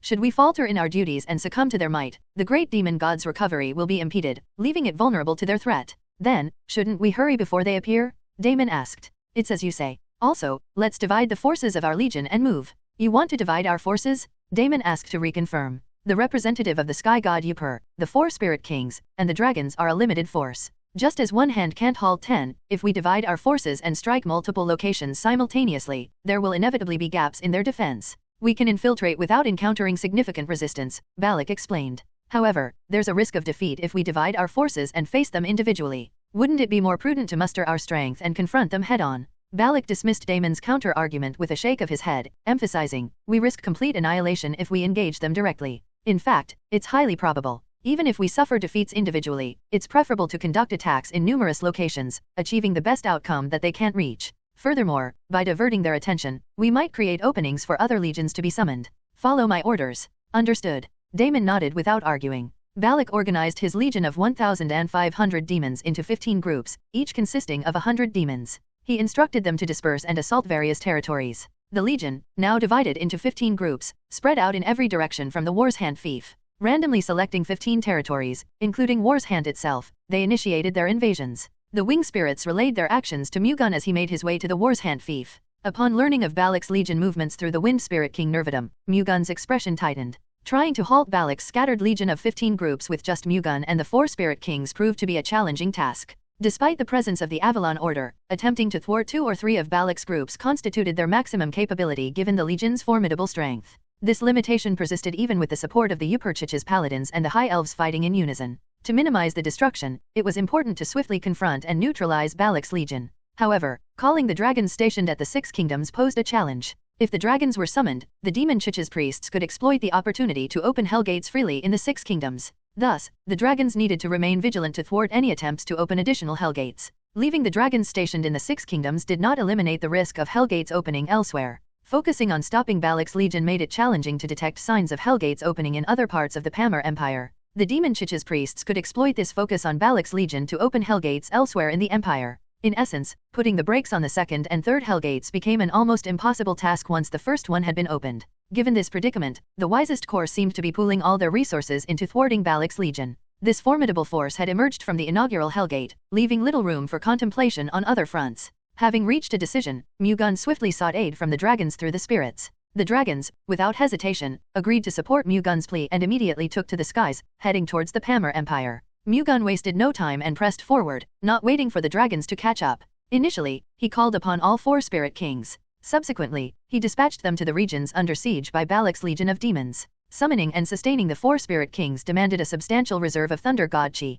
Fortunately, Mu-Gun had absorbed yet another mana heart from the red dragon, enabling him to summon and uphold the 4 spirit kings with relative ease. With the 4 spirit kings in action, Mu-Gun wasted no time and headed straight for the War's Hand fief, the site of the opened hellgate. Upon reaching War's Hand with the thunder god's shadow, a devastating sight awaited Mu-Gun. The fief lay in ruins, reduced to ashes. The city's structures, once home to tens of thousands, now stood engulfed in flames and ruin. The scene was heart-wrenching, with lifeless bodies scattered, their limbs torn and severed amidst the destruction. As Mu-Gun beheld the scene, he observed demons reveling in the destruction of the War's Hand fief. The sight fueled an overwhelming rage within Mu-Gun at the devastation before him. A singular determination now consumed his thoughts. He yearned to eliminate every last demon, leaving none alive. N/O/vel/B/jn.C//OM. Clad in the colossal dragon-scale divine armor, standing at a towering 20 meters, Mu-Gun took flight towards the demons who were preparing to depart after laying waste to the War's Hand fief. Despite the imposing armor, Mu-Gun's movements remained as agile as when he relied on his own body.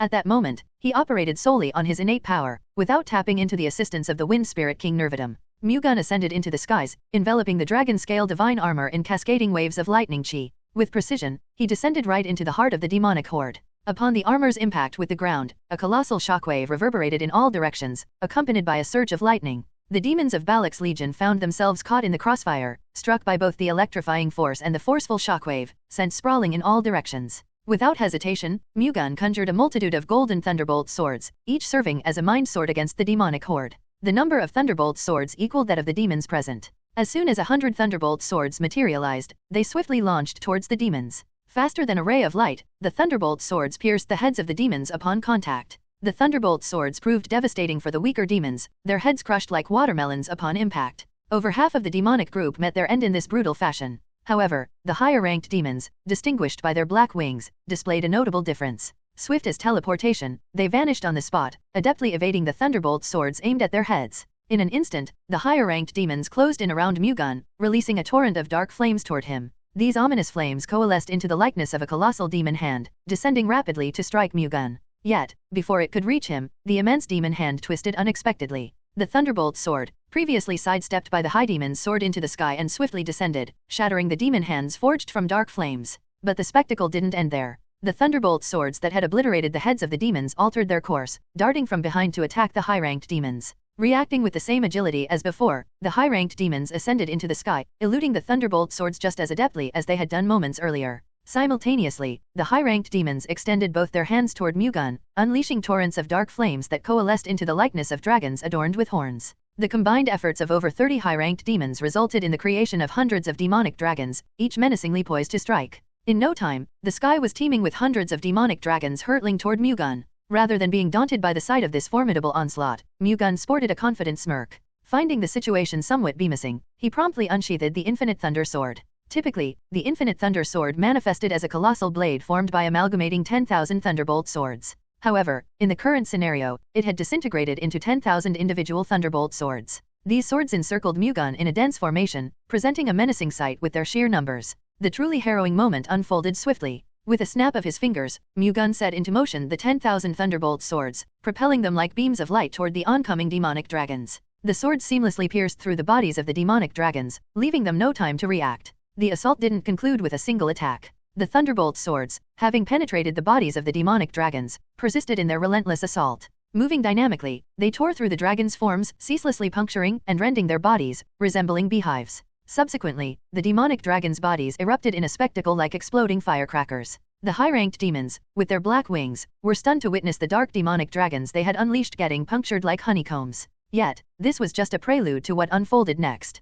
Unyielding in their onslaught, the 10,000 thunderbolt swords, having mercilessly vanquished the dark demonic dragons, surged forward without pause toward the demons suspended in the sky. The demons, sensing the impending threat, hastily evaded in a bid to escape the relentless pursuit of the thunderbolt swords. However, the swords showed no signs of relenting, persistently chasing down their elusive targets. Despite the demons' efforts to evade the relentless pursuit of the thunderbolt swords, their attempts proved futile. Each demon found itself ensnared by hundreds of swords, converging like an inescapable net. Every evasion only led to a swift re-entrapment by the relentless thunderbolt swords, leaving the demons with no respite. In the end, the demons abandoned attempts to evade and summoned numerous dark demonic dragons to intercept the onslaught of thunderbolt swords converging from all directions. These colossal dragons, expanding to a size that obscured the sky, served as a formidable barrier, using their entire bodies to obstruct the advance of the thunderbolt swords. However, the divinity contained in the thunderbolt swords proved overwhelming for the dark demonic dragons attempting to thwart their advance. Unyielding, the swords ruthlessly penetrated the dragons, piercing through their colossal bodies and even reaching the demons concealed within. The demons, with thunderbolt swords embedded all over their bodies, fell to the ground after being engulfed in a wave of lightning, which was discharged by the thunderbolt swords. Over 30 demons descended to the ground amidst an explosive eruption, their bodies mangled to the extent of being hardly recognizable. Mu-Gun, having vanquished the entire legion of 100 demons, staggered for a moment, visibly affected by the rapid depletion of Thunder God Chi from his body. The 4 Spirit Kings were fully engaged in a fierce battle against the demons, expending a considerable amount of Thunder God Chi in the process. Moreover, when Mu-Gun wielded the Infinite Thunder Sword as an ego sword, consuming an intense quantity of Thunder God Chi, his internal energy was virtually drained. Fortunately, Mu-Gun managed to endure, thanks to the assistance offered by the 2 dragon hearts within the dragon scale divine armor. Without this support, the rapid depletion of his Thunder God Chi might have led to his collapse before successfully vanquishing all the demons. Presently, a substantial quantity of Thunder God Chi continued to be siphoned off due to the ongoing battle with the 4 Spirit Kings. However, there wasn't an immediate concern as Mu-Gun's natural recovery of Thunder God Chi was considerable, and he also stopped using the Infinite Thunder Sword.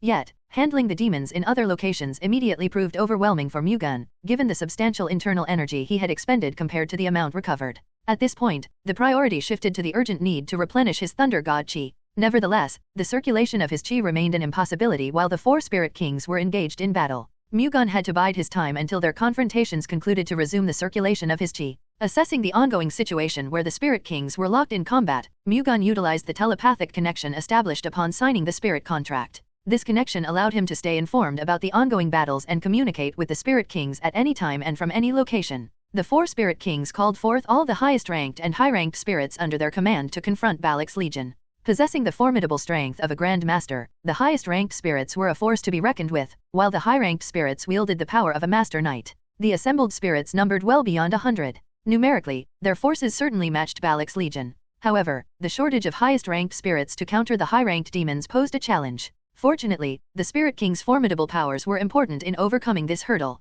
With the Spirit Kings leading their respective spirits, they effectively engaged Baek's legion, ultimately triumphing as the demons succumbed to the onslaught of the spirits' attacks. Following the decisive victory, Mu-Gun proceeded to unsummon the Spirit Kings who had eradicated Baek's legion. Mu-Gun, alongside the Spirit Kings, successfully eliminated 5 groups from Baek's legion. However, 10 groups from Baek's legion remained, with the dragons assuming responsibility for 6 of the remaining groups scattered across the 6 kingdoms, and the Avalon Knights halting another 2 groups. Only 2 groups were left unaccounted for. The prospect of Mu-Gun and the Spirit Kings intervening made the task of thwarting the remaining 2 groups appear straightforward and manageable. However, Mu-Gun found himself with insufficient internal energy to confront them immediately. Recognizing the urgency of replenishing his reserves, he prioritized the circulation of his Chi to recover the depleted Thunder God Chi before searching for the remaining factions of Baek's legion elsewhere. While Mu-Gun focused on restoring his internal energy, the looming threat of Baek's legion wreaking havoc on multiple fiefdoms and inflicting harm upon the inhabitants weighed heavily on his mind. The sense of urgency impeded his ability to concentrate fully on the circulatory process of his Chi, hastening his efforts.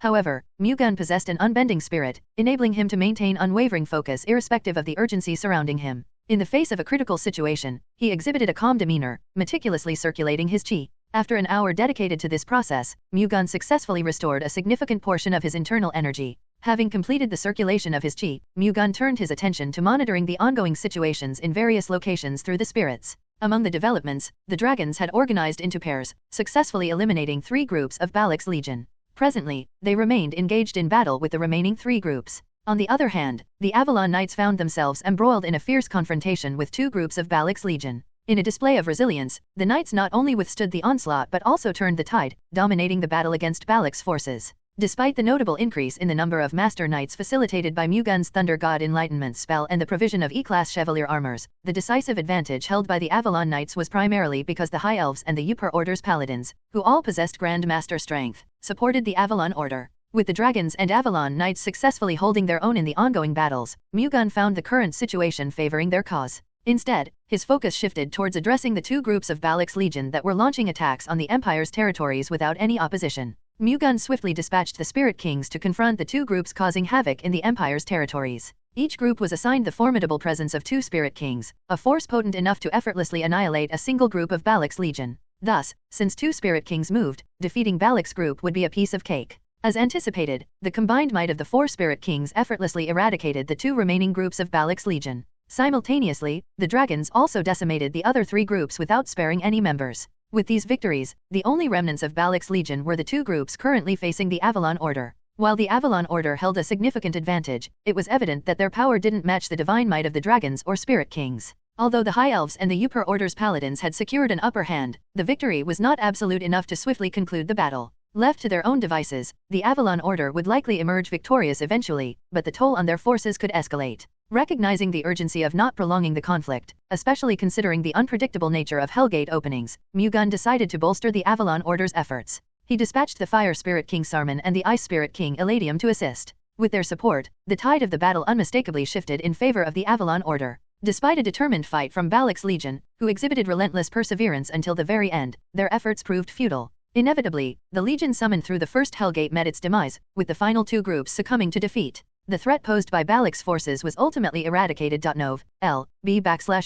JNN. Regrettably, before facing their ultimate defeat, Baek's legion managed to wreak havoc by destroying over 15 fiefdoms, resulting in a staggering death toll exceeding 200,000 humans. The unfortunate victims met their end in fear and despair, and a significant portion of them transformed into vengeful souls. These vengeful spirits, susceptible to the influence of the great demon god Baal, served as a source of power, allowing Baal to regain considerable strength through their absorption. Empowered by the newly restored strength, Baal forged an additional 5 demon god stones, essential for the opening of Hellgates. Subsequently, he entrusted these stones to the priests of the demon church. The demon church's clergy initiated preparations for the Hellgate openings, equipped with the demon god stones provided by Baal. Before this, the priests of the demon church, in possession of 2 of the 3 demon god stones originally crafted by Baal, endeavored to inscribe a magic circle. Their goal was to facilitate the opening of the second and third Hellgates situated in the Pantheon and Kraus kingdoms, coinciding with the dragons providing support to the Pamir Empire. While the Fire Spirit King and Ice Spirit King confronted Balak's Legion on Mu-Gun's orders, he tasked the Wind Spirit King and the Earth Spirit King with monitoring for any indications of Hellgates in the 6 kingdoms. In the effort to thwart Balak's Legion, summoned through the first Hellgate, the dragons, responsible for overseeing the 6 kingdoms, had to leave their spot. Anticipating the potential threat posed by the demon church's priests seizing the opportunity to open the Hellgates in the absence of the dragons, Mu-Gun acted swiftly. As soon as the battle against Balak's Legion concluded, he dispatched the 2 Spirit Kings to counter any attempts by the priests. Acknowledging the vast expanse of the 6 kingdoms, Mu-Gun recognized the limitations of monitoring the entire territory with only 2 Spirit Kings. Nevertheless, he remained committed to doing everything within his capacity. Furthermore, if a Hellgate had already been opened, Mu-Gun understood the importance of pinpointing its exact location to enable an immediate and effective response. The 2 Spirit Kings summoned all spirits above the intermediate rank with cognitive capabilities to thoroughly search the 6 kingdoms. Unfortunately, the expansive scope proved too vast to yield immediate results. Meanwhile, with Balak's Legion completely eradicated, Mu-Gun asked the other 2 Spirit Kings, the Elves, and the Dragons to keep a lookout. Not long after a major search was carried out, signs of Hellgates were discovered in 2 locations. Signs of a Hellgate have been discovered at the Pantheon Kingdom's Venetia Fief. There are also signs of a Hellgate at the Kraus Kingdom's Ark and Fief. Almost simultaneously, reports from the Earth Spirit King Nordic and the Wind Spirit King Nervidum reached Mu-Gun. This information held particular significance for Mu-Gun, as the Venetia Fief was home to Argon, who Mu-Gun took over, and Argon's parents and siblings were there. Given Argon's connection to the Venetia estate, he would have run over to the Venetia estate, leaving aside other places. However, Mu-Gun only possessed Argon's body, and he was not Argon. Consequently, whether it was the Venetia Fief or any other fief, the distinction held minimal significance to him. While he intended to prioritize attention to the Venetia Fief, he remained committed to not neglecting the safety of other fiefs in the process. In any case, he had to stop the Hellgates from opening in the Venetia and Arkan fiefs. However, the imminent threat posed by the demon church's priests actively preparing the Hellgate's magic circle presented a challenge. Even with Mu-Gun, the 4 Spirit Kings, and the dragons moving at their maximum speed, reaching the scene would still require some time. The pressing issue at hand was the likelihood that the Hellgate's magic circle in the Venetia and Arkan fiefs would be completed before Mu-Gun, the Spirit Kings, and the dragons could intervene.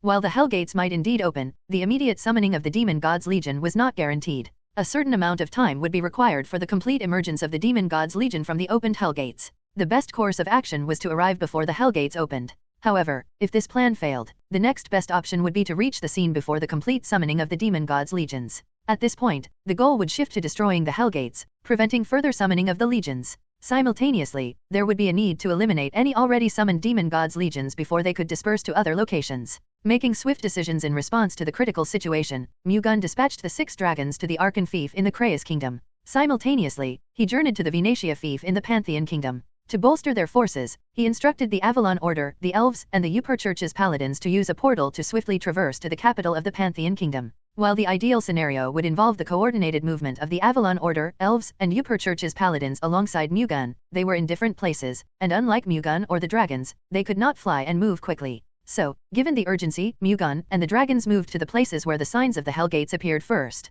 Activating the Thunder God's shadow, Mu-Gun traversed from the Pamir Empire to the Pantheon Kingdom's Venetia fief. His expression soured upon arrival as he observed the presence of a massive red gate situated in the east of the territory. Despite his swift journey, the Hellgate had already been fully completed. With the Hellgate already opened, the new priority became destroying it before the complete summoning of the Demon God's Legion. Acting swiftly, Mu-Gun donned the dragon-scale divine armor. Merging with the Wind Spirit King Nervidum, he ascended high into the sky before rapidly descending towards the Hellgate with remarkable speed. Mu-Gun's movements, cloaked in thunderous wind energy, mirrored a dazzling flash of light. In the blink of an eye, he reached the location of the Hellgate, merging with the fire spirit god Sarman. With unwavering determination, Mu-Gun unleashed the infinite thunder sword with full force. In Mu-Gun's grasp, a blazing thunder sword expanded to a length of tens of meters. It was only at this moment that the demons summoned through the Hellgate became aware of Mu-Gun's presence and attempted to launch an attack against him. Before the demons could execute their attack, the blazing thunder sword in Mu-Gun's hands descended towards the Hellgate. "No, everyone, stop it!" Urgently shouting, Ouroboros, the demon leading the 17th legion of the great demon god Baal's 36 legions, witnessed the colossal blazing thunder sword. A sense of urgency gripped Ouroboros as he realized that not even half of the 17th legion had completed their summoning. The destruction of the Hellgate at this point would hinder the transit of more than half of his legion from the Hell realm. Such an outcome would severely impede their ability to carry out the orders of the great demon god Baal. In a desperate bid to prevent the impending disaster, Ouroboros urgently shouted for the summoned demons to intervene. Responding to his command, the demons threw themselves in the path of the descending blazing thunder sword, attempting to halt its progress toward the Hellgate. Before they could reach it, the blazing thunder sword descended upon the Hellgate. A massive explosion followed as the sword cleaved the Hellgate in two. The Hellgate, serving as a bridge between Avalon and the Hell realm, crumbled, triggering a massive explosion. The newly summoned demons found themselves ensnared in the violent eruption, torn apart by the force. As the Hellgate disintegrated entirely, leaving behind devastation, Ouroboros wore a look of profound dismay at the unforeseen turn of events. JNN. Ouroboros harbored aspirations of making substantial contributions during this summoning in Avalon, aiming to earn recognition from the great demon god Baal and ascend to a higher rank. But before his legion could cross over, the Hellgate was destroyed. From the outset, Ouroboros's carefully laid plan crumbled, leaving him seething with anger towards Mu-Gun, the one who had disrupted his mission. Ouroboros dismissed Mu-Gun's formidable power, capable of obliterating the Hellgate with a single strike, and his sole desire now was to tear Mu-Gun apart in retaliation. "Everyone, attack that bastard!" shouted Ouroboros, pointing to Mu-Gun, who was floating in the sky with Nervatum's power. Following Ouroboros's commands, the high-ranking demons with black wings took to the skies, launching an attack against Mu-Gun. Their numbers amounted to an astounding 300. Fortunately for Ouroboros and his legion, these high-ranked demons had already been summoned.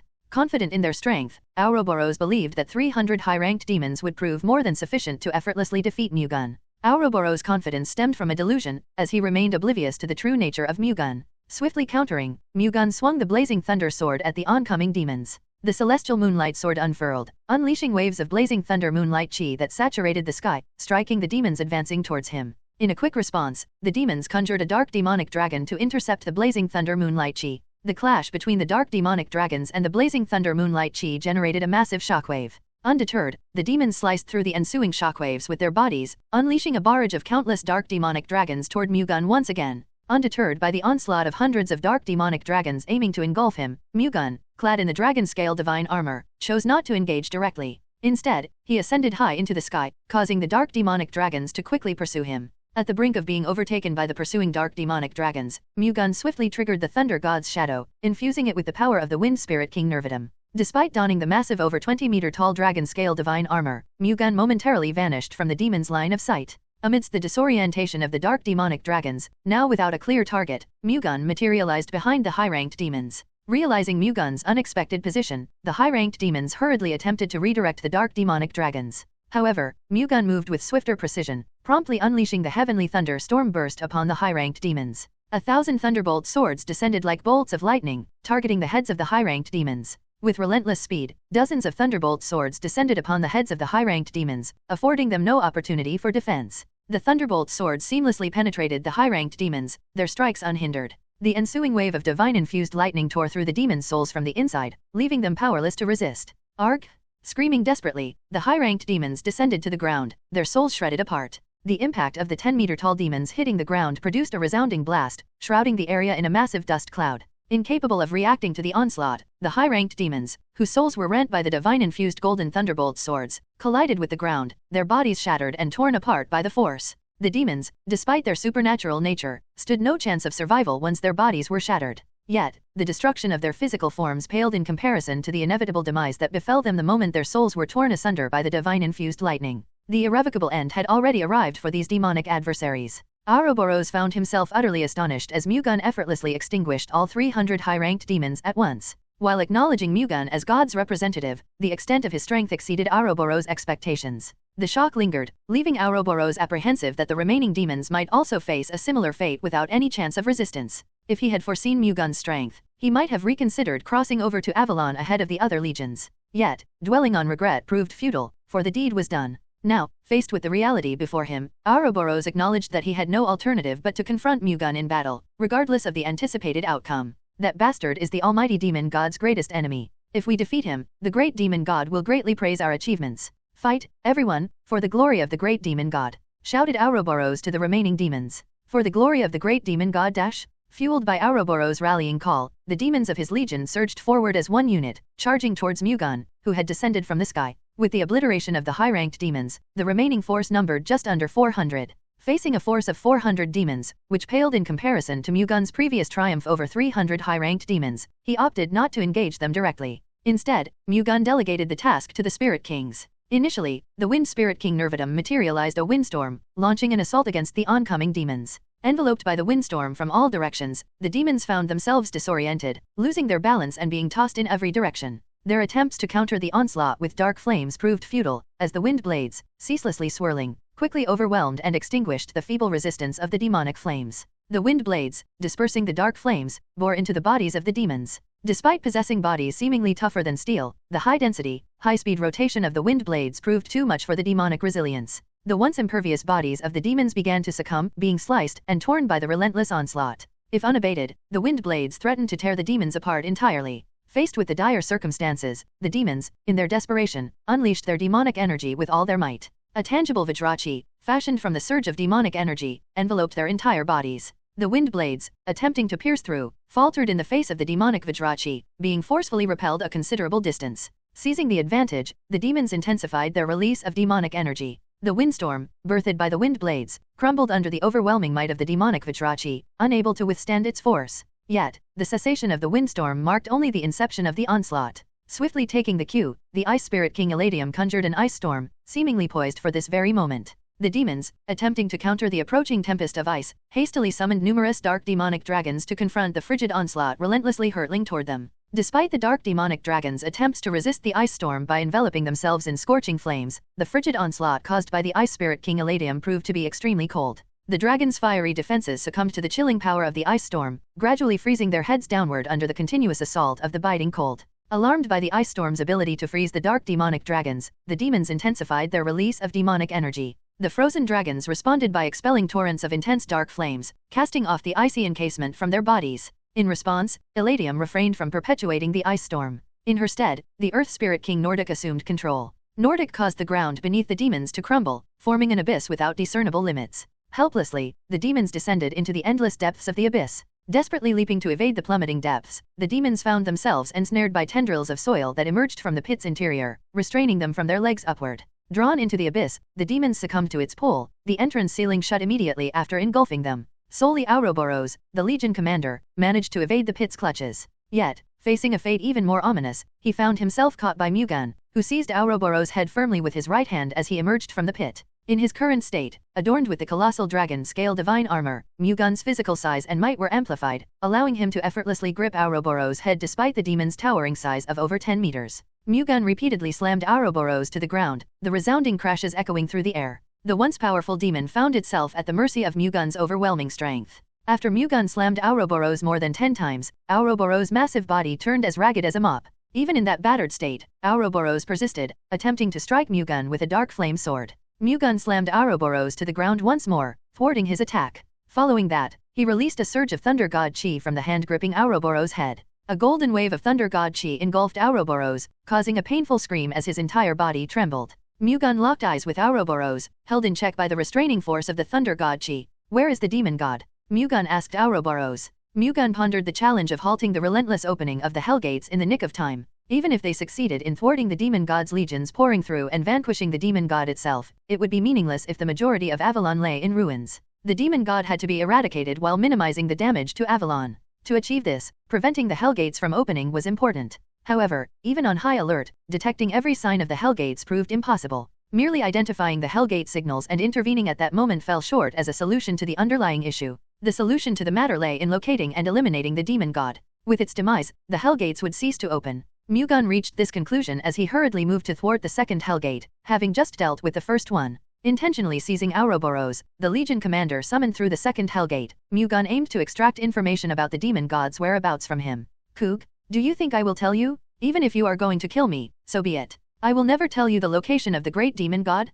shouted Ouroboros in pain with a distorted expression. "As expected, your loyalty to the demon god is great. However, even if your mouth does not speak, your memory is probably different," said Mu-Gun. What are you trying to do? I am going to absorb your demon heart and read the memory within it. Similar to monsters having mana hearts, demons possessed demon hearts. These served as cores for demonic energy, and by absorbing a demon heart, Mu-Gun could not only assimilate the demonic energy but also gain access to the memories held by the demon heart's owner. That's absolute nonsense. Are you implying that God's representative will absorb my demon heart, which possesses demonic divinity? If you do that, your divinity will collide with the demonic divinity, devouring your soul. I will find out once I try it. Disregarding Ouroboros' words, Mu-Gun reached for his chest. The left hand of the dragon scale divine armor effortlessly pierced through Ouroboros' chest. Upon withdrawal, a small blackish red marble emerged between his fingers, the demon heart, the very wellspring of demonic power. Having lost his demon heart, Ouroboros disintegrated into powder. Mu-Gun disengaged the dragon scale divine armor and then proceeded to inspect the demon heart he had acquired from Ouroboros.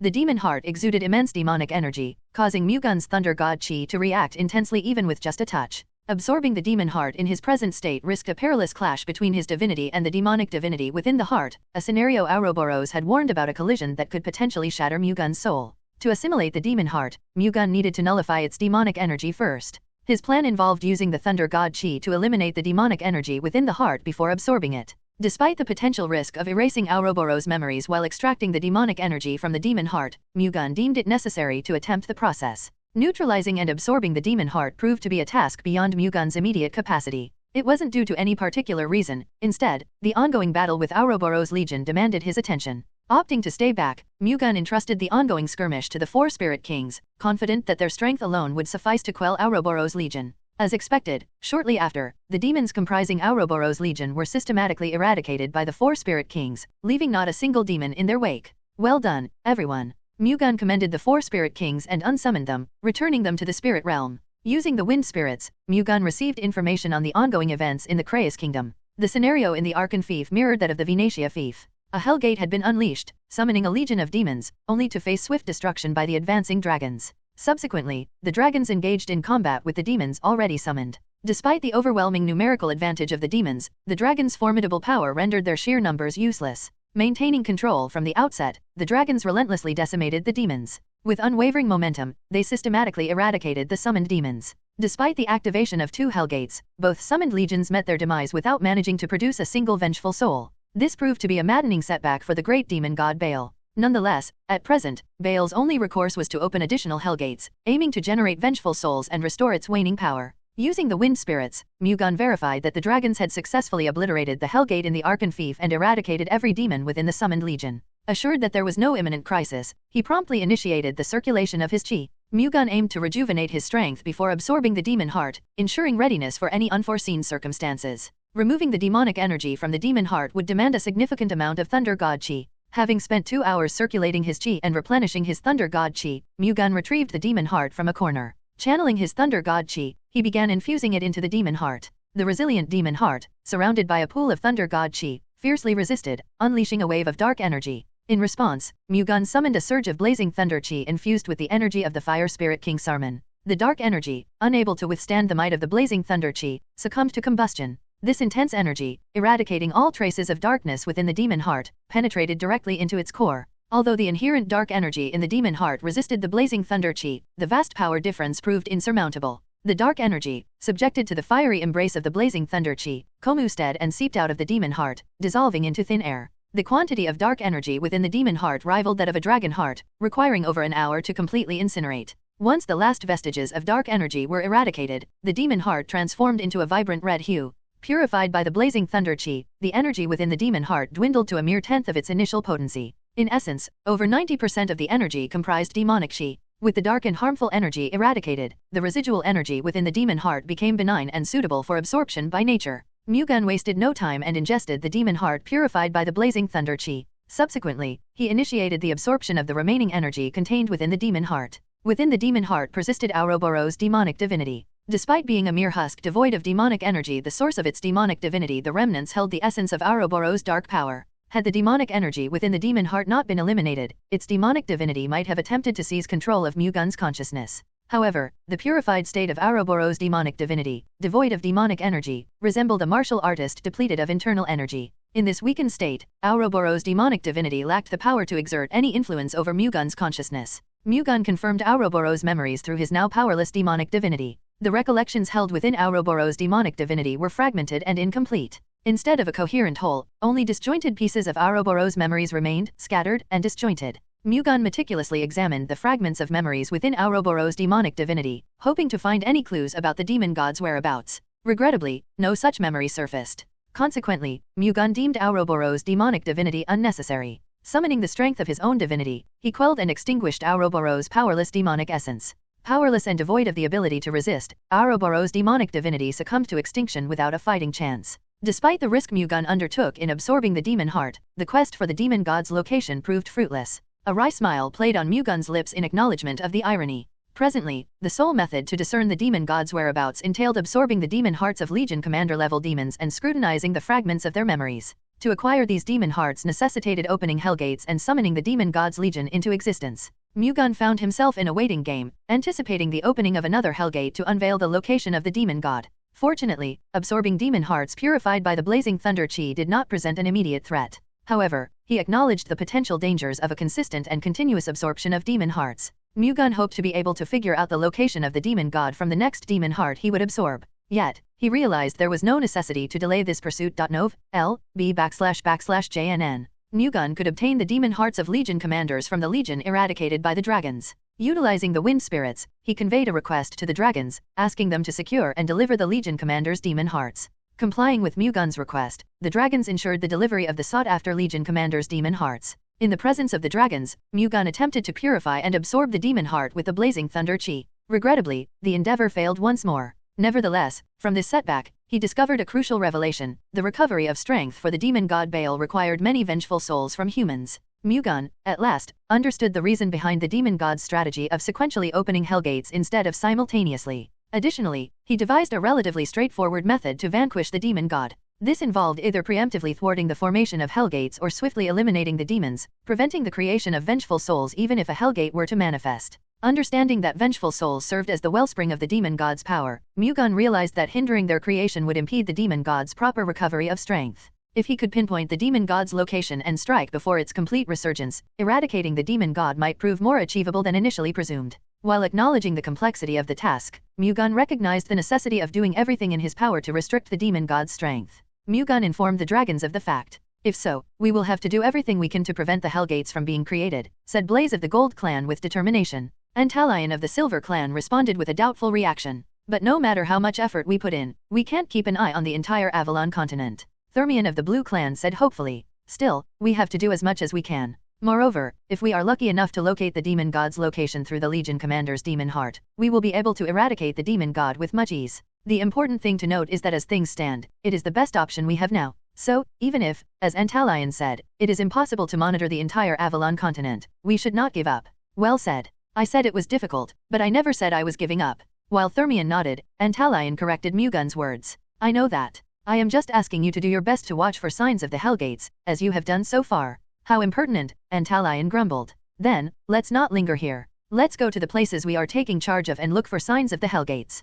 Mu-Gun and the dragons nodded at Blaze's words. Then, they dispersed to the respective nations they were in charge of monitoring. Meanwhile, the Avalon Order, the Paladins of the Upper Church, and the Elves, who had belatedly crossed over to the Pantheon Kingdom through the portal, verified that the battle had concluded. Dejectedly, they returned to the Pamir Empire's imperial city. Mu-Gun directed them to return to where they came from and remain vigilant for any indications of Hellgate activity. The Avalon Order and the Paladins of the Upper Church, lacking in swift mobility, required a considerable amount of time to reach a battlefield where a Hellgate was opened in a specific area. Evaluating the scenario after the creation of the Hellgates, it appeared more practical for these forces to remain on standby in the Pamir Empire's imperial city, ready to deploy promptly to the battlefield when a Hellgate manifested. Nevertheless, leaving them idle was not an option, especially when there was a shortage of personnel to monitor Hellgate activity. Furthermore, the delayed arrival of the Avalon Order and the Upper Church's paladins would likely have minimal impact on the overall course of the battle. Mu-Gun and the dragons were an important key to annihilating the demon god's legions. As Mu-Gun, the Spirit Kings, and the dragons dispersed to monitor the Avalon continent, the priests of the Demon Church geared up to open additional Hellgates. Aware of the continent-wide surveillance, the Demon Church's priests sought secret methods to initiate Hellgate openings without detection. Initially contemplating the option of opening Hellgates across multiple nations, the Demon Church's priests ultimately determined that concentrating their efforts on a single nation would heighten their chances of success. Mu-Gun, as God's representative, and the dragons were assigned to monitor individual nations. While the elves and knights contributed to the monitoring efforts, the primary focus was on Mu-Gun and the dragons' surveillance. Rather than devising a plan against the collective surveillance of Mu-Gun, the Spirit Kings, and the 6 dragons, the Demon Church's priests believed their chances of success were greater by targeting only one of them. After careful consideration, the Demon Church's priests settled on opening 5 Hellgates within the Albion Kingdom. Taking immediate action, they selected 5 fiefdoms within the Albion Kingdom for this purpose. The pivotal task at hand was the relocation of the Demon God Stones. These stones housed the demonic divinity of the demon god and emitted a potent surge of demonic energy. The demonic energy emitted was so potent that it could even be discerned by the keen senses of an expert knight. Excluding the dragons from the equation, there remained a substantial risk of detection by the Avalon Order if they were to relocate the demon god stones outright. Hence, finding a method to contain and prevent the leakage of the demonic energy from the demon god stones became imperative. The Demon Church's priests opted to utilize space stones, a commonplace choice for storing chevalier armors. These space stones were created by magically compressing a specific sized space and engraving it into a special stone. Items housed within the space stones were entirely isolated from the external environment, rendering them practically non-existent in the real world. Upon placement of the demon god stone within the space stone, the former ceased to exist in the tangible realm. Consequently, the demonic energy emanating from the demon god stone would no longer register in reality. A space stone proved to be the most flawless choice for concealing the demon god stone. By securing the demon god stone within the space stone, the Demon Church's priests managed to relocate without detection, as the demonic energy from the demon god stone remained contained. Additionally, each priest held a valid identity, allowing them to move discreetly throughout the Albion Kingdom's territory without arousing suspicion. Consequently, they initiated the installation of the Hellgate's magic circle in the 5 territories they had earlier designated.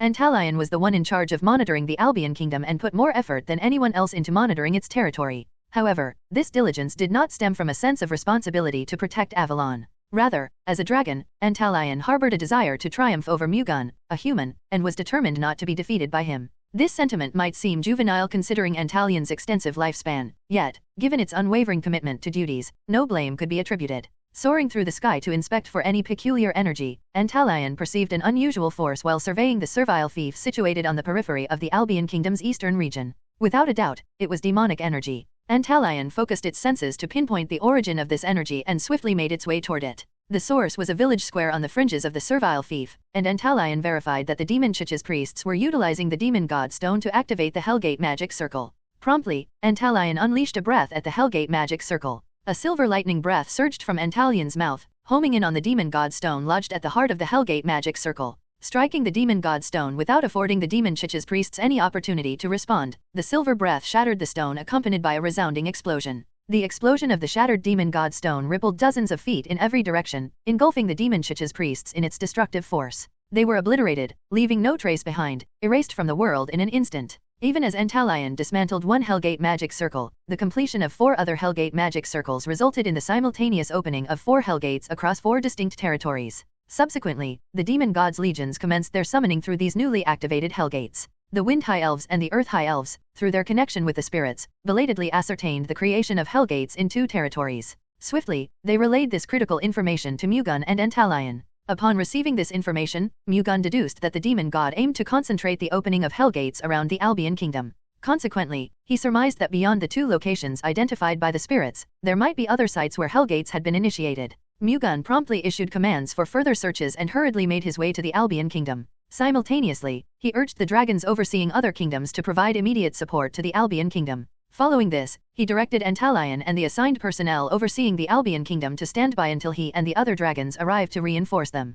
Despite the possibility of encountering high-ranked demons, Antalion considered the relatively recent opening of the Hellgates. He reasoned that, with the limited time since their summoning, the number of demons present would likely be sparse. Confident in his ability to handle a single Hellgate on his own, he held a divergent perspective on the situation. Defying Mu-Gun's instructions, Antalion proceeded independently. In contrast, the High Elves, the Avalon Knights, and the Upperchich's Paladins adhered faithfully to Mu-Gun's commands. Antalion, upon reaching the closest territory with an opened Hellgate, verified the presence of the Hellgate and assessed the number of summoned demons. There were slightly over 150 demons, all sporting black wings, a clear indication of their high-ranking status. Antalion found himself hesitating, unable to launch an immediate attack. The superior demons wielded power akin to that of a Grand Master. Regardless of a dragon's formidable strength, dealing with 150 Grand Master-ranked demons simultaneously presented a formidable challenge. Moreover, Legion commanders possessed demonic divinity, which could counter the dragon's divinity, adding another layer of concern to the situation.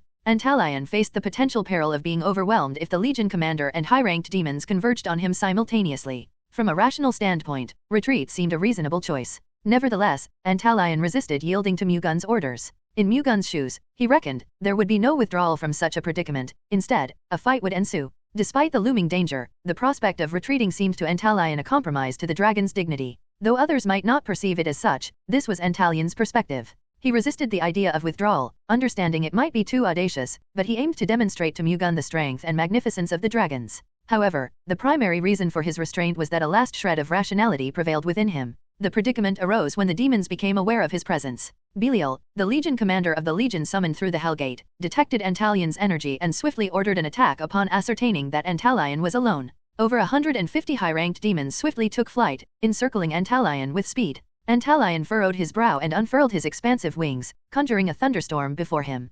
Simultaneously, he utilized the resulting recoil to pivot his body, swinging his tail in a defensive maneuver. The demons encircling Antalion from the front recoiled to evade the thunderstorm, conjuring a barrier of darkness to shield themselves. Simultaneously, those under assault from Antalion's tail retaliated by erecting a defensive shield of darkness. Explosions erupted both from the front and rear as the demons obstructing Antalion's strikes were forcefully repelled. Simultaneously, numerous dark flame spears descended from above Antalion. However, Antalion's assault did not reach all the demons, as those unaffected soared overhead and initiated a counterattack. The downward propelled dark flame spears pelted Antalion's body, resulting in an explosive impact. However, the resilient scales covering Antalion's body prevented the spears from penetrating. Instead, they triggered the spread of dark flames throughout Antalion's form. These dark flames signified the purification of demonic chi, causing severe damage to anything they touched. Antalion, too, experienced the infiltrating malevolence of the demonic chi within the dark flames, attempting to corrode his magical energy. Were it not for the protective divinity of the dragon god Bracant, dispelling the demonic chi threatening to erode his magical energy would have posed a formidable challenge.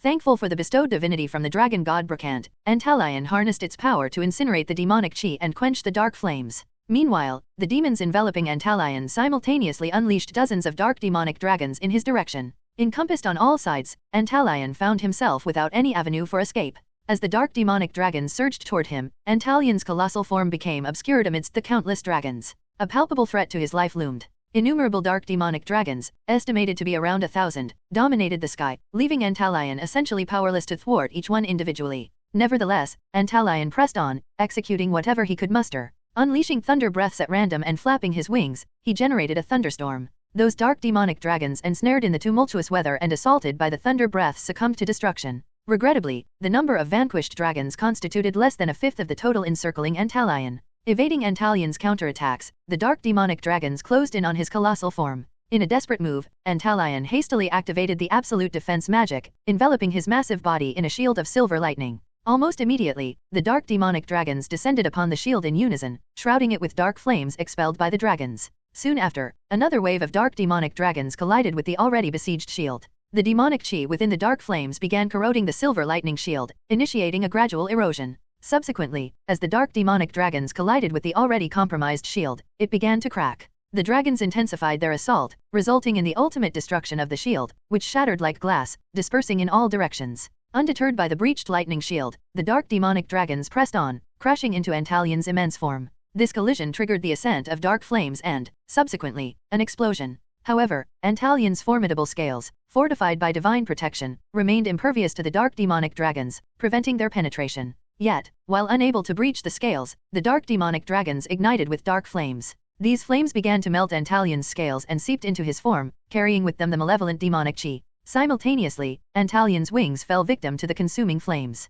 Antalion, engulfed in the dark flames, summoned his divinity in a desperate bid to withstand the onslaught. However, the flames had become so pervasive that they proved challenging to contain. The gravest consequence manifested in the uncontrollable spread of dark flames across his wings. Unlike the rest of his body, Antalion's wings lacked the protective covering of scales. Consequently, his wings succumbed to the relentless burn, causing Antalion to lose balance in the sky. In a dire predicament, he began falling toward the ground, his wings compromised and unable to support his massive form. As Antalion descended towards the ground, his fate seemingly sealed, the demons responded with another onslaught of dark demonic dragons aimed at putting an end to him. Antalion, witnessing the incoming wave of dragons, felt the impending certainty of his demise. In his current state, enveloped in dark flames and hurtling toward the ground, it seemed impossible for him to thwart the impending assault by the dark demonic dragons. In the throes of regret for disregarding Mu-Gun's counsel, Antalion braced himself for the impending onslaught. Suddenly, a colossal wind giant swiftly approached the falling dragon. This wind giant was none other than Nervidum, the wind spirit king. Mu-Gun, acting swiftly upon learning from the spirits that Antalion had taken matters into his own hands to obliterate the Hellgate, rushed to the scene. He arrived just in time to witness Antalion's descent, engulfed in dark flames. Upon witnessing Antalion's perilous descent, Mu-Gun swiftly invoked the wind spirit king Nervidum to intervene and rescue the fallen dragon. Responding to Mu-Gun's command, Nervidum promptly covered several kilometers in an accelerated flight, seizing Antalion mid-fall. Evading the dark demonic dragons descending from above, Nervidum maneuvered sideways to secure both his and Antalion's safety. Nervidum, grabbing Antalion who was much bigger than himself, cried out in horror as the dark flames spread to him. "Damn it! Do something about the demonic chi flames?" Responding swiftly to Mu-Gun's call, Eladium materialized into the shape of an ice giant. She directed a frigid ice storm toward Antalion and Nervidum, both shrouded in dark flames. As the icy tempest swept over them, the dark flames were immediately extinguished. Meanwhile, Nervidum clung to Antalion, whose wings were now charred and tattered, gently guiding them back to the earth below. After putting Antalion on the ground, he then said, "Heal yourself." There was a dragon tongue magic capable of curing wounds at once. If Antalion used that magic, he would be able to heal his tattered wings in no time. "Thank you." Antalion thanked Nervidum. "I am just following the orders of my contractor, so if you want to thank someone, thank my contractor." Expressing his discontent, Nervidum shifted his gaze towards the spirit kings engaged in battle against the demons. High above, the Fire Spirit King Sarman and the Ice Spirit King Eladium were contending with the formidable high-ranked demons that filled the skies. Upon Antalion's initial arrival at the scene, there were slightly over 150 high-ranked demons. Yet, during the skirmish with Antalion, another wave of 150 high-ranked demons had been summoned. This fresh horde was now launching an assault on Sarman and Eladium. Sarman and Eladium were visibly being pushed back by the high-ranked demons. Nervidum immediately soared into the sky, joining the fight. Suddenly, a huge explosion resonated from a different area. As Antalion directed his attention to the source, he observed the obliteration of the Hellgate, resulting in a catastrophic explosion that shredded the summoned demons in its wake. While Antalion didn't directly witness the Hellgate's destruction, it was unmistakable that Mu-Gun was behind it. Following the Spirit King's intervention to rescue Antalion and contend with the high-ranked demons, Mu-Gun took the initiative to eliminate the Hellgate. "You bastard!" Unable to avert the collapse of the Hellgate, Belial, the Legion commander, seethed with fury and lunged at Mu-Gun. In his wrath, he formed elongated tendrils of dark flames in both hands, launching a frenzied assault against Mu-Gun.N/O/Vel/B/Jn.C//OM.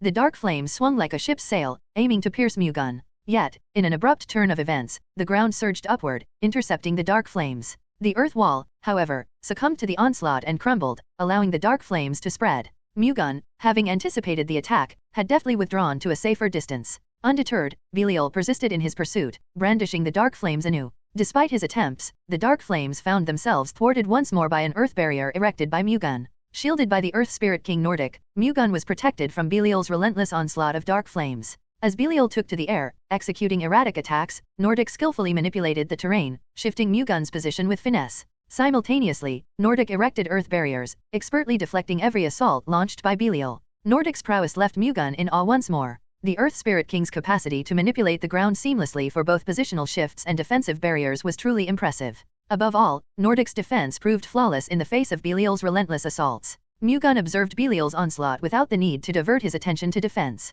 The Legion commander's attack, employing long whip-like dark flames in both hands, was so relentless and dense that finding a gap proved challenging. Despite his superior power, Mu-Gun couldn't let go of his martial artist instincts. Observing Belial's movements, he endeavored to identify a small opening in the relentless assault. After scrutiny, Mu-Gun eventually pinpointed a minuscule gap in Belial's onslaught. Without hesitation, Mu-Gun lunged forward. The dragon-scale divine armor on his body pierced through the dark flames Belial wielded, effortlessly navigating through and rapidly closing in on the demon. Caught off guard, Belial attempted to withdraw, but Mu-Gun's swift hands outpaced his evasion. Mu-Gun's hand, enlarged by the dragon-scale divine armor he wore, firmly clasped Belial's head. Despite his obscured face, Belial fought back, swinging dark flames in an attempt to free himself from Mu-Gun's grip. Mu-Gun conjured a surge of lightning, temporarily immobilizing Belial's nervous system. The arms that had been wielding dark flames dropped abruptly, bringing a halt to Belial's assault on Mu-Gun. Having thwarted Belial's assault, Mu-Gun lifted Belial's face to meet his gaze, holding it firmly. Simultaneously, he reached out with his other hand, aiming for Belial's chest.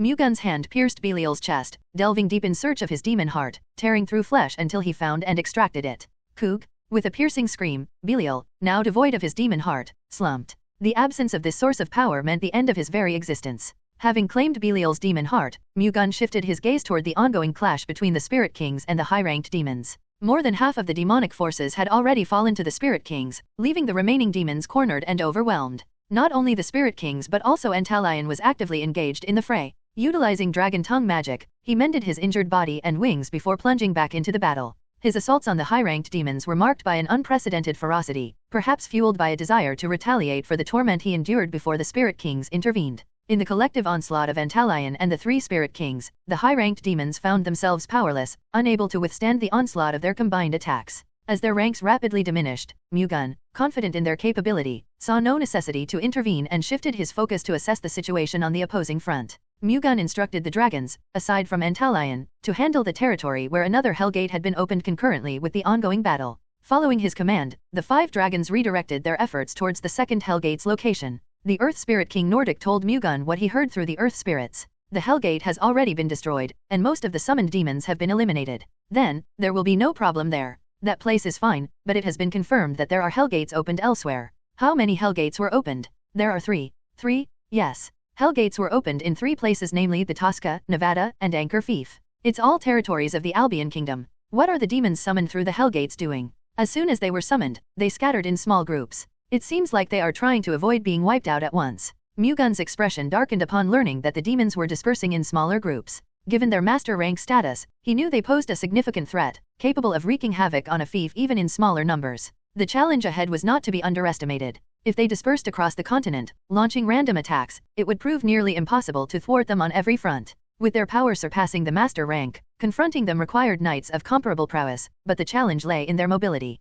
The demons, swift in their strikes, aimed to elude pursuit by moving promptly after each attack. There was a silver lining: pursuing ordinary demons could be done through the portal. However, when it came to the high-ranked demons equipped with wings, only Mu-Gun, the dragons, and the wind elves possessed the capability to chase them effectively, thanks to their swift movement abilities even without relying on a portal. Despite their abilities, relying solely on Mu-Gun, the dragons, and the wind elves to pursue all the high-ranked demons emerging from the 3 Hellgates had its limitations. While it was conceivable to eliminate them eventually, the process was bound to be time-consuming. With every passing moment, the Avalon continent would bear the brunt of increasing damage. They were wiped out a few times, so they are using their brains now. For starters, please track the demons through the Earth Spirits. I am already doing that. But there are so many demon groups that it is impossible to track all of them. That can't be helped. Please try to do as much as you can first. Also, please tell the dragons about it, and ask them to deal with the high-ranked demons that can be tracked first. Okay. After giving Nordic instructions, Mu-Gun summoned 100 Thunderbolt swords. Feeling the urgency of the situation, he recognized the need for his direct involvement, especially with the constraints on leaving the responsibility solely to Antalion and the Spirit Kings. Without hesitation, Mu-Gun unleashed the Thunderbolt swords upon the airborne demons. 100 Thunderbolt swords streaked across the sky in a swift blur. Occupied with fending off Antalion and the Spirit Kings, the demons were caught off guard, unable to react to the impending onslaught of the Thunderbolt swords despite their awareness of the imminent threat. The Thunderbolt swords bore through the demons' resilient bodies. Then, they circled through the air before striking once more. The cycle persisted, each successive thrust drilling holes into the demons' forms, leaving a visible mark with each repetition. The demons, riddled with holes from the relentless assault of the Thunderbolt swords, found themselves incapacitated. Subsequent attacks from Antalion and the Spirit King sealed their fate, ultimately wiping them out. With the demons eradicated, Mu-Gun dismissed the Spirit Kings. Following this, he prioritized replenishing his internal energy by first circulating his chi. Despite the urgency of the situation, Mu-Gun recognized the indispensability of maintaining his internal energy for effective combat. Antalion waited by Mu-Gun's side until he recovered his strength. Antalion also used up a lot of energy. However, the dragon's mana heart could restore mana on its own even if they didn't do anything. Antalion observed Mu-Gun with a mix of emotions as the latter circulated his chi. Mu-Gun had released the dragons from God's boundary and even intervened to save Antalion's life. The gratitude Antalion felt towards Mu-Gun surpassed that towards anyone else. Previously, Antalion had downplayed Mu-Gun, viewing him as a mere human who lucked into God's favor and strength. Antalion's decision to disregard Mu-Gun's words and tackle the Hellgate alone stemmed from the lingering hostility he harbored towards Mu-Gun. Nevertheless, Mu-Gun had gone above and beyond to rescue him. Of course, Mu-Gun must have saved Antalion because he was essential to eradicate the demon god and to protect Avalon, rather than because he valued Antalion. Still, Antalion was grateful. Recognizing Mu-Gun's indispensable role, Antalion resolved to express his thanks once Mu-Gun completed the circulation of his chi. It took Mu-Gun an hour to finish the process. Antalion spoke hesitantly to Mu-Gun as he was getting up. "Thank you. I will not forget your kindness this time." When Antalion, who had always treated him with an unfriendly attitude, thanked him hesitantly, Mu-Gun tried to hold back his laughter and replied, "I only did what was needed for a comrade. Also, I am glad I arrived on time. I was worried about what would happen if I couldn't save you in time. Do you not think I deserved it because I acted arbitrarily?" I don't feel that way at all because I know that you did it for the sake of protecting Avalon. Ahem, in any case, I apologize for making things complicated by acting arbitrarily this time. I will follow your words from now on. Thank you. Then, let's go catch the scattered demons for now. Alright. Upon receiving intel from the spirits tracking the demons, Mu-Gun and Antalion wasted no time in springing into action. Simultaneously, the other dragons, having obliterated the remaining Hellgates, swiftly joined the pursuit of the elusive demons. Mu-Gun and the dragons concentrated their efforts on chasing down the high-ranked demons, particularly those with wings that afforded them swift mobility. Dealing with the wingless normal demons fell to the Avalon Knights, the paladins of the Upper Church, and the elves. Despite lacking wings, these ordinary demons still wielded power equivalent to that of a Master Knight. Dealing with the demons in large groups would have posed a challenge for the Avalon Knights and the Upper Church's paladins. Fortunately, the demons chose to move in smaller groups, inadvertently playing into the advantage of the knights and paladins. The manageable size of these demon groups allowed for effective division of forces. Additionally, the presence of a substantial number of Grand Masters among the ranks of the Avalon Order and the Upper Church's paladins further bolstered their ability to confront the demonic threat. As the key members faced the demons head-on, the outcome was a resounding defeat for the demonic forces. However, the demons were not passive victims, they cunningly spread out across a vast area. Dealing with them collectively, even with the combined efforts of Mu-Gun, the dragons, the elves, and the knights, proved an insurmountable challenge given the demons' strategic dispersal. Evading the relentless pursuit, certain demons resorted to random attacks on unsuspecting humans. With each demon possessing at least a master rank, even in small groups, their destructive potential was immense. In less than a day, a county could be laid to waste by these demons, despite their small numbers, showcasing the devastating impact of their assaults. Despite the determined efforts of Avalon's guardian forces, led by Mu-Gun, the task of defending every corner proved impossible, resulting in escalating damage over time.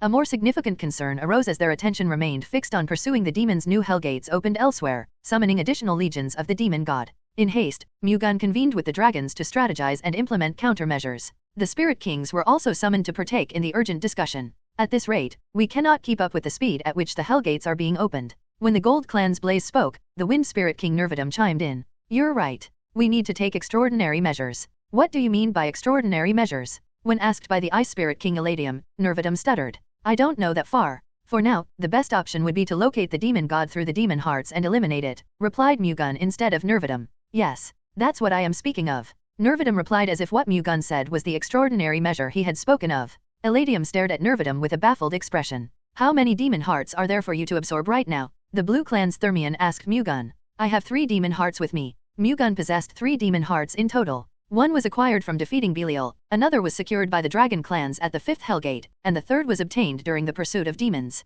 However, Mu-Gun refrained from absorbing these demon hearts as he couldn't afford to do so while actively tracking down and eliminating the demonic threat. It would be a big problem if the demon god's location is not within the memories of those 3 demon hearts. We have to hope that there will be a memory fragment that contains the location of the demon god.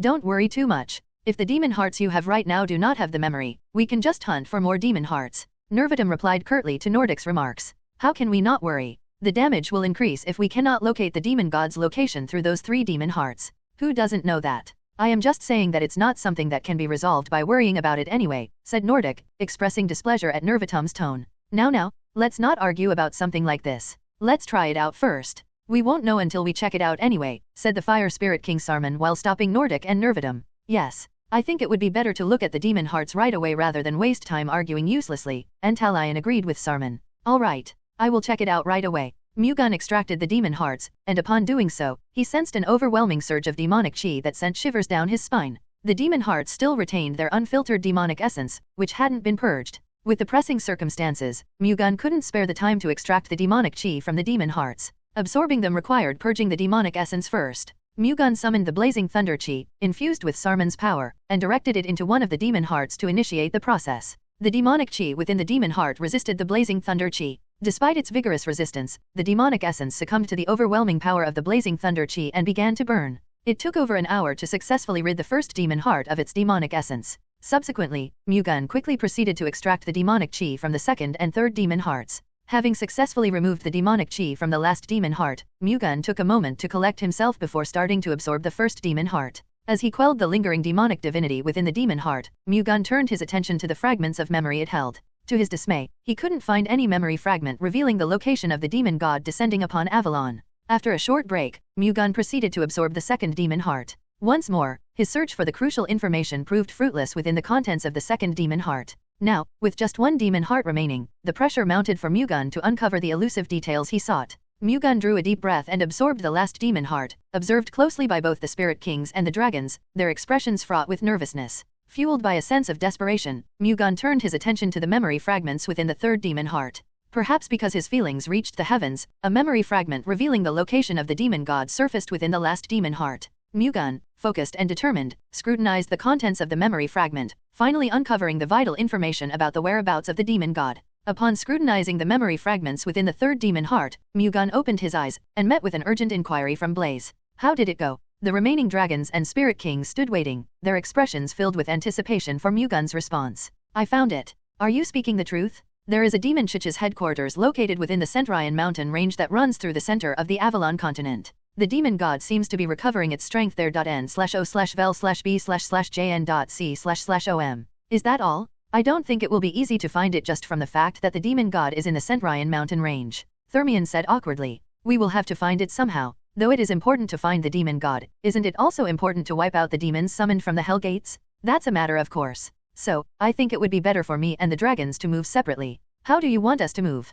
Me and the spirit kings will find the demon god in the Centurion mountain range. Meanwhile, I would like the dragons to track down the demons and eliminate them, exactly as you are doing now. I think that's a good idea. The dragons all agreed with Mu-Gun's opinion. Then, they set out immediately. The dragons left to chase after the demons. Left on his own, Mu-Gun set off directly towards the Centurion mountain range. This mountain range stood proudly at the heart of the Avalon continent. While not as expansive as the four grand mountain ranges encircling the continent, it claimed the title of being the highest one within its borders. The Centurion mountain range held an abundance of underground resources, earning its reputation as a resource haven. The Pamir Empire owed its current position to the wealth amassed from extracting valuable resources within these mountains. Consequently, the Pamir Empire exercised stringent control over the Centurion mountain range. Yet, no one could have foreseen that the headquarters of the demon church resided within the Centurion mountain range, harboring the presence of the demon god. The proverb, "It is darkest under the lighting," proved fitting for this unexpected twist of events. Upon reaching the Centurion mountain range, Mu-Gun paid a visit to Rasael Hikarian, the commander of the Centurion mountain corps responsible for overseeing the region. Welcome. But why has God's representative come to this shabby place? Although Rasael held the noble status of a knight in the Pamir Empire, he extended utmost courtesy as he inquired about Mu-Gun's purpose for the visit. Amid the chaos caused by the descent of the demon god and the summoning of legions to bring ruin upon the Avalon continent, Mu-Gun, as the representative of God, stood as the savior destined to rescue the continent. Indeed, with Mu-Gun's remarkable feats gaining widespread recognition, the entirety of the Avalon continent held him in reverence as God's representative. Their collective hope rested on Mu-Gun's shoulders, for his triumph over the demon god and the salvation of the Avalon continent. Mu-Gun's standing in the Avalon continent surpassed even that of the Pamir Empire's emperor. Given this elevated status, it was only natural for Rasael to treat Mu-Gun with the utmost politeness. I have received information that the demon chich's headquarters is within the Centurion mountain range. N/O/vel/B/n.c//om. Are you speaking the truth? Rasael looked at Mu-Gun in disbelief. It is reliable information. Speaking of which, is there perhaps a place you are suspicious of? Well, as far as I remember, there isn't any place particularly suspicious. Still, I really can't believe it. The rangers of the Centurion Mountain Corps are heavily monitoring the area, so I can't believe that the demon chich's headquarters was built here. Although the Centurion Mountain Corps rangers are outstanding, it would not have been easy to notice the group's movement worshipping the demon god. In any case, seeing that the rangers did not catch on to their movements, the demon chich's headquarters is likely located in a hidden place that is not exposed to the outside world. Mu-Gun replied. Rather than just a hidden place, I think it is likely located in an unthinkable place, like deep underground. Certainly, if it was hidden deep underground, no matter how outstanding the rangers are, it would have been hard to find them, Mu-Gun said in agreement. That's probably the case unless they knew in advance. Then, as you said, we would probably have to search deep underground. Mu-Gun opined. Do you have a way to search deep underground? Rasael asked worryingly. With the earth spirits, it would be possible to search even if it is underground. The earth spirits? That would probably work. Then, is there anything else that our Centurion Mountain Corps can do to help? I would like the Centurion Mountain Corps to check whether there are any entrances leading underground around the mountain range, Mu-Gun replied. The surroundings instead of inside the mountain range? Rasael tilted his head, seemingly not understanding. If the demon chich's headquarters is located here, the demon chich's priests would frequently come in and out of the mountain range. I guess so. But the fact that their whereabouts had yet to be discovered until now means that they used a route that the Mountain Corps rangers could not monitor. If they moved underground, the rangers' surveillance would have been useless, Rasael said in agreement. That's right. So please take a look around the mountain range. Meanwhile, I will search inside the mountain range. Understood. I will move right away. At Mu-Gun's instructions, Rasail began to search around the Centurion mountain range with the Mountain Core Rangers. Meanwhile, Mu-Gun called upon the Earth Spirit King and Wind Spirit King to explore the depths of the Centurion mountain range. The Earth Spirit King took charge of subterranean exploration, while the Wind Spirit King handled matters above ground. Mu-Gun opted not to summon the Ice Spirit King and the Fire Spirit King, as their abilities were less suited for effective searching. Summoning the Ice Spirit King and the Fire Spirit King was deemed unnecessary, as there was no need to expend Mu-Gun's internal energy without cause. In line with Rasail's insight, the Demon Church's headquarters was presumed to be underground. Despite Mu-Gun's extraordinary abilities, searching beneath the surface was beyond his capabilities. Consequently, Mu-Gun refrained from participating in the search. Certainly, even if the adversaries concealed themselves underground, their demonic energy would not escape Mu-Gun's notice had he concentrated on it. Nevertheless, opting for the more efficient approach, Mu-Gun relied on the Earth Spirits, adept at direct underground exploration. Engaging in the search alongside the summoned Spirit Kings would escalate the depletion of Mu-Gun's internal energy, requiring more frequent circulation of his chi. Opting for efficiency, Mu-Gun chose to minimize the frequency of chi circulation and entrusted the Earth Spirits with prolonged underground exploration. As the Wind Spirit King scoured the skies and the Earth Spirit King delved into the ground, the Centurion Mountain Core's Rangers meticulously combed the area for any subterranean entrances in the vicinity of the Centurion Mountain Range. Despite their efforts over 1, 2, and 3 days, no substantial results surfaced. Both the Wind Spirit King and Earth Spirit King came up empty-handed. Despite the earnest efforts of the Earth and Wind Spirits, the expansive Centurion Mountain Range proved too vast for a quick search within just a few days.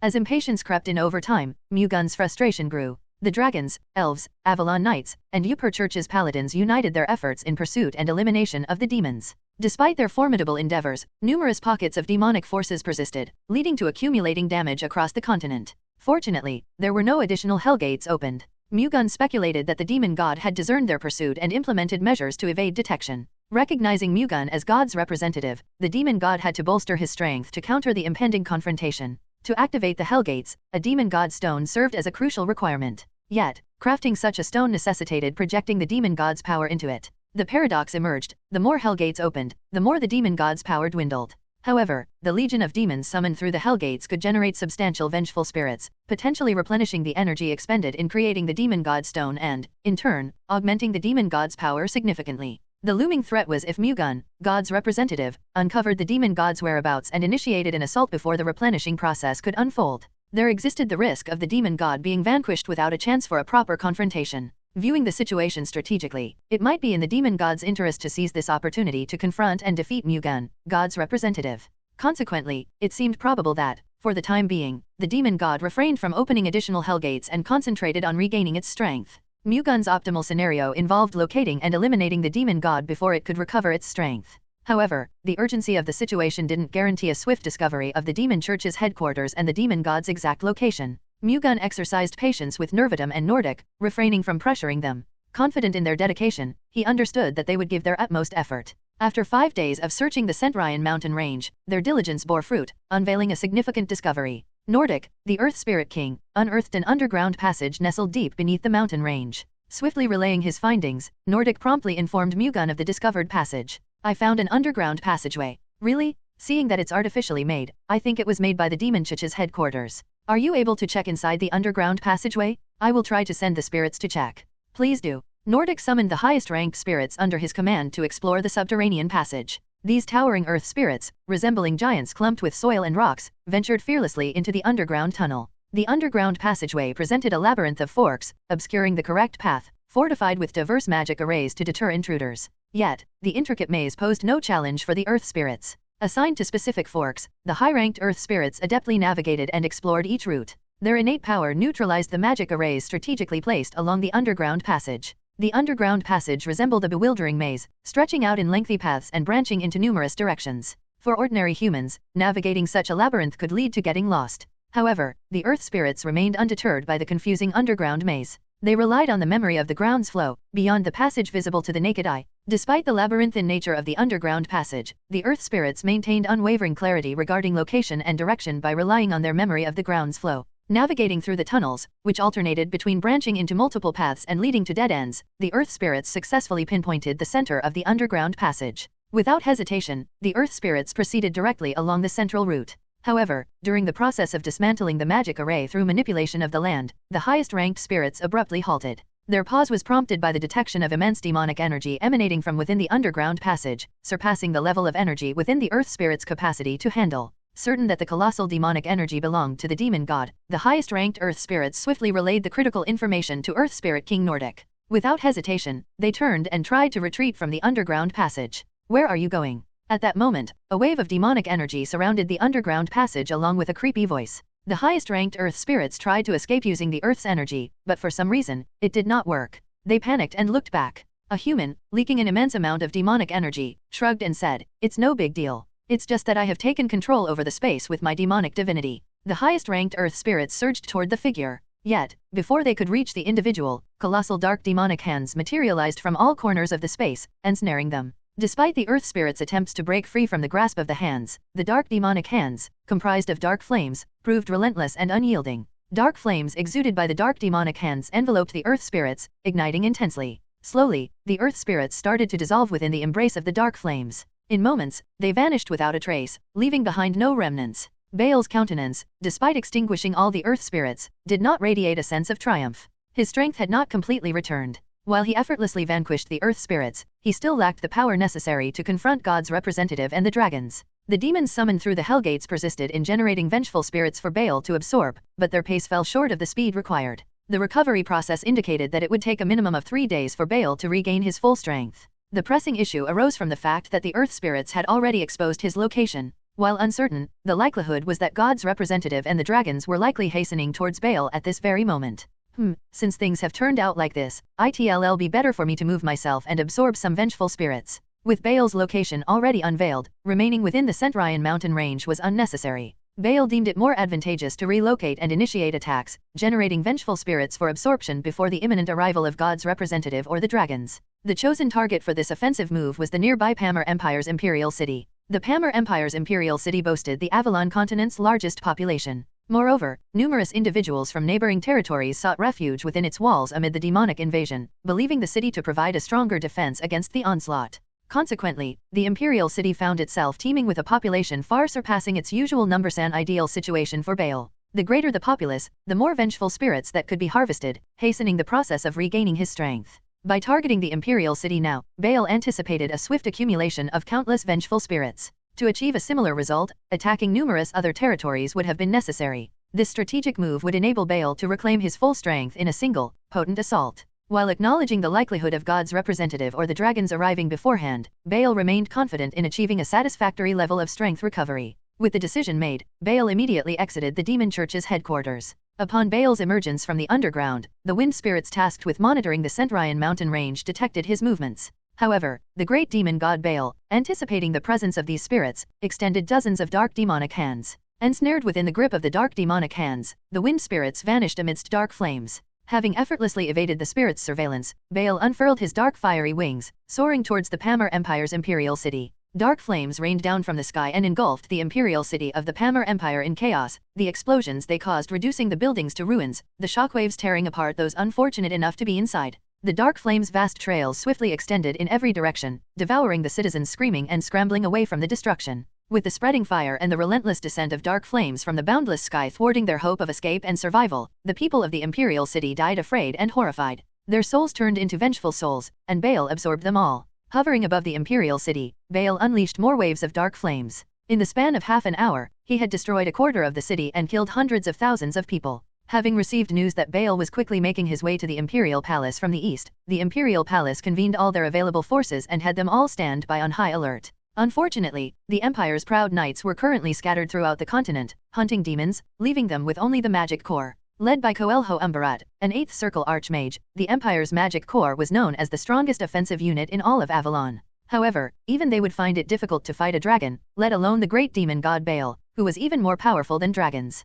Considering they would never be able to stop him, the best they could do was hold him off until Mu-Gun and the dragons reached the imperial palace. Meanwhile, the core nobles, including Emperor Pamir IV, pondered whether to leave now or see this battle through and share their fate with the Empire. The majority of the nobles argued that they should escape while they still had the chance, but Pamir thought differently. His pride as the emperor refused to let him flee and abandon the imperial palace. Hence, despite knowing they were no match against Baal, he chose to stay and fight. Left with no other choice but to bite the bullet and stand their ground as well, the other nobles desperately prayed for Mu-Gun and the dragons to arrive in time. Upon receiving word about Bael's location and movements, Mu-Gun and the dragons made their way to the Imperial City as fast as they could. Since it wasn't too far from the Centurion mountain range, it did not take long for them to reach their destination. Their expressions stiffened when they arrived. The Imperial City had been completely devastated. The demon god seems to have recovered more power than we thought. Antalion sounded quite stiff. Blaze was no different. Nov. L.B//JNN. The problem is that the demon god is still quickly recovering his strength even at this moment. Looking around, Thermion realized they were running out of time. We have to defeat the demon god before he can absorb more vengeful souls and recover all his strength. If that happens, it will be difficult to defeat him. We have to be prepared for the worst-case scenario. Don't worry too much. No matter how powerful the demon god is, for as long as you, God's representative, and we, the dragons, fight with our lives on the line, we should have a chance to kill him. I'm not worried. After all, I have you dragons with me. Now, then, it's time we take him down. Stealing their resolve, Mu-Gun and the dragons chased after their target. Shortly after their preparation for the incoming invasion, Archmage Coelho and his 200 wizards, who were on the eastern outer walls of the Imperial Palace, noticed a figure with dark fiery wings flying toward them. Demon god Bael was closing in on them. The demon god is here? Prepare to cast the strongest magic you know, Coelho shouted at the wizards. He then began to prepare a magic spell. Once Bael was close enough, Coelho and the 200 wizards simultaneously fired fifth circle or stronger spells toward him.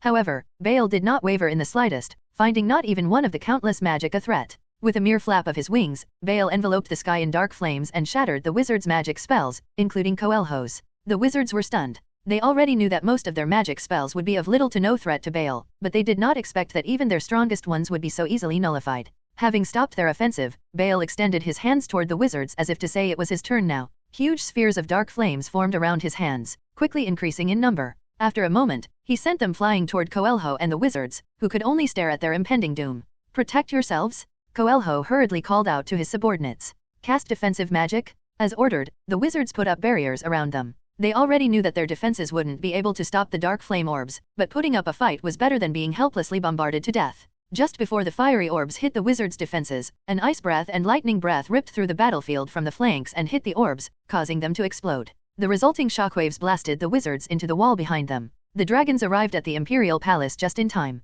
The wizards looked shocked and could no longer stand back up, but they didn't seem to be in critical condition. While the blue and silver dragons blocked the dark flame orbs, Mu-Gun and the others launched a counterattack. The four dragons unleashed their breaths at Bael from different directions. In response, Bael immediately wrapped his wings around him, preventing any of the attacks from hitting him. A wave of dark flames then rose from his wings and deflected the breaths with ease. Mu-Gun merged with Wind Spirit King Nervidum. He then conjured a thunderous wind sword, an infinite thunder sword imbued with wind energy, and used it to attack the demon god. Created with the energy of a thunderstorm, the sword fell on Bael faster than light itself. As soon as Bael noticed it, he quickly raised his hands and fired dark flames from his palms. The flames turned into a huge shield and blocked the attack. The thunderous wing sword burrowed in and threatened to break the dark flame shield. However, when the shield discharged a wave of dark flames, the sword was deflected upward. Not long after, the dark flames transformed into a huge demonic dragon and pounced at Mu-Gun. In response, Mu-Gun quickly relinquished Wind Spirit King Nervitum's power and borrowed the power of Ice Spirit King Eladium, turning the thunderous wind sword into a frost lightning sword.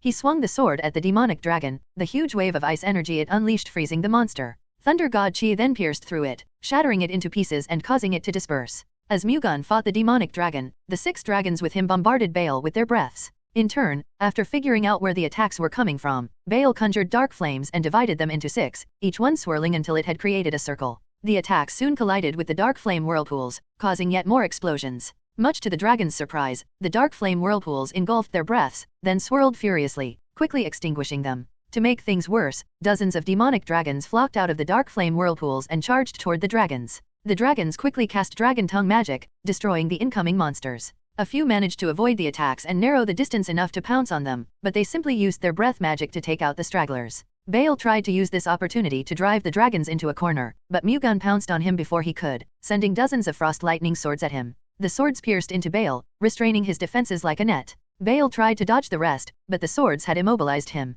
Hence, he twisted in midair instead, discharging tornado-like dark flames and blasting all the swords away using them. He then sent all of them after Mu-Gun, the space in their path distorting. Mu-Gun set the frost lightning swords aside and unleashed dozens of thunderous wind swords. Powerful wind energy stabbed into the dark flame tornado, causing it to crack, distort, and, eventually explode. The demon god was deeply impressed by Mu-Gun's ability to freely imbue the Spirit King's power in the infinite thunder swords. "You have the powers of both Spirit God Vahara and Sky God Upur? Fascinating," Bael said. yet you still effortlessly defended against our offensive. I expected nothing less from you, Mu-Gun replied. The demon god was an enemy, but that didn't mean he had to turn a blind eye to how powerful Bael was. Would you like to join my side? Considering how strong you are, I wouldn't mind appointing you as my second in command. I refuse. I do not like working under anyone. I see. That's a pity. You leave me no choice but to eliminate you, the demon god said indifferently. There is no need to pity me. You'll be the one who will soon be eradicated, not me. Kahaha, do you really believe you are capable of such a feat?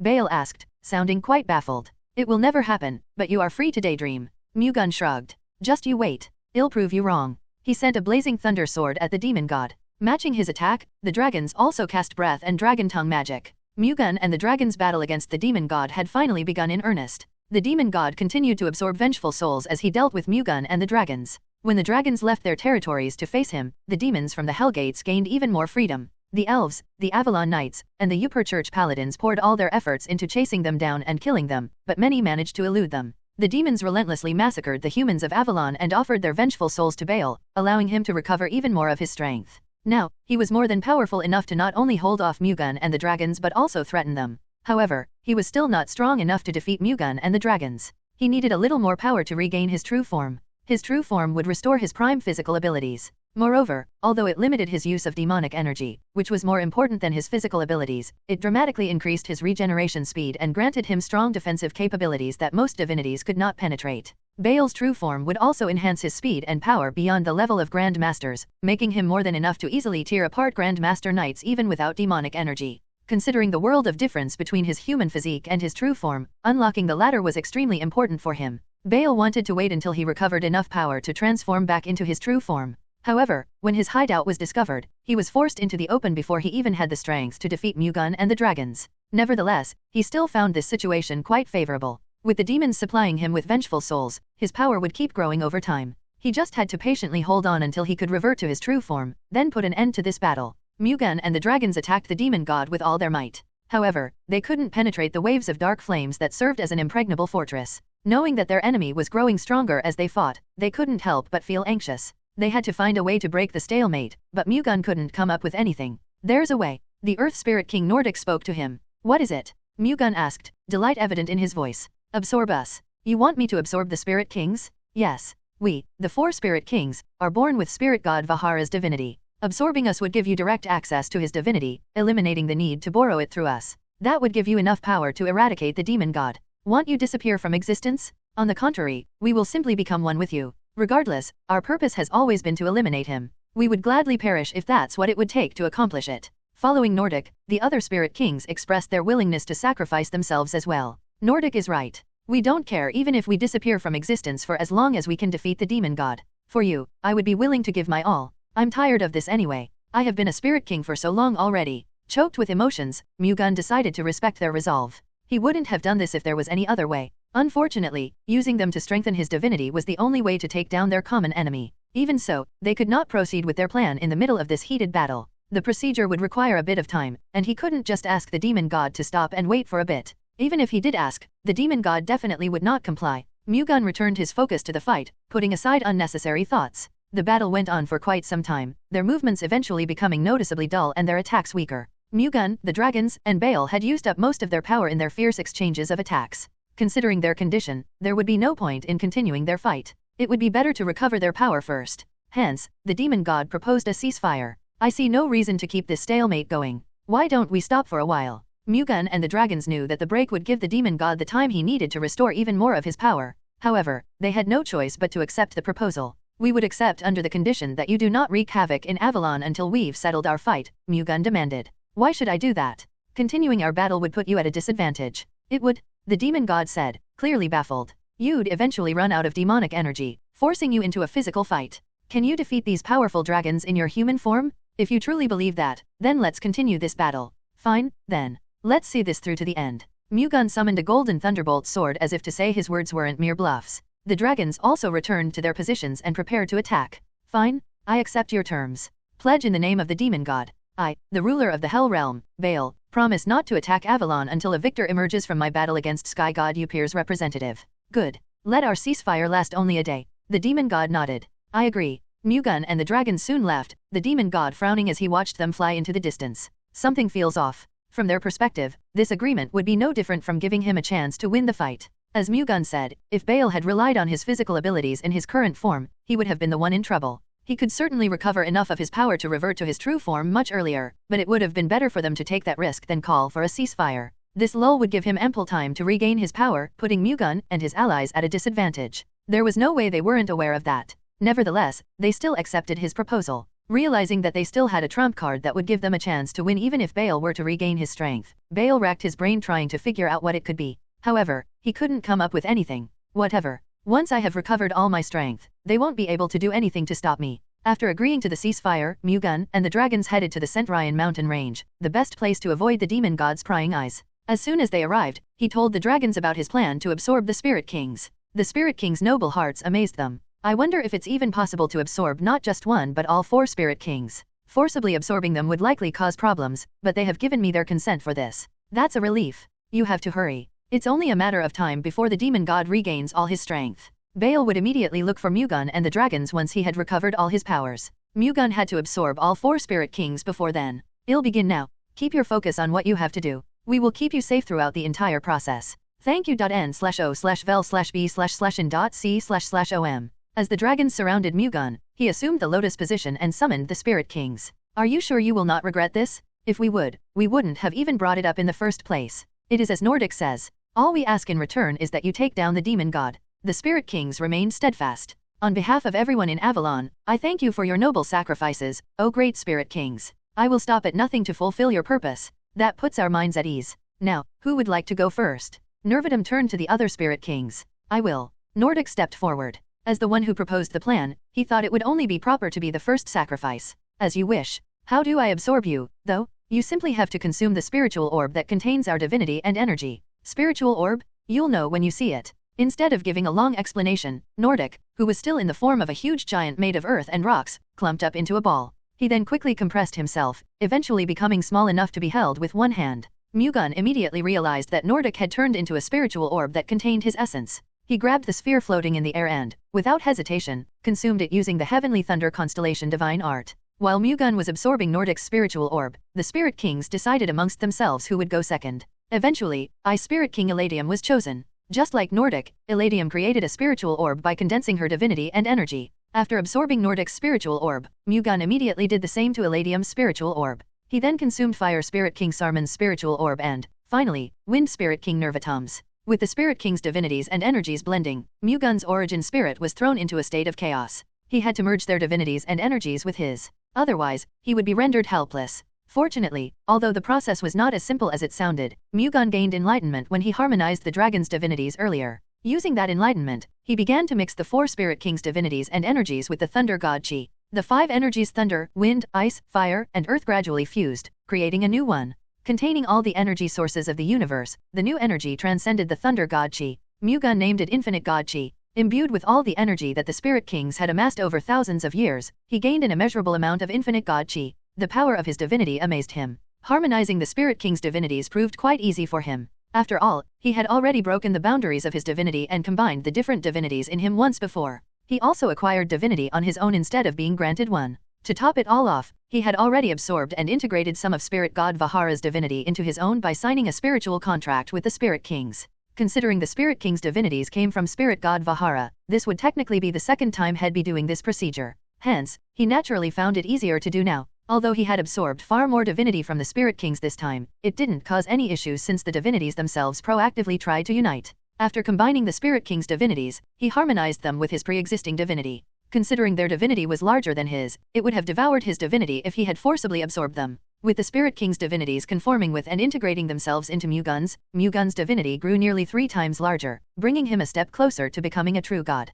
However, Mu-Gun couldn't really care less about it. All that mattered to him was the obliteration of the demon god and getting to return to the central plains. The dragons watched with nervous expressions as Mu-Gun absorbed and harmonized the Spirit King's divinities, knowing full well that their victory against the demon god depended on his success. If he failed or ran out of time, defeating the demon god, who would have fully recovered by then, would prove impossible. The dragons wanted to help Mu-Gun but had no means to. He had to solve this on his own. Much to their relief, the longer they waited, the more his energy stabilized. It was proof that the process was going smoothly. The problem was time. If the demon god appeared before Mu-Gun was done, they would be helplessly wiped out. The one-day ceasefire they had agreed on was almost over. Once the demon god recovered all his power, he would definitely come looking for them. The dragons prayed earnestly for Mu-Gun to succeed before their enemy could find them. However, their prayers did not reach the heavens. While waiting, they sensed huge amounts of energy rapidly approaching the Centurion mountain range. The dragons had no doubt that it belonged to the demon god. Sure enough, the demon god soon came into view, flying from the distance with his dark fiery wings spread out.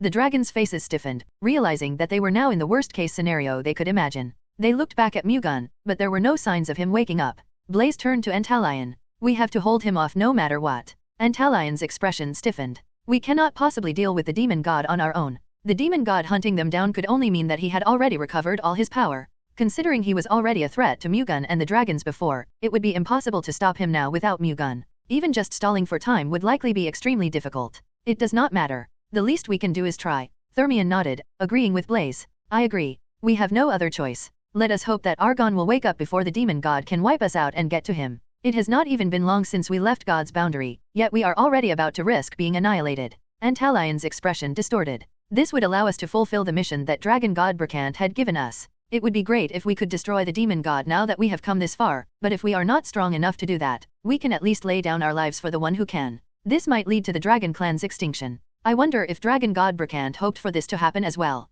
If we cannot defeat the demon god, all living beings in Avalon would be wiped out anyway. We can only hope that our deaths will help stop that from happening. What does all this matter anyway? We cannot avoid fighting the demon god. Let us stop this meaningless bickering and focus on the fight in front of us. The other dragons could not help but agree with Antalion. Now was not the time to have second thoughts. They should only be focusing on stopping the demon god. The 6 dragons flew toward the demon god and bombarded him with their breaths. In response, the demon god lightly waved his hand, conjuring a huge wave of dark flames and forming a barrier in front of him. On impact, the dark flames instantly devoured the breaths. When the demon god recovered all his powers, his dark flames also grew stronger, gaining the annihilation trait, which allowed it to absorb and nullify attacks at the same time. The destruction of the breaths just now served as proof of that. It did not work on all attacks, but the dragon's offensive seemed far too weak to break through it. The dragons could only glare at the demon god and his insurmountable power. In response, the demon god chuckled. He then looked past them, finding Mu-Gun in a lotus position. Sensing unusual energy coming from him, Bael realized that Mu-Gun was in the middle of gaining new powers right now. Based on the energy he felt, even he would not be able to guarantee victory if Mu-Gun succeeded. He had to kill him before then. The demon god stretched his hands toward Mu-Gun, sending a demonic dragon made of dark flames at him. The dragons hurriedly cast 10th circle dragon tongue magic to defend. However, even though their attacks were powerful enough to split the ground and sunder mountains, they all disappeared as soon as they collided with the demonic dragon, which also had the annihilation trait. After devouring the dragon tongue magic in its way, the demonic dragon continued its charge toward Mu-Gun. The dragons hurriedly used their breaths again, but like before, they proved useless against the demon god's flames. The dragons panicked. If they failed to stop the demonic dragon now, it could devour Mu-Gun and destroy everything they had worked so hard for. They couldn't let that happen. Having run out of options, Blaze threw himself in the demonic dragon's path. The demonic dragon opened its jaws and tried to sink its fangs into Blaze. Blaze mustered a powerful wind pressure with his 2 huge wings to blast it away, but his attack also dissipated as soon as it touched the dark flames. The demonic dragon aimed its blazing jaws at Blaze's neck. However, just before it could chomp down on him, a cluster of golden lights fell from the sky and penetrated its head. The lights then unleashed a chain of explosions from its head to its tail, wiping it out of existence. Blaze and the other dragons looked up. Mu-Gun hovered above them, engulfed in golden light. The dragons brightened up at the sight. Thank you. Without you all, I would not have managed to absorb the Spirit King's divinity safely, Mu-Gun said. You can rest now. I'll deal with him. The dragons retreated without any complaints. The blows they had treated with the demon god earlier were enough evidence that they were no longer even mere threats to him. They would only be a hindrance if they stayed. I did not expect you to devour the Spirit Kings, the demon god said, clearly surprised. They were willing to sacrifice themselves to eradicate you. Keek. Do you really believe you can take me down just because you have absorbed their divinity? Bael questioned, seemingly finding the idea ridiculous. Yes, I do, Mu-Gun answered, baffling Bael. Come. I will show you my true power. Dark flames blasted out of Bael and wrapped around him, taking the shape of a 30-meter demon with dark fiery wings and dark horns. He had assumed his true form. Mu-Gun wore his dragon-scale divine armor, which used 3 of the dragon's mana hearts as its core. The armor itself had divinity, which it transferred to its user, Mu-Gun, to increase his divinity. Bael frowned, realizing that Mu-Gun's divinity was far more powerful than he expected.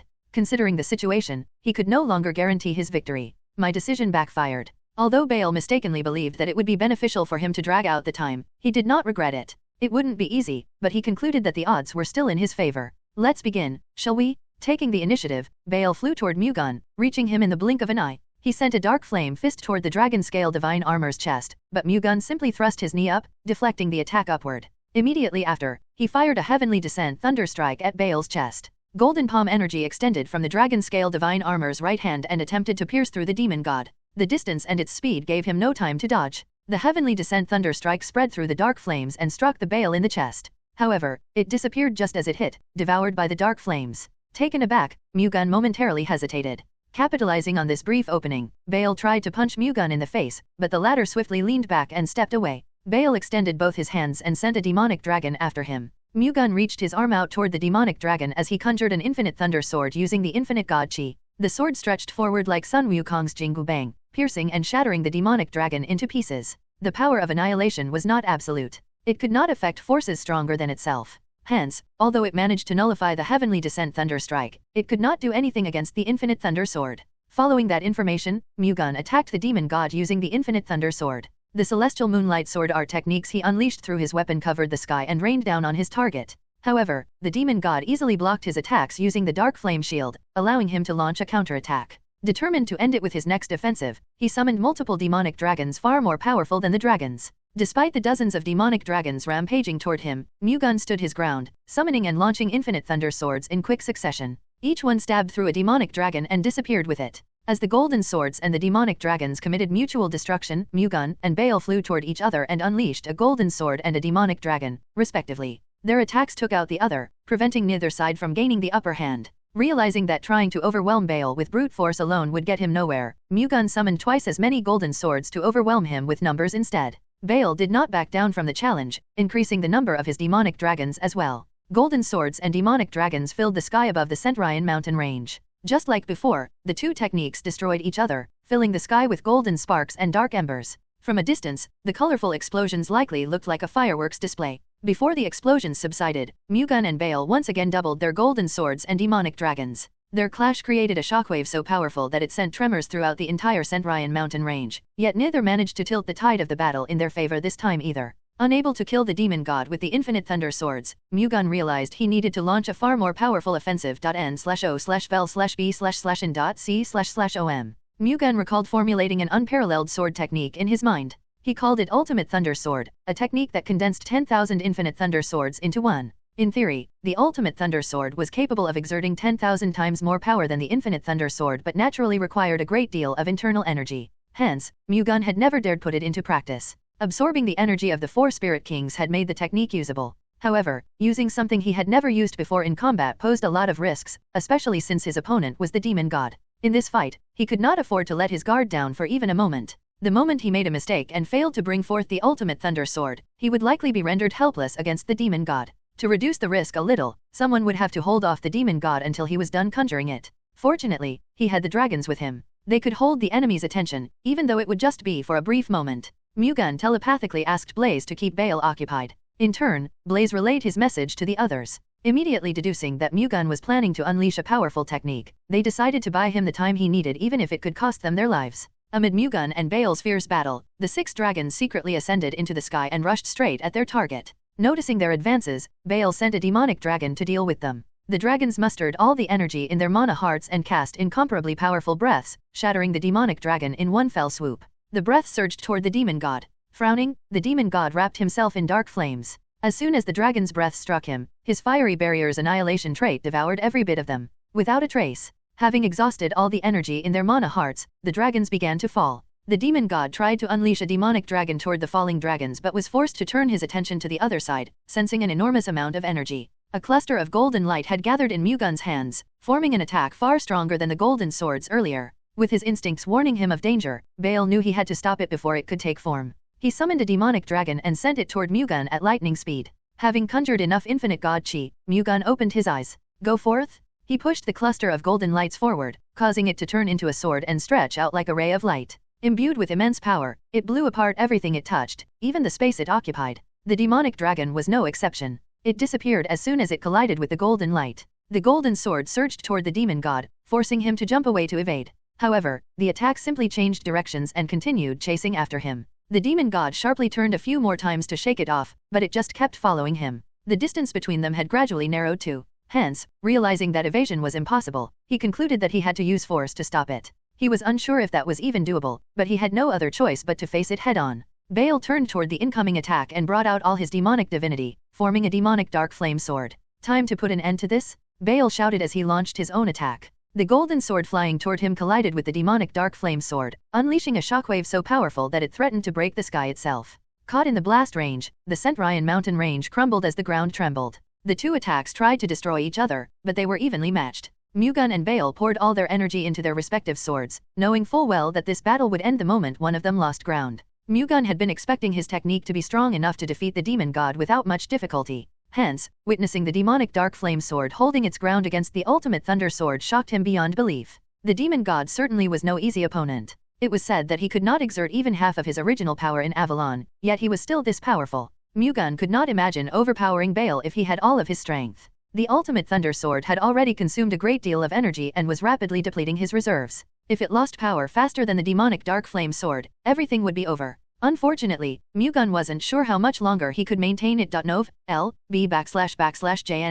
The demon god could run out of energy first, but considering his capabilities, that seemed unlikely. Mu-Gun had to deploy contingencies, but there was nothing he could do. At that moment, in the corner of his eyes, Mu-Gun saw the dragons ascending to the sky. It seemed they had managed to recover their strength while on the ground. Mu-Gun and the demon god were evenly matched. If the dragons attacked the latter and disrupted his concentration, his demonic dark flame sword would lose some of its power. Noticing the dragon's presence as well, Baek's face flushed with bewilderment. If the dragons attacked him now, he would lose the fight. Cowards! Do not meddle in our fight! The demon god shouted at the dragons. That's not something you, of all people, should be saying. You're trying to destroy our world? Blaze snorted as he fired a breath at the demon god. The other dragons followed suit. Clenching his teeth, Baek covered himself in dark flames. The breaths were erased from existence as soon as they hit him, but defending himself had caused the energy he was projecting into the demonic dark flame sword to dwindle. When his attack's power suddenly dropped, the golden sword capitalized on its brief weakness and pierced through it. When his technique began to crack, Baek quickly channeled all his demonic energy back to it, causing it to burn so intensely that it managed to push back the golden sword. However, the dragons rained down breaths on him once more, forcing him to spend some of his energy on defense again. Despite having the same durability as the Vajra physique, Baek still could not tank the dragon's breaths head-on. Even if he did manage to survive, the impact would be far too powerful for him to handle. The shock would overpower his immense mental capacity, disrupting his concentration on the demonic dark flame sword. Once more, Baek blocked the dragon's breaths with a wave of dark flames, then put all his demonic energy into the demonic dark flame sword again before it shattered. Given the circumstances, this was the best option he could take. However, the dragon's bombardment was relentless. The demon god once again used a bit of demonic energy to block the breaths, then focused all of it back into the demonic dark flame sword before it shattered. However, unlike the first two times, the cracks no longer regenerated. Baek had been sealing the cracks as a temporary solution, but he could not stop the demonic dark flame sword's durability from rapidly weakening. The golden sword penetrated through the gaps. As the cracks grew bigger, the demonic dark flame sword eventually shattered, its pieces scattering all over the area. The impact was projected onto the demon god through his demonic divinity and energy. The golden sword forced its way into the demon god's chest and exited from his back. It tore apart the demonic divinity that formed his body, causing him so much pain that he could not even return to his senses anyway. Staggering back, Baek screamed. Kook! Noticing that it was not enough to eradicate Baek, Mu-Gun stabbed him with the golden sword over and over again. He aimed for his abdomen first, then his shoulders, and then his legs. Finally, he thrust the golden sword deep into Baek's head, shattering the latter's demonic divinity into pieces. With his astral body severely wounded, a bit more damage would eradicate him. Since Baek's true body was in the Hell Realm, killing him here would not completely erase him from existence. However, it would weaken him. To prevent that from happening, he hurriedly opened the door to the Hell Realm. Although breaking through God's boundary and invading this place from the Hell Realm was difficult and complicated, he could do the reverse through sheer will alone. Baek tried to escape as soon as the door opened. However, divinity burst out of the golden sword and wrapped around him. He desperately tried to break free, but his resistance proved futile. The divinity turned into tens of thousands of blades and mutilated him. Quark! Baek screamed in agony as his astral body disappeared. The blades of divinity refused to stop until they had shredded him to pieces. After making sure that the demon god had been eliminated from Avalon, Mu-Gun descended to the ground, exhausted. Blaze was the first to approach him. Are you okay? I'm fine. Thank you. I managed to defeat the demon god because of you all. We should be the ones thanking you. If it wasn't for you, he would have wiped us out. Don't mention it. The threat is not over yet. Although we have gotten rid of the demon god, the demons from the Hellgate still roam these lands. Only when they, too, have been exterminated can we say that peace has truly returned to Avalon. Are you telling us not to rest until we have wiped out all the demons? I will be with you. Well, we should start now. Please work a little harder. We will have all the days of rest we require once we have eliminated them all. How could we refuse a request from you? Enough talking. It's time we obliterate the demons. Blaze flew away, leading the other dragons to battle once more. Not long after, Mu-Gun also left the Centurion mountain range. Their forces wiped out all the demons infesting Avalon within 10 days. Mu-Gun had accomplished his mission. Golden thunder clustered together in the backyard of the Baek Sword Sex Manor.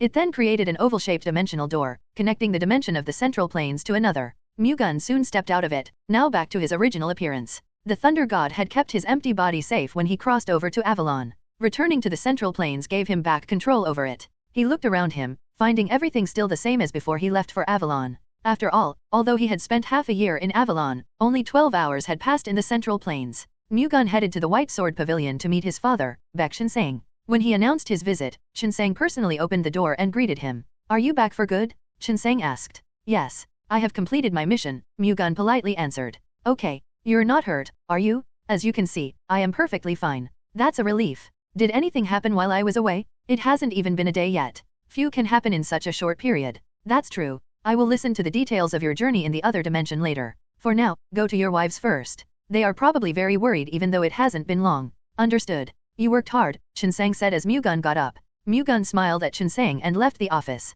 He then visited Namgang Hyunah's residence. Namgang Hyunah and Dan Seil-young, who had been waiting for him in the front yard, ran over as soon as they saw him. Dear, Namgang Hyunah greeted. You already know that I have returned? Yes. We have been waiting for you ever since we heard you went to the White Sword Pavilion. I'm so glad you're safe. Me too, Dan Seil-young added. Mu-Gun smiled at his two wives. I'm glad to see you both as well. How was your mission? Seil-young asked. His safe return can only mean that he has accomplished it. Sister, Hyunah replied in Mu-Gun's stead, her tone slightly frustrated. Isn't that right, dear? Yes. Seil-young nodded. Was it dangerous? Not at all. A lot of beings helped me both physically and mentally. Beings? Humans are not the only ones that inhabit the dimension I went to. What other creatures were there? If you're so curious, I can just show you, Mu-Gun said. Really? I'm not sure about the other beings, but I can summon a spirit for you. What's a spirit? Think of them as beings born from nature's fire, wind, ice, and earth energies, Mu-Gun explained. It's hard to imagine such an existence just from hearing about it. It would be better for me to just show you, then. Mu-Gun easily summoned the highest-ranked fire spirit, which then assumed the form of a blazing giant. Absorbing the divinity of all four spirit kings had given him the authority to open the door to the spirit realm and summon the spirits to wherever he was, even if he was in the central plains. Hyunah's and Seil-young's eyes widened. The fiery giant before you is a fire spirit. To make it easier to understand their existence, think of them as beings who gained life with fire chi in their core. You can freely summon these beings? Seil-young asked. Yes. I absorbed the spirit kings of the other dimension, giving me the ability to summon and control the spirits wherever I am. Can spirits attack? Hyunah wondered. Mu-Gun ordered the fire spirit to use its power. As commanded, it unleashed a flame orb the size of a human head into the air. It exploded not long after, sending embers in all directions. The fire spirit's firepower surprised Hyunah and Seil-young. Few martial artists would be able to stop such an attack. How many spirits are there? Countless if you include lower-ranked spirits. Those with a decent amount of power number around 1,000. 1,000? Can you control all of them at the same time? It's possible. Either way, they will definitely be a great help in protecting the central plains from the demon god. If you put your heart to it, you can even rule the central plains Murim. No one would be able to stand against you, dear. As I have already said before, I have no desire to become the ruler of Murim. I just want to live a lovey-dovey life with my two wives. You really have too little greed, dear husband. Do you not like that about me? Mu-Gun teased. No. Why would I hate that you like me and Sister Dan more than the central plains? Hyunah said with a grin. Good. Now, how long are we going to stand outside? I was just going to ask you to come inside. Mu-Gun chuckled as he entered the residence. Hyunah and Seil-young followed right behind him. The next day, after catching up with his two wives, Mu-Gun visited Shinsang again. He gave him a brief explanation about everything that transpired in Avalon. Shinsang was surprised to learn that, after absorbing the dragons and spirit kings, Mu-Gun's divinity had grown strong enough to fend off the demon god. He couldn't help but be concerned about his son no longer being human and losing him forever. This is no cause for alarm. Although I have entered the realm of a true god, I will always be your son Baek Mu-Gun, father. I have no intention to abandon my humanity. I just cannot seem to answer whether it would be better for you to abandon your humanity and become a true god or not, Shinsang said, contradicting his own feelings. Either way, becoming a god is not what I want. At least right now, I only desire to be around the people I cherish and live a life of happiness. If that's what you truly want, then so be it. That aside, will you have to leave again to carry out your duty as an incarnation? Only if the Thunder God gives me another mission. Do you know when that would be? No, nothing has been decided yet. I see. What do you plan to do while waiting? Shinsang asked. If you permit it, I would like to go sightseeing with my 2 wives, Mu-Gun replied. Of course. You worked hard to carry out your duties. It is only right that you get some time to yourself. Thank you. Not long after, Mu-Gun left the White Sword Pavilion and looked for the 4 peerless wanderers. Even though it had only been 1 day for them, he still spent some time catching up with them. After hearing about Avalon from Mu-Gun, the 4 peerless wanderers found it a pity that they could not go with him. They pestered him to let them go with him for his next mission. Unfortunately, to cross over to another dimension, they would have to obtain divinity and learn how to freely separate their spirit from their physical body. Although the 4 peerless wanderers had reached the supreme realm through the Thunder God Awakening spell, they were still quite far from achieving the origin spirit state. Due to the steep requirements, they had no choice but to give up. A few days later, Mu-Gun went on a trip to the Central Plains with his 2 wives to tour the Central Plains historic sites. Their first destination was Mount Tai in Shandong Province. It would take them more than a month to travel from Shaoxing to Mount Tai by land, and more than 15 days by boat. They could simply take their time, but Mu-Gun planned to visit many other places. If they stuck to traditional transportation, their journey would take far too long. Although Mu-Gun did not have anything urgent to attend to, he still couldn't leave his seat empty for too long. After all, he still had to build the Loyal Heart Alliance's power just in case the demon god descended on the Central Plains. Fortunately, Mu-Gun could use the wind spirits to shorten the time they spent on the road. By air, it would take only a day to reach Mount Tai from Shaoxing, Zhejiang Province. Is that really possible? Hyuna and Seolyung were naturally surprised when they heard about Mu-Gun's plan. Mu-Gun chuckled. It would be better for you to experience it firsthand. After summoning 2 of the highest-ranked wind spirits, he ordered them to wrap around Hyuna and Seolyung and take them to the skies. The wind spirits took the form of giants and gently hugged Hyuna and Seolyung. They ascended to the clouds and flew around. Whoa, oh my god!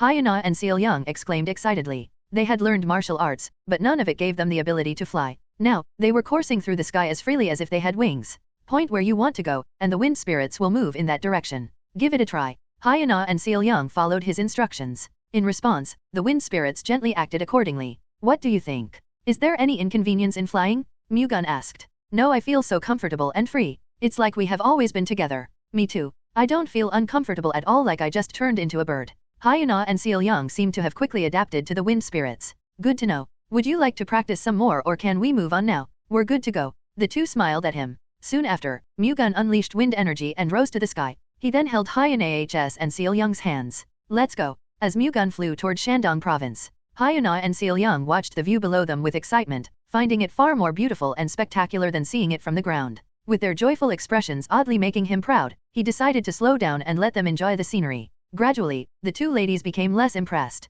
No matter how great a view was, one was bound to get tired of it after seeing it so many times. Now that you 2 have enjoyed seeing the world from the sky, it's time we speed things up a little, Mu-Gun said. Nov.L.B/JNN.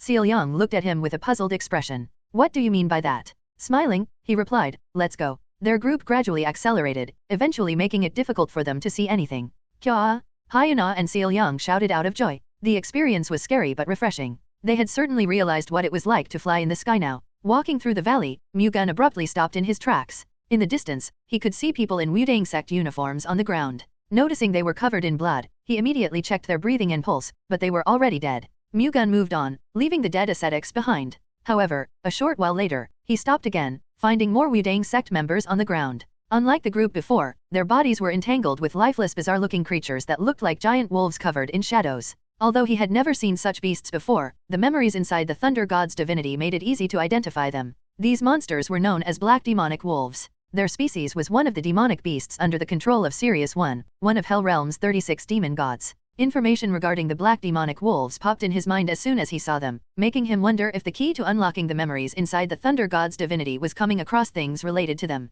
According to his newly obtained intel, the black demonic wolves were assassination geniuses who could sneak in and take out their targets in complete silence. Even the weakest of their kind possessed peak realm strength. Using their expertise in stealth, the black demonic wolves wiped out the first group of ascetics to enter the cave, which consisted of martial artists in the peak and first-rate realms. Unable to detect the monsters, the peak realm masters were taken out without much of a fight. Fortunately, the second Wudang sect party was far more formidable. They were composed of peak realm martial artists and one absolute realm master immortal Tu Hyun Guang. With their sharp senses, they detected the black demonic wolves closing in on them, allowing them to launch a counterattack and defeat them. Made of shadows, the black demonic wolves could not be cut down with swords or sabers. One would have to hit them with some type of energy, like sword chi or saber chi, to kill them. Finding these monsters here, Mu-Gun concluded that this place was truly related to the demon gods. He quickly walked deeper into the valley, going down its intricately intertwined, maze-like paths. Not long after, He summoned wind spirits and used them to fly to the castle deep inside the cave, eliminating his chances of getting lost in the paths.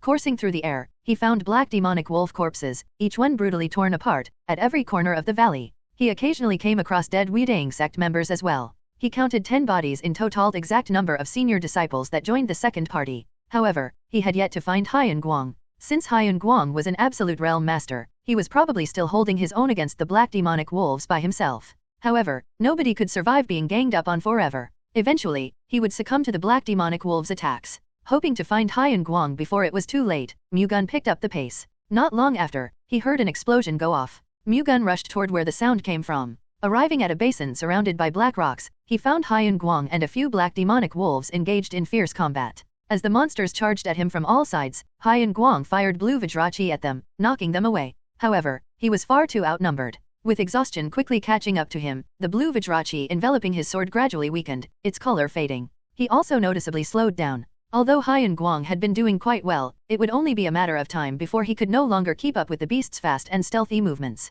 Hence, Mu-Gun immediately jumped to his rescue. Holding out his hand, Mu-Gun sent golden lights raining down on the black demonic wolves. The monsters tried to escape as soon as they noticed the attack, but it was useless. The blinding rain punched through their heads and bodies, engulfing them in blazing thunder. Like smoke, they disappeared into thin air. Surprised, Haiyan Guang looked back, finding Mu-Gun approaching him. "You're... long time no see," Mu-Gun greeted. "What just happened? How do you know about this place?" Haiyan Guang asked, curiosity and relief evident in his voice. "I found out about this cave while I was sightseeing at Mount Weidang. I came here to investigate." "I see. Well, do you know anything about this place?" "We might be inside the territory of Sirius, one of the Hell Realm's 36 demon gods." Hell Realm? A world vastly different from the one we live in. The demonic species under the demon god's dominance live here. The cave that appeared in Mount Weidang probably serves as a door that connects our world and the Hell Realm. "I would have found that hard to believe had I not seen this myself," Haiyan Guang said. "You seem to know a lot about the Hell Realm, though. The Heavenly Descent Thunder God sect's true mission is to stop the demon gods.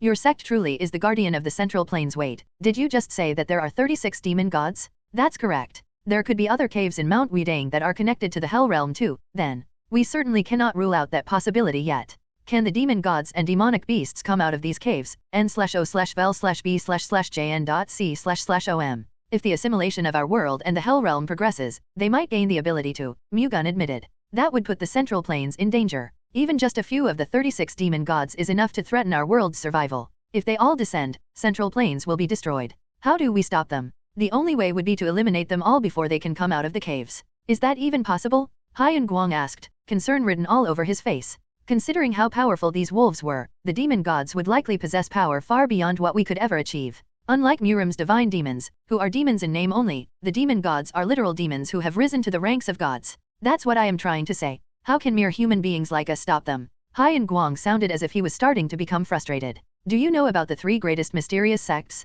"I do. They were given a mission to stop the demon gods as God's incarnation." "Are you perhaps?" Haiyan Guang asked with his eyes shining. "That's right. The Thunder God has granted me, his incarnation, divinity. Does that mean you can take down the demon gods? That remains to be seen. But I believe I am more than capable enough to do that." According to the memory in the Thunder God's divinity, dimensional interference had destabilized this part of the Hell Realm. As a result, the power of the demon gods and the demonic beasts under their command had been limited. However, over time, the dimensional interference would weaken and the assimilation of this world and the Hell Realm would progress, allowing them to recover their original power. They would have to defeat the demon gods before then. What a relief. "For now, let's focus on eliminating Sirius, the lord of this territory," Mu-Gun said. "I will go with you, but I don't know how helpful I will be. Your willingness to fight by my side is already more than I can ask for," Mu-Gun reassured Haiyan Guang. "I'm glad." Mu-Gun and Haiyan Guang headed to the castle. On the way, they came across a pack of wolves made of silver shadows. However, Mu-Gun made quick work of them by unleashing golden moonlight chi through his infinite god sword.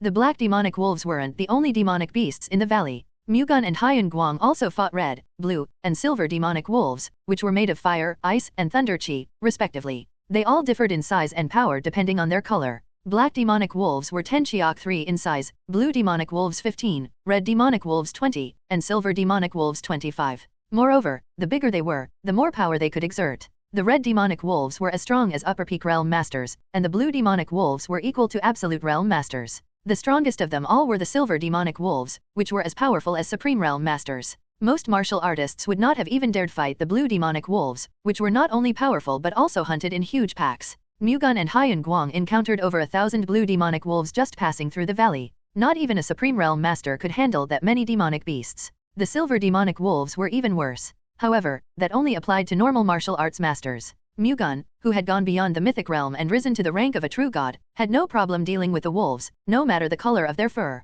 One swing from his infinite god sword slaughtered them with ease. Hyun Guang couldn't help but stare at him in admiration. After all, although born human, Mu-Gun had become a supreme being strong enough to walk among gods. After wiping out more than 100 silver demonic wolves with a single stroke of his sword, Mu-Gun finally reached the castle. The malicious and overbearing demonic chi flowing from the castle provoked Mu-Gun's senses. It was proof that there was a strong presence inside the castle. Mu-Gun turned to Hyun Guang. Please wait here. As you wish. I know I will only hinder you if I go with you anyway. I know you have to defeat the demon gods, but please come back safely. You are the only one who can save the Central Plains. I understand. Mu-Gun entered the castle, leaving Hyun Guang behind. He walked down the long corridor and stopped in front of the huge door at the end of it. Sensing a large amount of demonic chi on the other side, Mu-Gun summoned the dragon scale divine armor, which he had stored in his subspace. Before returning to the Central Plains, he had the dragons teach him subspace magic, which was a more advanced form of the space magic that knights used to store their chevalier armor. The subspace magic allowed him to keep the dragon scale divine armor. After wearing the dragon scale divine armor, Mu-Gun opened the huge door and went inside, finding a hall so big that he could not see the end of it. He could sense the energy of powerful beings all around the hall, hidden in a shroud of demonic chi that made them invisible to the naked eye. Using the thunder god's heavenly eyes, Mu-Gun saw creatures over 30 chiak tall. They had a wolf's head and black wings on their shoulders. Known as the alpha demonic wolves, these beasts were created by Sirius himself. He had even imbued them with his divinity. Mu-Gun also noticed someone sitting on the huge throne at the end of the grand hall. The being looked just like the alpha demonic wolves, except he was twice their size. He also had a pair of black horns on his head, which served as symbols of a demon god. Mu-Gun launched himself off the floor as soon as he found Sirius. At the same time, a flash of golden light erupted out of him, quickly took the form of a sword, and attempted to strike Sirius down. To block it, the alpha demonic wolves breathed out demonic chi flares toward the golden sword chi, but their attacks quickly shattered on impact. As Mu-Gun's technique cut through their still open jaws, they tried to weaken its momentum using their own bodies. However, it easily sliced through them, popping out through their legs. Despite being superior to the silver demonic wolves and possessing mythical realm strength, the alpha demonic wolves were as helpless as insects in the face of Mu-Gun's power. One also known as Dog Star, Sirius is a star of the constellation Canis Major. It is the brightest star in the sky. 2 Ref immortal in this context refers to one who has attained the Tao. 3 Chiak is a Korean measurement. It is about 30.3 centimeters or 11.9 inches. 10 Chiak is approximately 300 centimeters. While the golden sword chi annihilated all the alpha demonic wolves, Mu-Gun closed in on Sirius, who was still sitting arrogantly on his throne. Lightly extending his hand toward Mu-Gun, the demon god sent out a wolf-shaped demonic chi flare. Instead of dodging, Mu-Gun stretched out his left hand and unleashed the heavenly descent thunder strike. The huge golden hand suppressed the wolf flare, sending it crashing on the floor of the grand hall. It soon exploded under the pressure. Sirius unleashed a few more wolf flares toward Mu-Gun. Imbued with divinity, they were as strong as the alpha demonic wolves. However, none of them posed even the slightest threat to Mu-Gun. He jumped at the wolf flares and sent out a burst of golden light in all directions, piercing through the wolves. You bastard! You're not just any normal incarnation? Sirius exclaimed with a serious expression. Before Mu-Gun had realized it, the demon god had gotten up from his throne. Mu-Gun shrugged. Of course not. I possess enough power to defeat your kind. Impertinent bastard. I will show you the difference between a true god and an incarnation. Angered by Mu-Gun's insult, Sirius rushed forward. He then used the phantom clone art, a technique that used his authority to summon hundreds of clones that looked exactly like him, deceiving the opponent's eyes.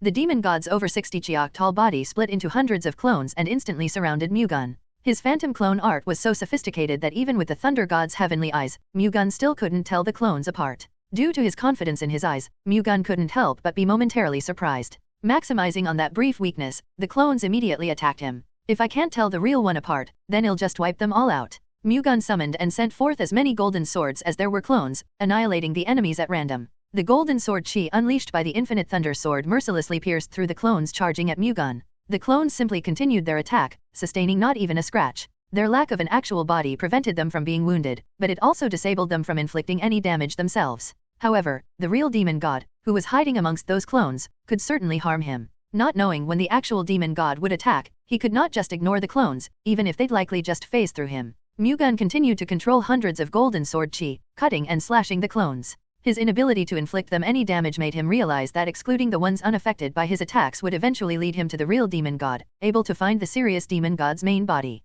However, it wasn't as simple as it sounded. Instead of staying in one place, the clones moved at a speed that was impossible to track with the naked eye. Even the mighty Mu-Gun could not keep them all in track. Mu-Gun gave up trying to find the needle in this haystack. To break through this phantom clone art, he had to slice them all apart in one swing. Mu-Gun immediately unleashed the ultimate thunder sword in the form of the 100 golden lightning wheel wave. The golden wheel of light circled Mu-Gun, who was still wearing the dragon scale divine armor. Soon after, the golden wheel sent dozens of golden sword chi in all directions, piercing through the clones. Amid the distorted clones, an explosion soon erupted, revealing the real demon god. Mu-Gun immediately summoned another ultimate thunder sword and chased after him. The incomparably larger and more powerful golden sword chi flew towards Sirius. Having just shaken off the impact of the previous onslaught, Sirius' jaw dropped, taken aback by the incoming attack. Like a waterfall, a demonic chi flare gushed out of the demon god's mouth and collided with the golden sword chi. Explosions erupted as his attack was shattered, allowing the golden sword to change trajectory and burrow toward his mouth. The demon god hurriedly raised both hands and summoned a bunch of wolves made of demonic chi. As the wolf flares threw themselves at the golden sword chi, he quickly distanced himself from the incoming attack. However, the golden sword chi swiftly wiped out the wolf flares and resumed chasing after its main target. Realizing that dodging it would be futile, he mustered all his demonic divinity and manifested a wolf flare bigger and stronger than the previous ones. With its fangs bared, it lunged at the golden sword chi. The collision terrifying shockwave spread in all directions, causing the entire castle to crumble. At the same time, Mu-Gun sent 1,000 golden sword chi to perish together with the wolf flare, then immediately used the heavenly thunderstorm burst. Petrified by the shower of golden sword chi raining down on the collapsing building, the demon god failed to react in time. 1,000 golden sword chi hit him, resulting in countless explosions. The chaos soon subsided, revealing the devastation that the attack had caused. In the middle of the desolate area, which had sunk hundreds of deep into the ground, was the demon god.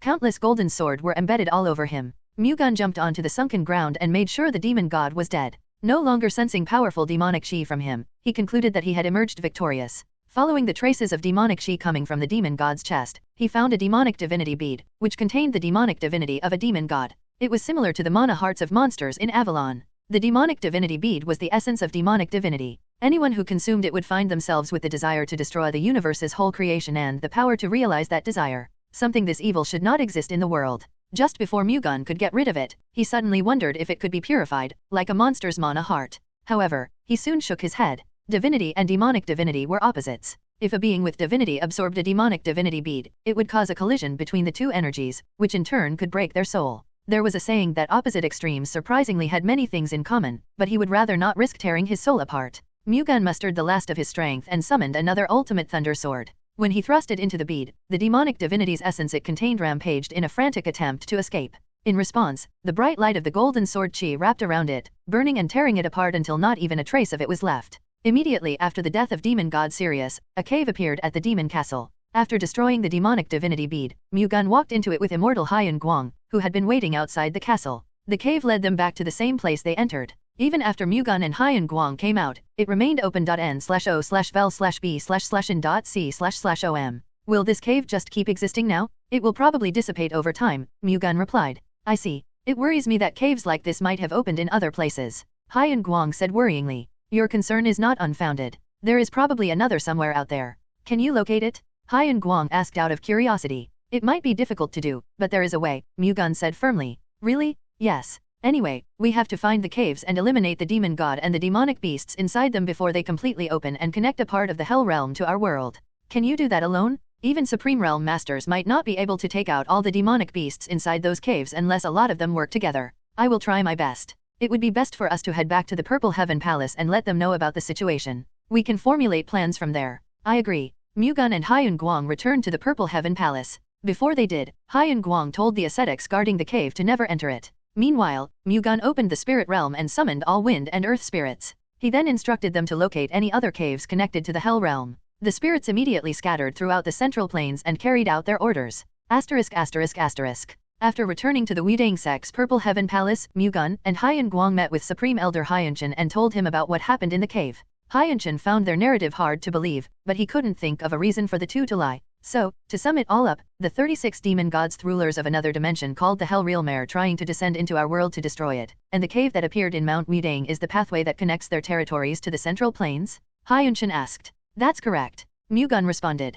If so, then there is a high possibility that similar caves have opened elsewhere, Hyunshin concluded. Yes. I know we have to prioritize finding them, but this world is far too vast. How do we even tackle this? Fortunately, young Master Baek has a plan, Hyun Guang responded. Hyun-chan turned to Mu-Gun. Really? Yes. It's hard for me to explain in detail, but I have a way to quickly and accurately search through the central planes. I'm doing it as we speak. I see. You saved us from the threat of the 9 celestial demons sect, and now this. You truly are the savior of this world, young Master Baek. You praise me too much. Anyway, we should ask the other sects and families if they have discovered sites similar to the cave in Mount Wudang. I'll talk to the 9 prominent sects and the 7 great families. I have to inform them of the Hell Realm's threat and discuss countermeasures with them anyway. Thank you, Supreme Elder. Considering the power of the Hell Realm's demon gods and demonic beasts, not even gathering all martial arts masters of Murim would be of much help to him. Nevertheless, it was better than nothing. After entrusting the mobilization of the Central Plains Murim Alliance, including the 9 prominent sects and the 7 great families, to Hyun-chan, Mu-Gun and his wives returned to the Baeksword sect's manor, no longer able to continue their trip due to the pressing situation. Riding on wind spirits, the 3 reached Shaoxing in 3 days. After returning to the Baeksword sect's manor, Mu-Gun immediately met with Chinsang and informed him that a cave connected to the Hell Realm had appeared. He then asked Chinsang to ensure that the Loyal Heart Alliance would prepare countermeasures against any other caves that might appear. Using the Thunder God Enlightenment spell, Mu-Gun had turned the Loyal Heart Alliance's martial artists into Absolute Realm Masters. He had also guided Chinsang and the 6 Venerable Elders to the Supreme Realm using the Thunder God Awakening spell. As a result, the forces of the Loyal Heart Alliance became powerful enough to conquer Murim even without Mu-Gun. However, the Hell Realm's demon gods and the demonic beasts were still stronger than they were. A large number of the demonic beasts that Mu-Gun defeated in serious territory were as strong as Absolute Realm and Supreme Realm Masters. The Loyal Heart Alliance wouldn't be able to handle even just one cave connected to the Hell Realm. They could prepare all they wanted, but they still wouldn't be able to do anything. Nevertheless, they could not just sit by and watch. Realistically, Mu-Gun was the only one who could prevent the threat that the Hell Realm posed. It would certainly be helpful if the Light God's incarnation, a member of one of the 3 greatest mysterious sects, appeared, but it was questionable whether they would actually reveal themselves. Rather than just sitting around in the manor, Mu-Gun decided to help the spirits find the caves instead. He began by conducting an intensive search at Zhejiang Province, the base of the Baeksword sect and the Loyal Heart Alliance. He used the power of the wind within the infinite god Qi to take to the skies. In the air, he tracked down demonic Qi with the Thunder God's heavenly eyes, which could detect energy as far as thousands of feet away. Considering the Thunder God's heavenly eyes were even more sensitive to demonic Qi, it shouldn't have taken a long time to find the caves. Unfortunately, without any leads, the task still proved difficult to accomplish. For all he knew, there might not even be one in Zhejiang Province. Still, Mu-Gun did not give up. Eventually, his efforts paid off. He picked up a trace of intense demonic Qi coming from Mount Yandang. Following it, he reached the entrance of a cave similar to the one at Mount Wudang. Even the amount of demonic Qi flowing out of it was the same. Entering the cave without hesitation, Mu-Gun found himself before a mountain covered in snow and ice. Cold energy originating from the demonic Qi swirled around it. It had little effect on Mu-Gun, who had absorbed the Ice Spirit King, but it was so powerful that even Absolute Realm Masters would have trouble enduring it. At the peak of the mountain was a castle. Considering the ruler of this land would likely be there, Mu-Gun decided to go straight to the castle and defeat the demon god. The cave would close if the demon god was defeated anyway, so there was no need to go out of his way to deal with the demonic beasts. Mustering wind energy, Mu-Gun soared to the sky and flew toward the summit of the snowy mountain. He also activated the Thunder God's shadow and imbued it with the power of wind, allowing him to move at the speed of light. Mu-Gun reached his destination in no time at all. However, just as he was about to descend, he saw black demonic crows below him, Bitsura-looking demonic beasts under demon god Raven's command. They had the head, wings, and feet of a crow and the body of a giant. Mu-Gun unleashed the heavenly thunderstorm burst at the black demonic crows flying toward him, the rain of golden swords sending them plummeting back down. Right after the black demonic crows crashed to the ground, dozens of golden swords fell on them and exploded, shaking the entire castle. Before they could recover, Mu-Gun unleashed the heavenly thunderstorm burst again. 1,000 golden swords made of infinite god Qi struck the beasts like lightning. By the time they thought of defending themselves, the swords were already penetrating through them. The following explosions shook the whole castle again, almost as if forcing it to crumble. The black demonic crows lay unmoving in the middle of the attack's point of impact, which had been completely devastated and had sunk several feet. Dozens of golden swords were still embedded in their bodies. Possessing mythic realm power, the black demonic crows were the most powerful among the demonic beasts under Raven's control. However, in the face of Mu-Gun's divinity, they were nothing but weak insects. After wiping out all the black demonic crows, Mu-Gun proceeded to enter the castle. However, before he could, he heard a terrifying shriek coming from the sky, a large sound wave surging along with it. To defend himself, Mu-Gun immediately activated the Golden Thunder God Star. The collision between the two attacks created a blast so powerful that it pushed Mu-Gun back. Fortunately, the Golden Thunder God Star deflected most of the impact away, minimizing the damage he sustained. Mu-Gun looked at where the sound wave came from, finding a black demonic crow that was twice as large as the ones he fought earlier. He also had 2 black horns on his head. Demon god Raven had come to greet Mu-Gun himself. I was wondering who the intruder was. It was just you, huh? Thunder god's incarnation? Raven said, sensing the thunder god's divinity in Mu-Gun. Soon after, he frowned. No, I can feel another divinity inside you. Who are you? Me? Would it answer you if I said that I am the one who will erase all of the Hell Realm's demon gods from existence? Keek. The small amount of divinity you have gained has gotten into your head. I wonder if that is truly the case? Mu-Gun smirked as he allowed his divinity to burst out, covering him with a golden glow. Its power far exceeded the demonic divinity that Raven possessed. Impossible? Raven exclaimed in disbelief. For you, maybe. Mu-Gun launched himself off the floor and soared into the sky. In the blink of an eye, he reached the demon god's altitude, extended his arm forward, and grabbed the demon god's neck. In retaliation, the demon god unleashed the demonic chi claws, a technique that used demonic chi to create claws that could destroy everything it touched. However, despite how powerful it was, his attack still failed to penetrate the golden light enveloping Mu-Gun. Raven's most powerful attack was the Black Crow Roar, the technique he used earlier to greet Mu-Gun, but Mu-Gun's grip on him was preventing him from using it. Hence, he flapped his black wings as hard as he could instead, creating a demonic chi storm and engulfing Mu-Gun with it. Amid the resulting explosion, the black feathers hidden inside the storm tried to penetrate the golden light surrounding Mu-Gun, but Mu-Gun's divinity proved more powerful than Raven's demonic divinity. Despite being imbued with demonic divinity, the feathers failed to even scratch the surface of Mu-Gun's defense. Their positions would have been reversed had the demon god been able to exert all his strength, but the power he had access to right now was limited to the bounds of the lands that he had connected to the central plains. To make matters worse, he hadn't yet recovered the demonic divinity that he had exhausted when he formed a connection between his territory and the central plains. Hence, even though Mu-Gun had just recently risen to the rank of true gods, his divinity still managed to corner demon god Raven.N/O/Vel/B/in.C//OM. Using the golden thunder god star, Mu-Gun blocked all of the incoming attacks. He then unleashed the heavenly descent thunder strike through the grip that he had on Raven's neck. This time, however, he applied the ultimate thunder sword's martial arts principle to the technique. The heavenly descent thunder strike Mu-Gun had just launched and compressed 10,000 heavenly descent thunder strike into one. Not long after, Raven began to suffocate. The golden light that had shot out of Mu-Gun's hand had pierced into his soul and begun tearing it apart. Raven tried to somehow protect his soul using his demonic divinity, but Mu-Gun's divinity was too strong. After a brief struggle, his neck finally broke. His body drooped, putting all his weight into Mu-Gun's hand. Demon god Raven had been killed. Mu-Gun held the demon god up and thrust his free hand into his chest. After pulling out the demonic divinity bead, he tossed his corpse aside. Malicious demonic chi leaked out of the demonic divinity bead, provoking Mu-Gun's greed. Rejecting its temptation, Mu-Gun summoned a golden sword chi and stabbed it into the demonic divinity bead. The golden sword chi's divinity tore apart and extinguished the demonic divinity inside the black bead. After a moment, Mu-Gun exited the dimension through the cave that appeared after the demon god's death. By the time he got out, it was already dark. It took Mu-Gun less than an hour to reach the Baek Sword Sex Manor in Shaoxing. As soon as he arrived, he met with Chen Sang and reported that he had dealt with the cave at Mount Yandang. He then returned to his residence to take a rest. The next day, a carrier pigeon addressed to the Baek Sword sect arrived from the Wudang sect. The letter it delivered included a list of the newly discovered caves' locations. It also mentioned that they had convened the 9 prominent sects and the 7 great families to discuss if they had discovered caves leaking out demonic chi in their respective territories. During the meeting, Mount Hua sect, Ami sect, and the Great Huangfu family each reported finding such a cave. They were located on Mount Hua, Mount Ami, and Mount Tai, respective Lyle of which were full of spiritual energy. Considering the 2 caves that Mu-Gun had cleared also appeared in areas with similar conditions, he concluded that they had to be opened in mountains rich in earth and spiritual energies. Following his new theory, he immediately instructed the wind and earth spirits to search through the famous mountains around the central plains. Narrowing the scope of their search should increase the likelihood of discovering a cave. Meanwhile, Mu-Gun himself dealt with the caves that had already been discovered.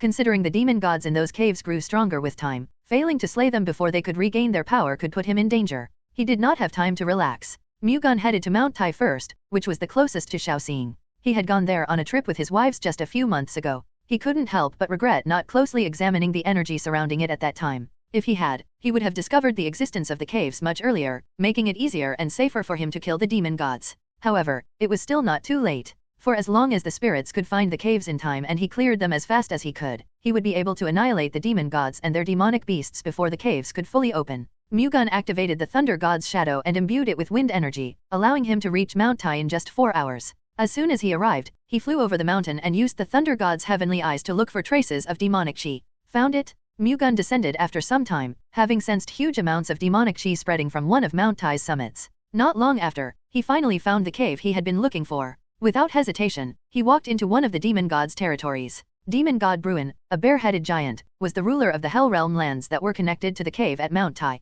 He had unparalleled defense and almost instant regeneration, making him nigh unkillable, and outstanding offensive capabilities befitting a demon god. One of his techniques, the Black Demonic Hands, could even destroy all of Mount Tai. However, that was only true if he was at his full strength. Just like the demon gods that Mu-Gun had eradicated, Bruin hadn't yet recovered the demonic divinity he used to form a bridge between his territory and the Central Plains. In his current state, it was difficult to stand against Mu-Gun, who had risen to the rank of a true god. Mu-Gun's ultimate thunder sword tore Bruin's soul to pieces, eliminating him from existence. Afterward, he took down the demon gods inside the caves at Mount Ami and Mount Hua as well. It took him 5 days to eliminate all 3 targets and seal their caves. Mu-Gun felt his divinity grow stronger for every demon god he killed. Unlike internal energy, training did not increase divinity. There were only 2 ways to develop divinity. The first one was to absorb the divinity of other gods, which was what he had done with the Spirit King's divinities. The second was to kill beings with demonic divinity. Although its origins were still unknown, there seemed to be an active compensation system that rewarded gods and demons with divinity or demonic divinity for every member of the opposition they eliminated. Seemingly serving as proof of it, Mu-Gun did feel his divinity dramatically increase after taking down great demon god Baal in Avalon. He also experienced the same phenomenon for every demon god he eliminated thereafter. Since then, his divinity had grown so powerful that he couldn't help but be surprised. N/O/vel/B/in.C//OM. Realizing that killing demon gods increased his divinity, he gained yet another reason to exterminate their kind. Slaying all 36 demon gods of the Hell Realm could make his divinity powerful enough to equal the Thunder gods. Demon gods were on par with heavenly gods, the highest ranked gods could ever achieve. Reaching that league meant entering the heavenly realm and, in turn, becoming an immortal being who transcended the laws of life, death, and reincarnation. Mu-Gun had no desire to reach such a level yet. He simply wanted to quell all the Hell Realm's demon gods and enjoy a joyous life with the people he treasured. He only really wanted to develop his divinity to protect his world. Exiting the cave at Mount Ami, the last cave he closed, he heard the spirits call out to him. As instructed, they had searched around the famous mountains in the Central Plains, discovering a cave in Sichuan Province's Mount Qingchang, Shaanxi Province's Mount Han, Henan Province's Mount Dabi, Hubei Province's Mount Jingmen, Hunan Province's Mount Hung, and Fujian Province's Mount Wei'ai. Without even stopping to rest, Mu-Gun headed to Mount Qingchang, which was the closest to Mount Ami. Sitting on a throne in a grand hall, Zhou Jiksang, a man who appeared to be in his 30s, frowned. The demon god cave was destroyed? What do you mean by that? As the incarnation of chaos, one of Hell Realm's great demon gods, eternal heavenly demon sect patriarch Zhou Jiksang had spent millennia abstaining from worldly affairs, focusing only on making preparations to allow the 36 demon gods' descent. The result of his efforts was the demon god cave, a passage that connected this world to the demonic lands materialized by the demon gods. The caves Mu-Gun had found were just some of them. Hearing that a demon god cave, which Jiksang had spent thousands of years creating, had been destroyed before it could even completely open naturally made him upset. Dong Chenbang, the middle-aged man standing before Jiksang, bowed his head in apology. According to the reports we received, the Thunder God's incarnation seems to be the one searching for and destroying them. As the vice-patriarch of the eternal heavenly demon sect, Dong Chenbang served as a key figure in overseeing the demon god caves in Jiksang's stead. Does that make sense to you? Even though the demon gods in the caves have yet to fully recover their strength, the Thunder God's incarnation still cannot possibly defeat them.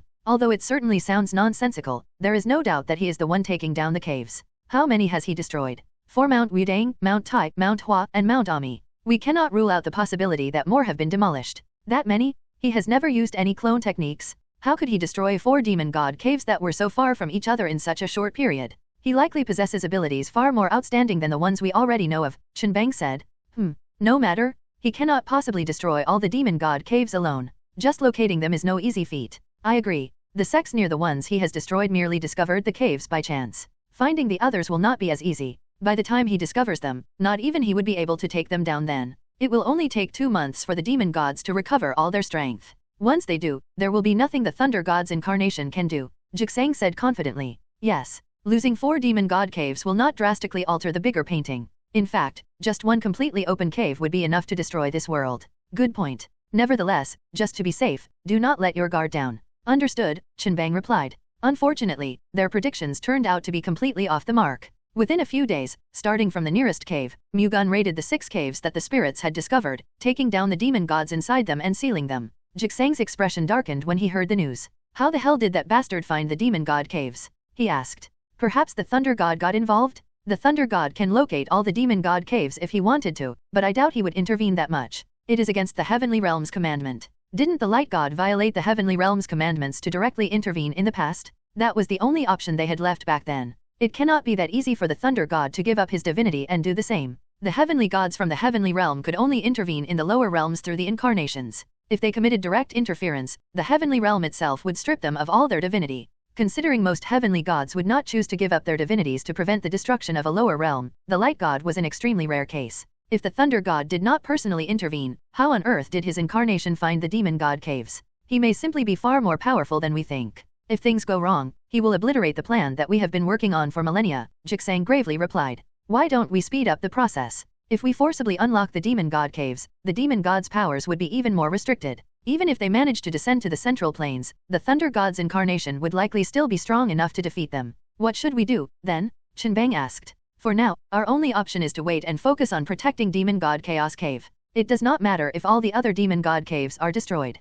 If the Chaos Demon God manages to fully recover his strength and descend to this world, it would no longer matter how strong the Thunder God's incarnation is. He would not be able to stop him. Why don't we force all caves except for Chaos to unlock? It would restrict the Demon God's powers, but it would also allow demonic beasts to come out into the world and wreak havoc, Qinbang suggested. The Thunder God's incarnation would be forced to focus on the demonic beasts before he could hunt down the caves again. Jixang added, that would give Chaos the time he needs to fully recover his strength and descend into this world. That's right. That seems to be our best course of action right now. How long will it take to open the caves? If we start now, we should be able to force one to unlock in 3 days. Unless we can open several caves at a time, we won't be able to see any significant effect, Jixang argued. I agree. However, we will need more time to unlock several demon god caves at once. I suggest sacrificing one now. That should buy us enough time to open several caves at the same time. How much time do you need? At least 10 days. 10 caves in that span, huh? That many demon gods and demonic beasts running amok throughout the central plains should be enough to momentarily stop the thunder god's incarnation from destroying the other demon god caves, Qinbang explained.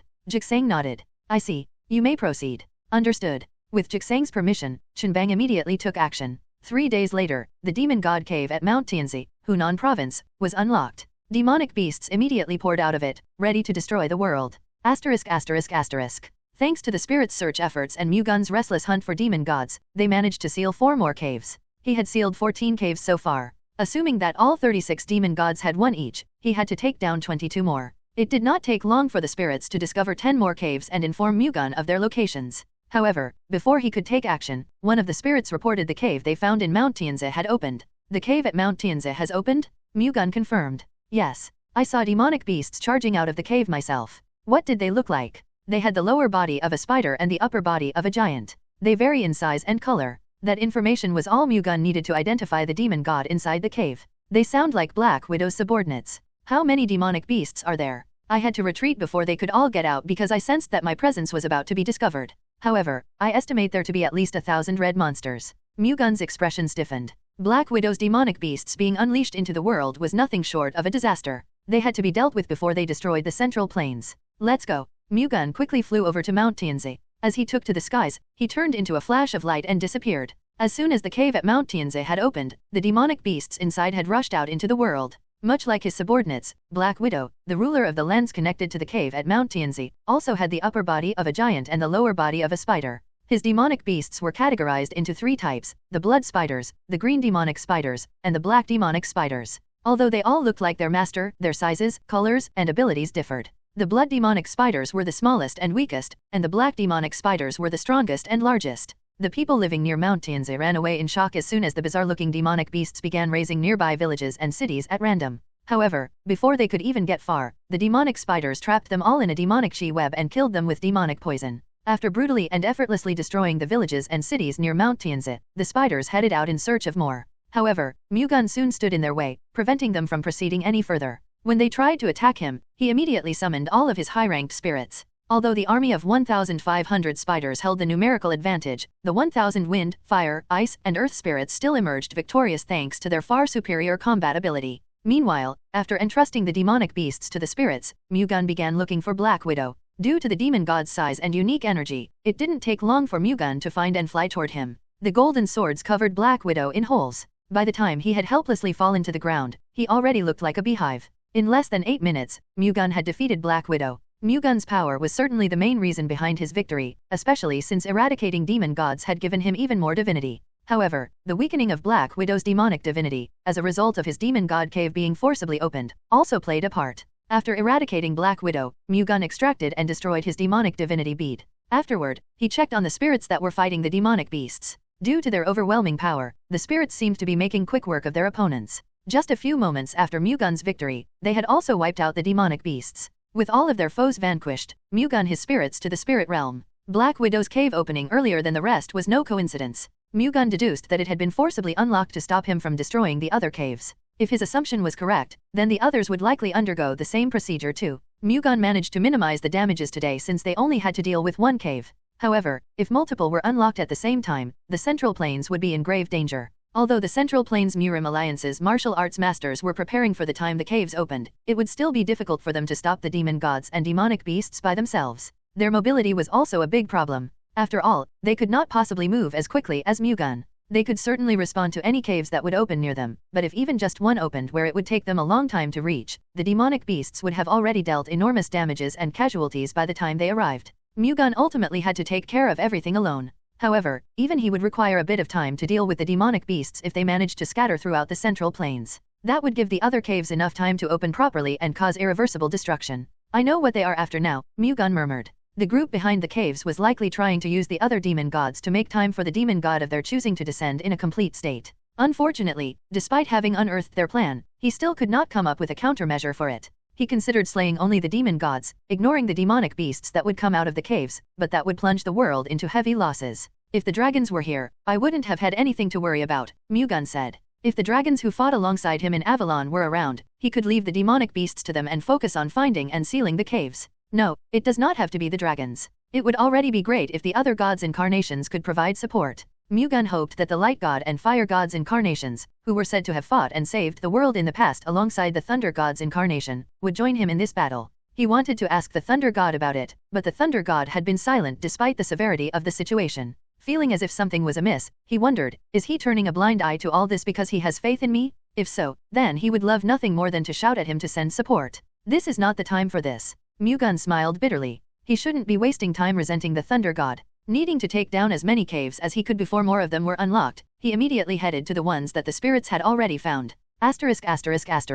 One after another, Mu-Gun slew the demon gods and destroyed their caves. Although it had only been a few days, the demon gods had still gotten noticeably stronger. However, Mu-Gun was growing much faster than they did. Defeating 15 demon gods had rewarded him with an enormous amount of divinity. Since his return to the Central Plains, he had already more than doubled his divinity. As a result, he was able to kill the increasingly powerful demon gods without much difficulty. Refusing to rest, Mu-Gun immediately set out to find more demon god caves. Within the next 5 days, he destroyed 6 caves, and the spirits discovered 7 more. After instructing the spirits to locate the last 4 missing caves, he immediately made his way to his next target. Amid his hunt, he received urgent reports from the spirits about 6 caves being unlocked at the same time. According to them, the caves were located at Xiangxia Ridge of Zhejiang Province, Mount Zhihua of Fujian Province, Mount Yahua and Mount Baiyun of Jiangxi Province, Mount Dabi of Henan Province, and Mount Nankan of Guangdong Province. Mu-Gun was unaware of it, but the Eternal Heavenly Demon Sect's original plan was to open 10 demon god caves at the same time. However, he managed to destroy 4 of those caves before they could finish their preparations.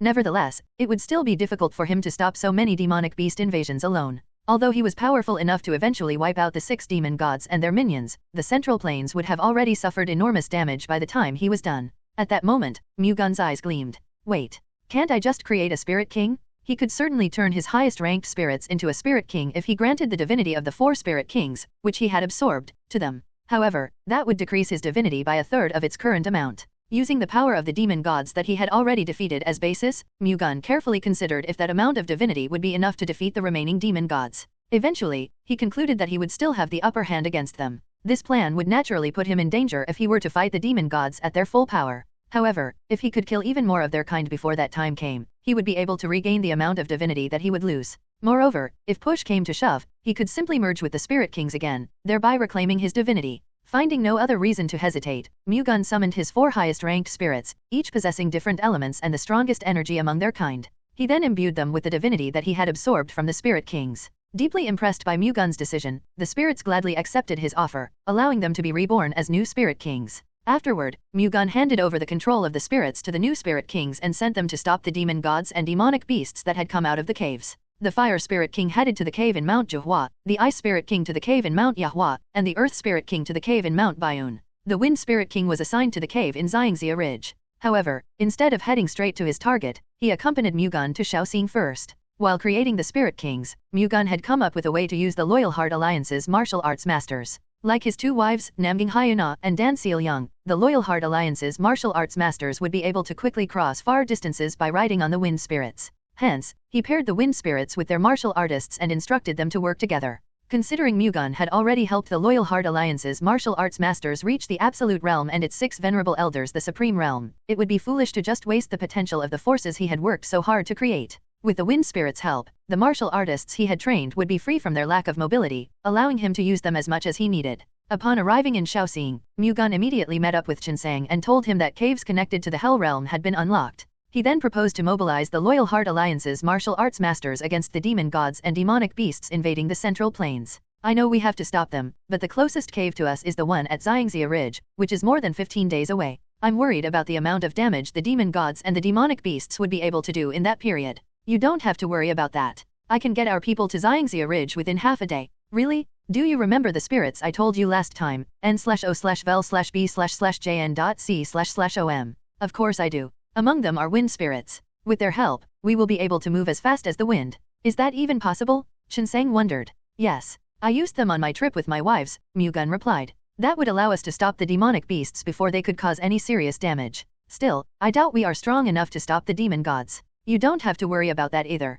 The Wind Spirit King will handle them. Who? As its name suggests, the Wind Spirit King is one of the Spirit's Kings. It possesses enough divinity to take down a demon god. Not even Spirit Kings could hold their ground against the demon gods if they fought in the Hell Realm. However, since the caves in question had been forced to open, the demon gods that would come out of them would be significantly less powerful than normal. In such a state, the Spirit Kings would be able to deal with them. Mu-Gun had already verified that information himself at the cave located at Mount Tianzi. There should be no problem, then. I will gather the Loyal Heart Alliance's martial arts masters immediately and have them head to Xiangxia Ridge. Thank you, Mu-Gun replied. Why thank me? Protecting the Central Plains isn't your responsibility alone. We all share that duty. Anyway, who will stop the demon gods and demonic beasts that are pouring out from the other caves? I have sent the other 3 Spirit Kings and Spirits to the caves at Fujian Province and Jiangxi Province. They should be more than powerful enough to stop the demon gods and demonic beasts. What about the remaining 2 caves? Are you planning to close them yourself? No, I will be focusing on destroying the caves that have yet to be unlocked. The other 2 open caves will also be handled by the Spirit Kings. Unfortunately, that means the Loyal Heart Alliance's martial arts masters will have to work harder. We will simply have to finish our battle and respond to the other areas as fast as we can. Yes, those 2 regions will likely suffer far more significant losses, but I still believe this is our best course of action right now, Mu-Gun replied. Stopping the other caves from opening up is far more crucial than closing the ones that already did. I understand. We will spare no effort in stopping the demon god and the demonic beasts, so don't bother yourself with this. Focus on what you have to do, Qinsang said. Thank you. I will go now. We do not have much time. Go. Be careful. Will do. Please take care of yourself too, father. After his meeting with Qinsang, Mu-Gun immediately left Shaoxing and headed to one of the caves that the spirits had discovered. At the same time, Qinsang immediately gathered the Loyal Heart Alliance's martial arts masters. They then rode the wind spirits to Xiangxia Ridge, allowing them to cut down the time they spent traveling. The martial artists couldn't help but find the existence of spirits both surprising and mysterious. Hence, as they became one with the spirits and took to the skies, they began to feel as if they had turned into celestial beings.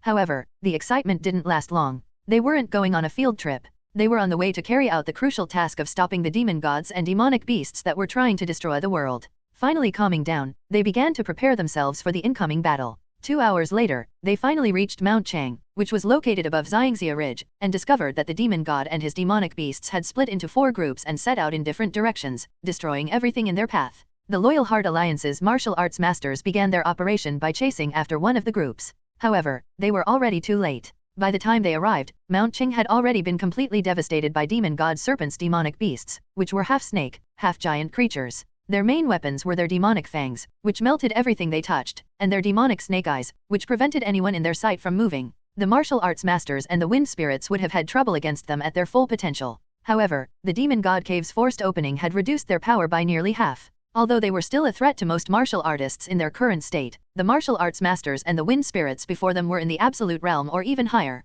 Moreover, serpents' demonic beasts had split into groups, giving the Loyal Heart Alliance the numerical advantage as well. To top it all off, they also had the Wind Spirit King, an unstoppable being that only Serpent could put up a fight against, leading their charge. Faced with its overwhelming powers, the demonic beasts fell in droves. The martial arts masters and the wind spirits then capitalized on the momentum that it had given them, driving the demonic beasts into a corner. The Baek Sword Sack's 6 venerable elders and the highest-ranked spirits stood out the most in the battle. Due to their restricted abilities, Serpent's demonic beasts were helplessly wiped out. However, they weren't the only demonic beasts around. There were still 3 groups left. The Loyal Heart Alliance's martial arts masters and the Wind Spirits took a short break to recover their strength. Afterward, they chased after the remaining demonic beasts. One group after another, the Loyal Heart Alliance's martial arts masters and the Wind Spirits defeated Demon God Serpent's demonic beasts. They eventually took down Serpent as well, ending his invasion. The other Spirit Kings did the same to their respective regions, leaving no hostiles behind. They still had to deal with the remaining 2 caves demon gods and demonic beast, which were still running rampant. Hence, the Ice and Earth Spirits immediately hunted down the demon god and demonic beasts pouring out from the cave in Mount Nankan, Fujian Province, while the Wind and Fire Spirits dealt with the ones that had come out of the cave in Mount Dabi, Henan Province. As they did earlier, the Loyal Heart Alliance collaborated with the Wind Spirits again. One elemental group of spirits was already strong enough to stop a demon god and demonic beasts. With 2 of their groups combined, eliminating their opponents became a lot easier. Unfortunately, despite their quick response, the enemy still managed to severely damage the Central Plains in the short duration that they had been left unattended.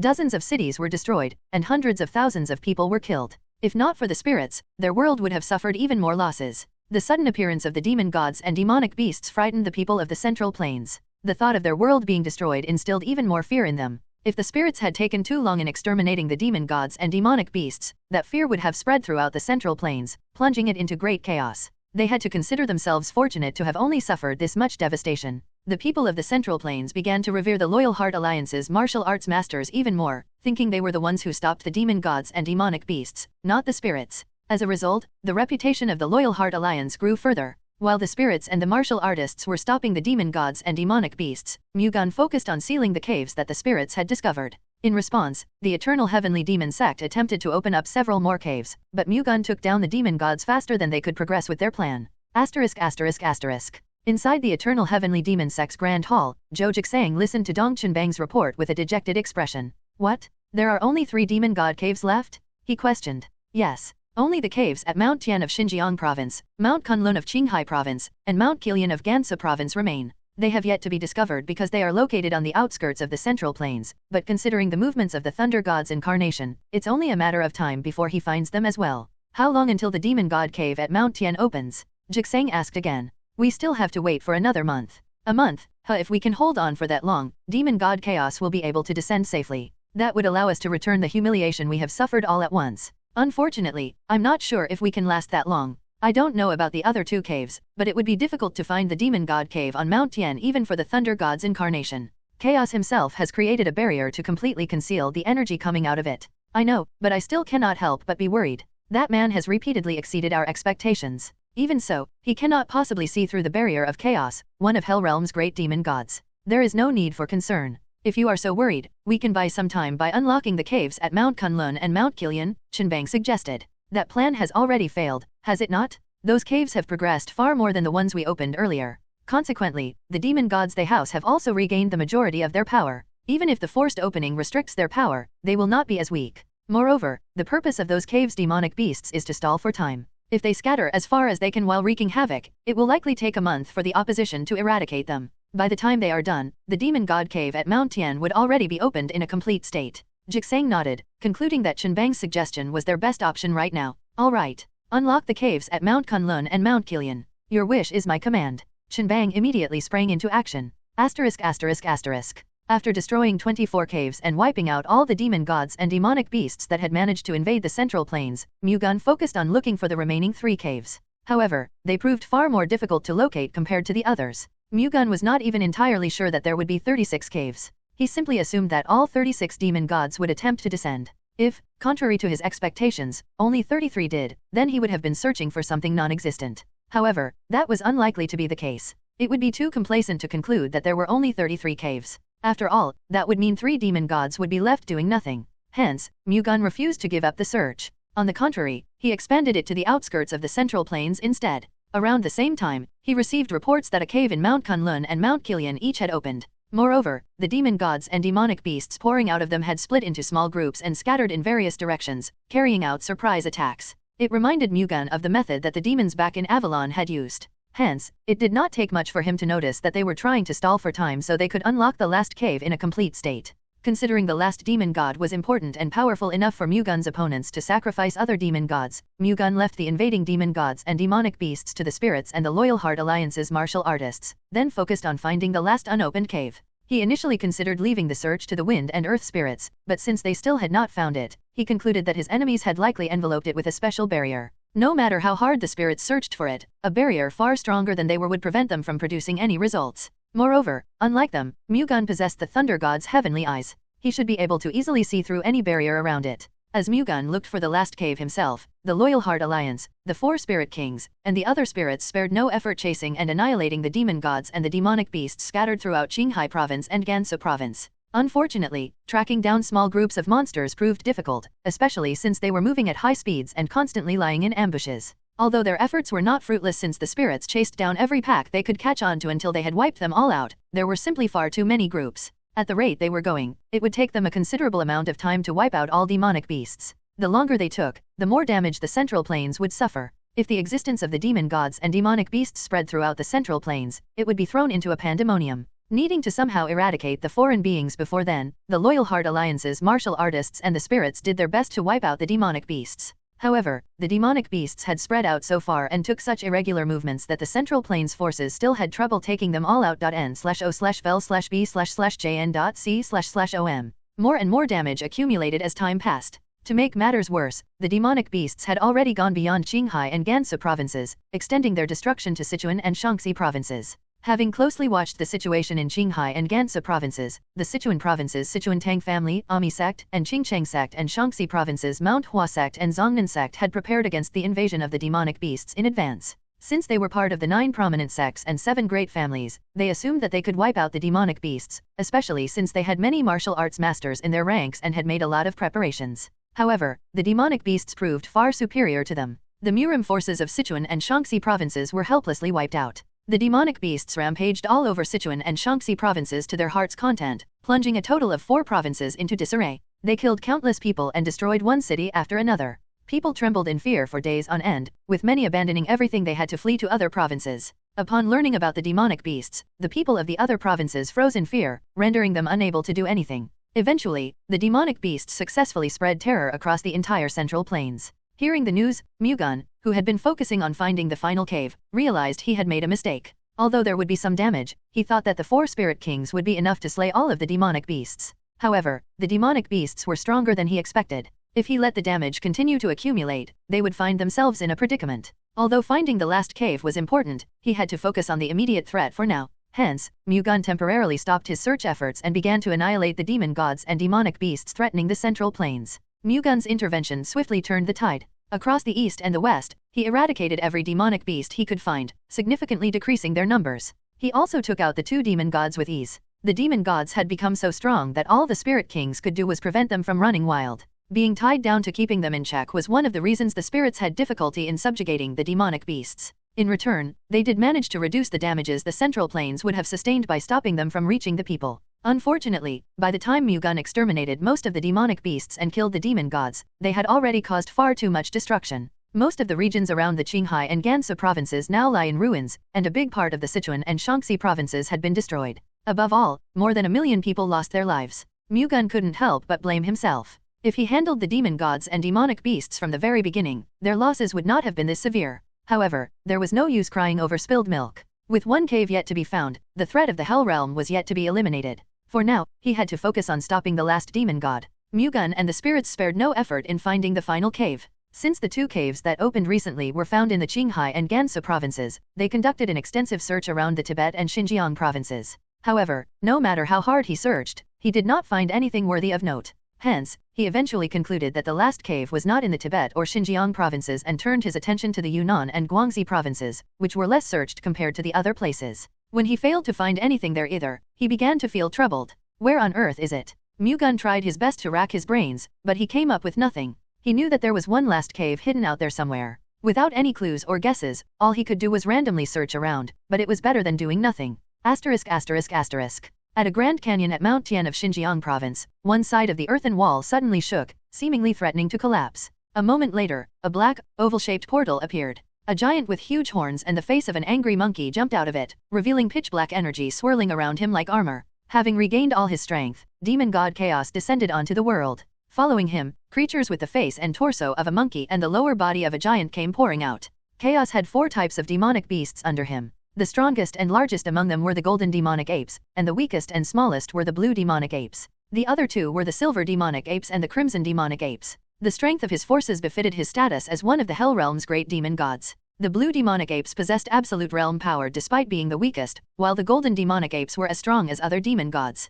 Chaos waited until all the demonic beasts under his control had come out of the demon god cave and properly assembled behind him. Once everyone was out, the black portal disappeared. Turning back to his subordinates, Chaos shouted, "Finally, our most awaited moment has arrived. I grant you all freedom to destroy and violate this world to your heart's content." His 3,000 demonic beasts roared with joy and jumped down from Mount Tai. Once they were all gone, Chaos himself began to descend as well. After descending from Mount Tian, Chaos and his demonic beasts swiftly devastated the Xinjiang province. Unlike those who came out of forcibly opened caves, they were already earth-shatteringly powerful by the time they stepped into the central plains, having regained all their strength. After laying waste to the Xinjiang province, Chaos and his demonic beasts quickly passed through the Qinghai and Sichuan provinces, which had already been ravaged, and began their invasion of Hubei province. When the spirits delivered news of the demon god's invasion to him, Mu-Gun immediately made his way to the border of the Sichuan and Hubei provinces to stop it. 150 Loyal Heart Alliance and the Central Plains Murim Alliance martial artists, all of whom had reached the absolute realm or even higher, accompanied him.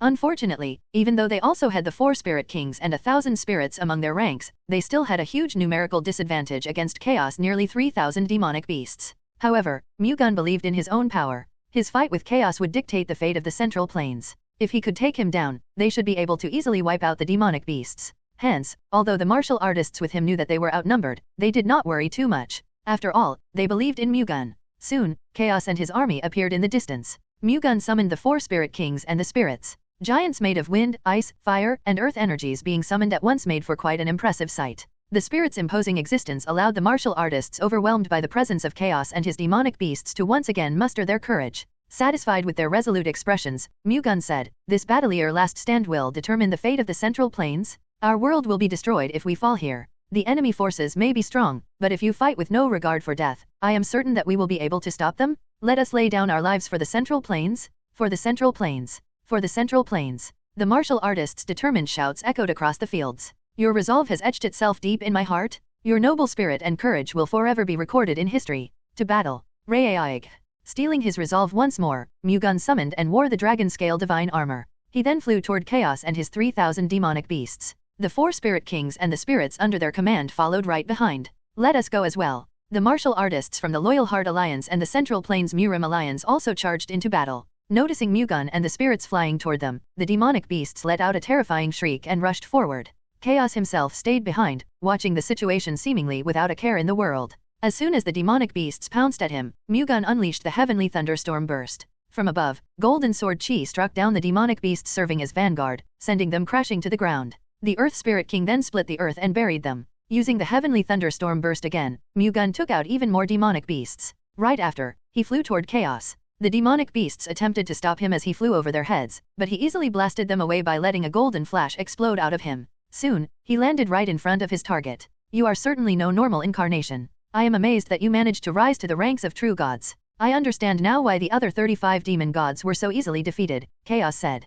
"Your fate will be no different. I will take you down myself," Mu-Gun firmly replied. "Keek, you're going to take me down? Do you really believe that's possible? Now that I have seen you in person, I am more than certain that it is." Mu-Gun's confident demeanor made Chaos burst into laughter. "Kahaha, I will use your demise to show you how delusional you are." Chaos stretched out his hand toward Mu-Gun, firing several spheres of dark energy. Facing the threat head-on, Mu-Gun extended both his arms forward and retaliated using the Heavenly Descent Thunder Strike, stacking layers of golden hands in front of him. The 2 techniques exploded on collision, the resulting shockwave spreading in all directions and completely devastating their surroundings. "Amazing," Chaos praised. With both hands, he mustered a pillar of dark chi and sent it falling on Mu-Gun. Mu-Gun tried to dodge the dark demonic pole, but the dark chi leaking out of it shackled him down, preventing him from moving. Mu-Gun swiftly mustered a flash of golden light to cut the dark chi restraining him, then dodged to the side. Right after, the dark demonic pillar crashed and exploded, splitting the ground that he had been standing on in half. Although still astonished by the dark demonic pole's earth-shattering power, Mu-Gun immediately summoned an ultimate thunder sword.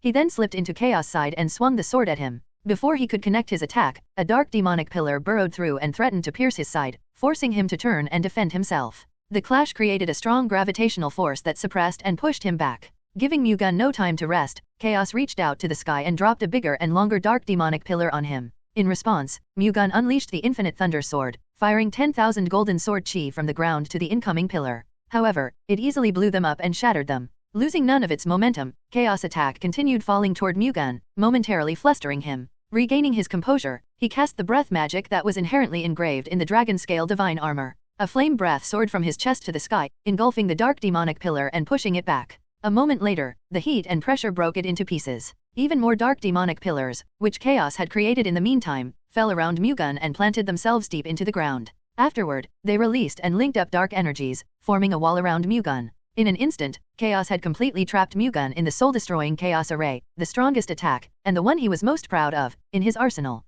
An endless rain of dark spheres would tear those trapped within its walls to pieces and extinguish their souls before they could ever come out. As if following the proper procedure, the dark demonic pillars sent dark spheres hurtling toward Mu-Gun. Mu-Gun immediately used the Golden Thunder God Star to defend himself, but despite being his best defensive technique, one of its 9 layers soon began to crack. Unable to withstand the never-ending bombardment, the first layer eventually shattered. At this rate, Mu-Gun knew that it would only be a matter of time before all the layers were destroyed. He had to shake off the storm of dark spheres and escape somehow. He could certainly use the ultimate Thunder Sword to get him out of this situation, but to use it, he would have to deactivate the Golden Thunder God Star first. The ultimate Thunder Sword was a technique far too complicated to be used at the same time as the Golden Thunder God Star. However, deactivating the latter would leave him defenseless against the dark spheres. Unlike his body, his dragon-scale divine armor should be able to weather the storm for some time. He had no idea how long his armor could hold out, much less if it could buy enough time for him to unleash the ultimate Thunder Sword, but he had no other choice. Might as well give it a shot. Mu-Gun deactivated the Golden Thunder God Star and immediately began creating the ultimate Thunder Sword. The dark spheres began to bombard him at the same time, chipping away at the dragon-scale divine armor. Fortunately, thanks to its ability to deflect any external shocks, Mu-Gun was able to focus entirely on executing his plan. The relentless attacks eventually began to break the dragon-scale divine armor apart, making Chaos smile triumphantly. Mu-Gun's sudden deactivation of the Golden Thunder God Star could only mean that he was attempting to prepare something, but it no longer mattered. He had run out of time. The dragon-scale divine armor would soon break, allowing the dark spheres to tear Mu-Gun and his soul apart. Finally, the dragon-scale divine armor shattered. It's over. Confident of his victory, Chaos channeled even more of his demonic energy into the soul-destroying Chaos Array. As he did, a cluster of golden lights burst out from Mu-Gun. Amid his dangerously desperate moment, he succeeded in unleashing the ultimate Thunder Sword. In a single stroke, the golden lights swept away the incoming dark sphere storm, causing them to explode. It then continued to expand until it pierced through the dark demonic pillars, maintaining the soul-destroying Chaos Array, causing them to fall apart. Afterward, it turned into a huge sword and swung down at Chaos. Sensing the enormous energy in the golden sword, Chaos strengthened his demonic chi armor as much as he could. However, although the sword failed to penetrate his armor, it contained so much power that it still pushed him back a great distance. Kook. Skidding to a stop before he could get pushed too far, the demon god tried to shake off the golden sword that was still digging into his demonic chi armor. He then tried to launch a counterattack, but dozens of golden sword chi rained down on him before he could. The demon god's expression stiffened. His instincts were telling him that he would not be able to stop the incoming attack. Explosions erupted as the swords hit Chaos. Unable to withstand the onslaught, his armor began to crack. It shattered not long after, allowing the projectiles to pierce into him. Ugh! With his soul shaken by the impact, Chaos heavily staggered. As he did, Mu-Gun appeared right in front of him, a huge golden sword in hand. Never try to cross over to this world again. Mu-Gun thrust the blade of his sword right in the middle of Chaos' forehead. Feeling his soul being ripped apart, the latter screamed in pain as he fell to the ground. Quark. Chaos, one of Hellrealm's great demon gods, had been slain.n/o/vel/b/n.c//om.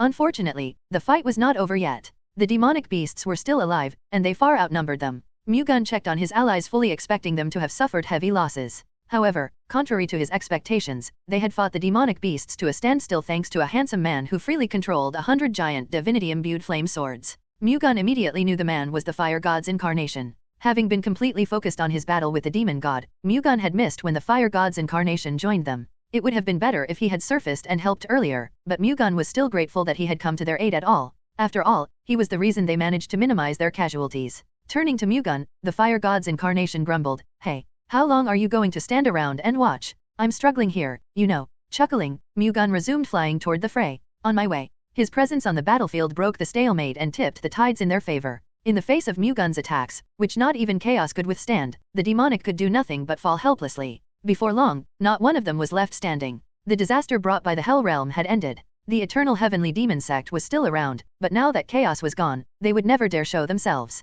Asterisk asterisk asterisk. After the battle, Mu-Gun helped clean up and briefly talked to the fire god's incarnation. He then prepared to leave for Shaoxing with the Loyal Heart Alliance's martial arts masters. At that moment, the thunder god spoke to him. Amazing. I cannot believe you stopped the advent of the demon gods alone. Aren't you being too harsh? What do you mean by that? You were nowhere to be found when I needed you. Now that the battle has ended, you suddenly appear. What point would there be in me stepping forward when you were already doing a good job on your own? Moreover, the fire god's incarnation came to help you in this final battle, did he not? That is more than enough help. The thunder god sounded proud and as if he had done nothing wrong. Mu-Gun sighed. Forget it. What brings you here? You're not going to give me another mission, are you? Fret not. I am not a god without a conscience. I came looking for you to make you an offer. An offer. One of the heavenly realm's key positions is currently open. I am thinking of recommending you if you are interested. Don't I have to possess the qualification of a heavenly god to enter the heavenly realm? I suppose you would not know about it, but your contribution to chaos downfall is more than enough qualification for you to become a heavenly god. You can enter the heavenly realm whenever you want. If I go to the heavenly realm, I will no longer be able to stay here, will I? That's correct. Then I refuse. You refuse? I would rather stay here and live in happiness as a human being. Won't you regret it? An opportunity like this is hard to come by. At least for now, the life of the human Baek Mu-Gun is more important than a position in the heavenly realm. There is nothing I can do about it, then. Enjoy your mortal life as much as you want. However, the fact that you are my incarnation has not changed. You will still have to faithfully carry out your duties. Understood. I would appreciate it if you do not look for me for a while, though. I will try, but I cannot make you that promise. Well then, goodbye. The thunder god cut their telepathic connection before Mu-Gun could reply. Mu-Gun pondered over the thunder god's offer, but he still reached the same conclusion. He did not want to accept it yet. He would rather stay human and live happily with Namgang Hyuna and Dan Seil-young than become a heavenly god. He didn't know how noble and honorable the life of a heavenly god would be, but he doubted it would be better than being with the people he cherished. Thinking about the offer made him suddenly miss his two wives. Unable to suppress his feelings, he activated the thunder god's shadow at its maximum output and left for Shaoxing, leaving behind the Loyal Heart Alliance's martial artists. Reaching the Baek Sword Sex Manor in less than a day, he went straight to the residence of his two wives. Noticing Mu-Gun, Hyuna and Seil-young, who were coincidentally together, ran to him with big smiles on their faces. Dear? In response, Mu-Gun simply opened his arms wide and embraced his wives tightly. Having spent such a long time longing for him, the two hugged him back. This is happiness. Having his wives in his arms was all Mu-Gun needed to know that he would never regret his decision. Starting with Mount Tai, Shandong Province, Mu-Gun and his two wives toured the historical sites of Hebei, Shaanxi, Henan, Shaanxi, and Sichuan provinces. Afterward, they headed over to Hubei province. It took them only 3 months to finish their travels. No matter how outstanding a martial artist was, such a trip would have normally taken them more than a year. However, Mu-Gun's wind spirits not only drastically cut that time down but also prevented him and his wives from getting physically exhausted. Although Mu-Gun did have to consume internal energy to summon wind spirits, considering the amount of internal energy that he possessed, he didn't really use up that much. Upon crossing over to Hubei province, Mu-Gun and his two wives stopped by Mount Wudang.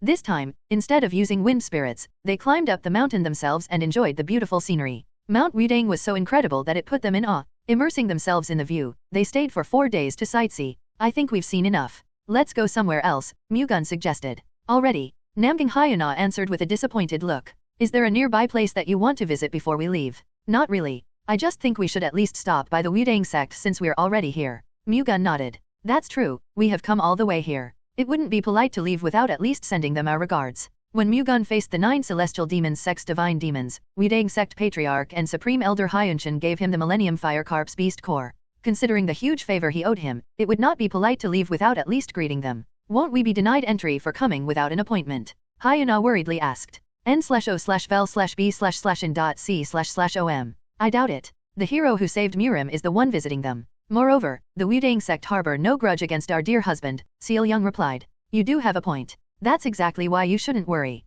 Having decided to stop by the Wudang sect before leaving Mount Wudang, the three climbed to the Purple Heaven Peak, where the Wudang sect's Purple Heaven Palace was. Halfway into the Purple Heaven Peak, they found a door with a large plate that read, Sword Separation Reservoir. It was heavily guarded by the Wudang sect's ascetics. Out of respect for the Wudang sect, martial artists who wanted to visit them relinquished their weapons at the Sword Separation Reservoir. Mu-Gun, along with his two wives, approached the ascetics. I am Chong Mai-yong of the Wudang sect. What brings you here? Chong Mai-yong politely asked. I am Baek Mu-Gun of the Baek Sword sect. We came to Mount Wudang to sightsee. Before we leave, we would like to stop by to give my greetings. Great hero, you're the Golden Thunder Emperor God, aren't you? Chong Mai-yong asked in surprise. I do not deserve such high praises, but that is what the people of Murim have been calling me, Mu-Gun timidly replied. I apologize for not recognizing you much earlier, sir. Considering this is our first meeting, I say that is only natural. Anyway, do you think we can stay at the Wudang sect for a few days? You can even stay for months if you want to. Please come inside. I will guide you myself. Should you not ask your superiors first? Mu-Gun asked worryingly. For honorable guests like you, great hero, we do not have to. However, we must still enforce the laws of the Wudang sect against carrying weapons. Fortunately, I do not have any weapons in my possession. Understood. Follow me, please. Chong Maiyang personally guided Mu-Gun and his two wives into the compounds of the Wudang sect. The Purple Heaven Palace was quite a distance away from the sword separation reservoir. On the way, they saw more ascetics, each one busy with their own responsibilities. Did something perhaps happen? Mu-Gun asked out of curiosity. Everyone seems so busy. Well, a few days ago, we found a new cave in Mount Wudang. When we felt demonic energy coming from inside it, the disciples of our sect entered the cave. It has already been a day since we last saw them. Things are a little chaotic because of that? A cave suddenly appeared. Yes. We are confident that it was not there before, Chong Maiyang replied. More importantly, did you really feel demonic energy coming from it? Yes. It was faint at first, but it had grown stronger in just a few days. The patriarch and the elders found it strange. Hence, they immediately started exploration efforts. Is that so? Mu-Gun found the sudden appearance of a cave suspicious, even more so since it exuded demonic energy. Is it related to the demon god? If so, the thunder god would have told him. Dear, Seal Young called out of worry, noticing Mu-Gun's grave expression. I might have to pay that cave a visit before we leave. Are you planning on exploring it yourself? I will decide once I see it. Master Chong Maiyang, can you lead me to it? The patriarch has not only banned access to the cave but even took measures that would ensure only those with his permission could go. You will need to get permission from him if you want to go to that cave. Chong Maiyang explained. Could you bring me to meet the patriarch, then? Of course. Chong Maiyang guided Mu-Gun and his two wives to the Purple Heaven Pavilion, the Wudang sect patriarch's residence. Upon their arrival, he announced Mu-Gun's presence. In response, the Wudang sect's patriarch, Supreme Elder Hyunshin, came out and greeted Mu-Gun himself. Welcome. It has been a while. How have you been? Mu-Gun greeted back. Thanks to you, I have been well. What brings you to Mount Wudang? I'm on a trip with my wives. We were at Mount Wudang when I thought of you, so I decided to stop by to say hello before leaving. I am honored to have you, the Golden Thunder Emperor God, remember and visit me, Hyunshin said. You overpraise me, Supreme Elder. Anyway, I heard something strange is happening in Mount Wudang. You have heard about the cave, I see. I was curious as to why the Wudang sect's ascetics were moving in a hurry, so I asked Master Chong Maiyang here about it, and he told me about it. I see. Let's go inside and talk first. The two ladies should also come in together. Hyunshin led Mu-Gun and his wives into the Purple Heaven Pavilion. He then brewed and served them tea. I am deeply honored to be able to drink tea you have brewed yourself, Supreme Elder, Hyuna said as she accepted the cup. Haha, my tea brewing skill is lacking. Do not complain when you find out that it tastes bad. I can tell from this tea's color and aroma alone that you are highly skilled in it. I agree. Just the fact that you have brewed it yourself is all I need to know that it will have an excellent taste. Hyuna and Seal Young's praise made Hyunshin smile brightly. Looking at Mu-Gun, he said, you have two very beautiful wives, young Master Baek. Thank you, have a taste. At Hyunshin's reply, Mu-Gun took a sip of the tea. The light, but clean taste and scent were quite delectable. It's nice, Mu-Gun said. What do you think? Hyunshin asked Hyuna and Seal Young. It's very delicious. I love it. I'm glad. Let me know if you want more. I cannot do much, but I can at least serve you as much tea as you want. Thank you. Going back to the issue at hand, can you tell me more about that cave? Mu-Gun asked. I am sure you have already heard most of it, young Master Baek. The cave appeared out of nowhere, exuding demonic energy. We sent our disciples in to investigate a day ago, and they haven't returned since. The elders and I have concluded that they must have met some trouble inside. Hence, we dispatched a second party. Who did you send in this time? My student disciple, Hyun Guang, and 10 of our sect's senior first disciples. Their second party was quite powerful. Supreme Elder Hyunshin's student disciple, Hyun Guang, was an absolute realm master, and the senior first disciples were all peak realm masters. Mu-Gun was glad that the Wudang sect paid great attention to investigating the cave. However, if he was right about its relation to the demon god, then they could be sending their men to their deaths. The Hell Realm's demons over at Avalon were at least ranked master. Here in the Central Plains, they would be as powerful as absolute realm masters. A party comprising of only one absolute realm master and 10 peak realm masters would stand no chance against them. Of course, they were yet to find any evidence that could link the cave to the demon god, and even if they did, it would still be impossible to determine what was inside it. However, with the safety of the second party at stake, they could not rule out even the slightest possibility. With your permission, Supreme Elder, I would like to enter the cave myself, Mu-Gun offered. You want to enter yourself? Yes. I have a bad feeling about this. I believe I should check it out myself. A bad feeling? What makes you say that? I will tell you in detail once I have checked it out, Mu-Gun replied. I see. We appreciate your help on this matter. Would you like to go now? Yes. We should not delay this. Okay. I will assign you the disciple who guided you here. He will lead you to the site. Understood. Before I go, I would like to request a room where my wives can rest. You have nothing to worry about. I will prepare the best rooms in our section. Dear husband. Hyuna exclaimed. We will come with you. No, Mu-Gun immediately interrupted. I will handle this alone. You two should stay here. His firm attitude made Hyuna step down.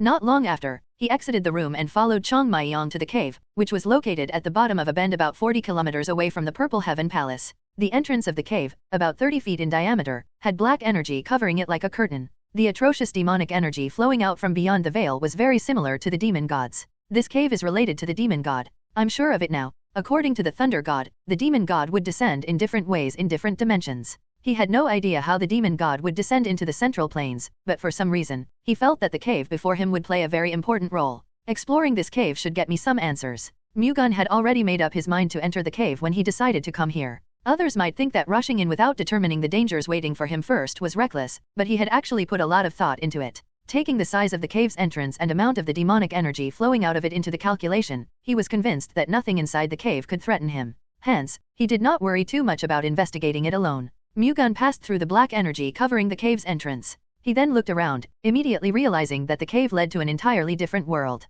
Right now, he was standing in a long valley surrounded by black rocks and bloodied trees. He could see a huge castle surrounded by black clouds in the distance. Mu-Gun thought it could be the demon god's headquarters. What he found most interesting was that he could no longer find the entrance of the cave. It seemed he would not be able to go out until he defeated the demon god. If there was a way out, the Wudang sex ascetics would have just walked back out as soon as they saw this sight. I'll find out sooner or later anyway. Mu-Gun calmly walked further into the valley, unfazed by the fact that he had just lost his only way out of this place.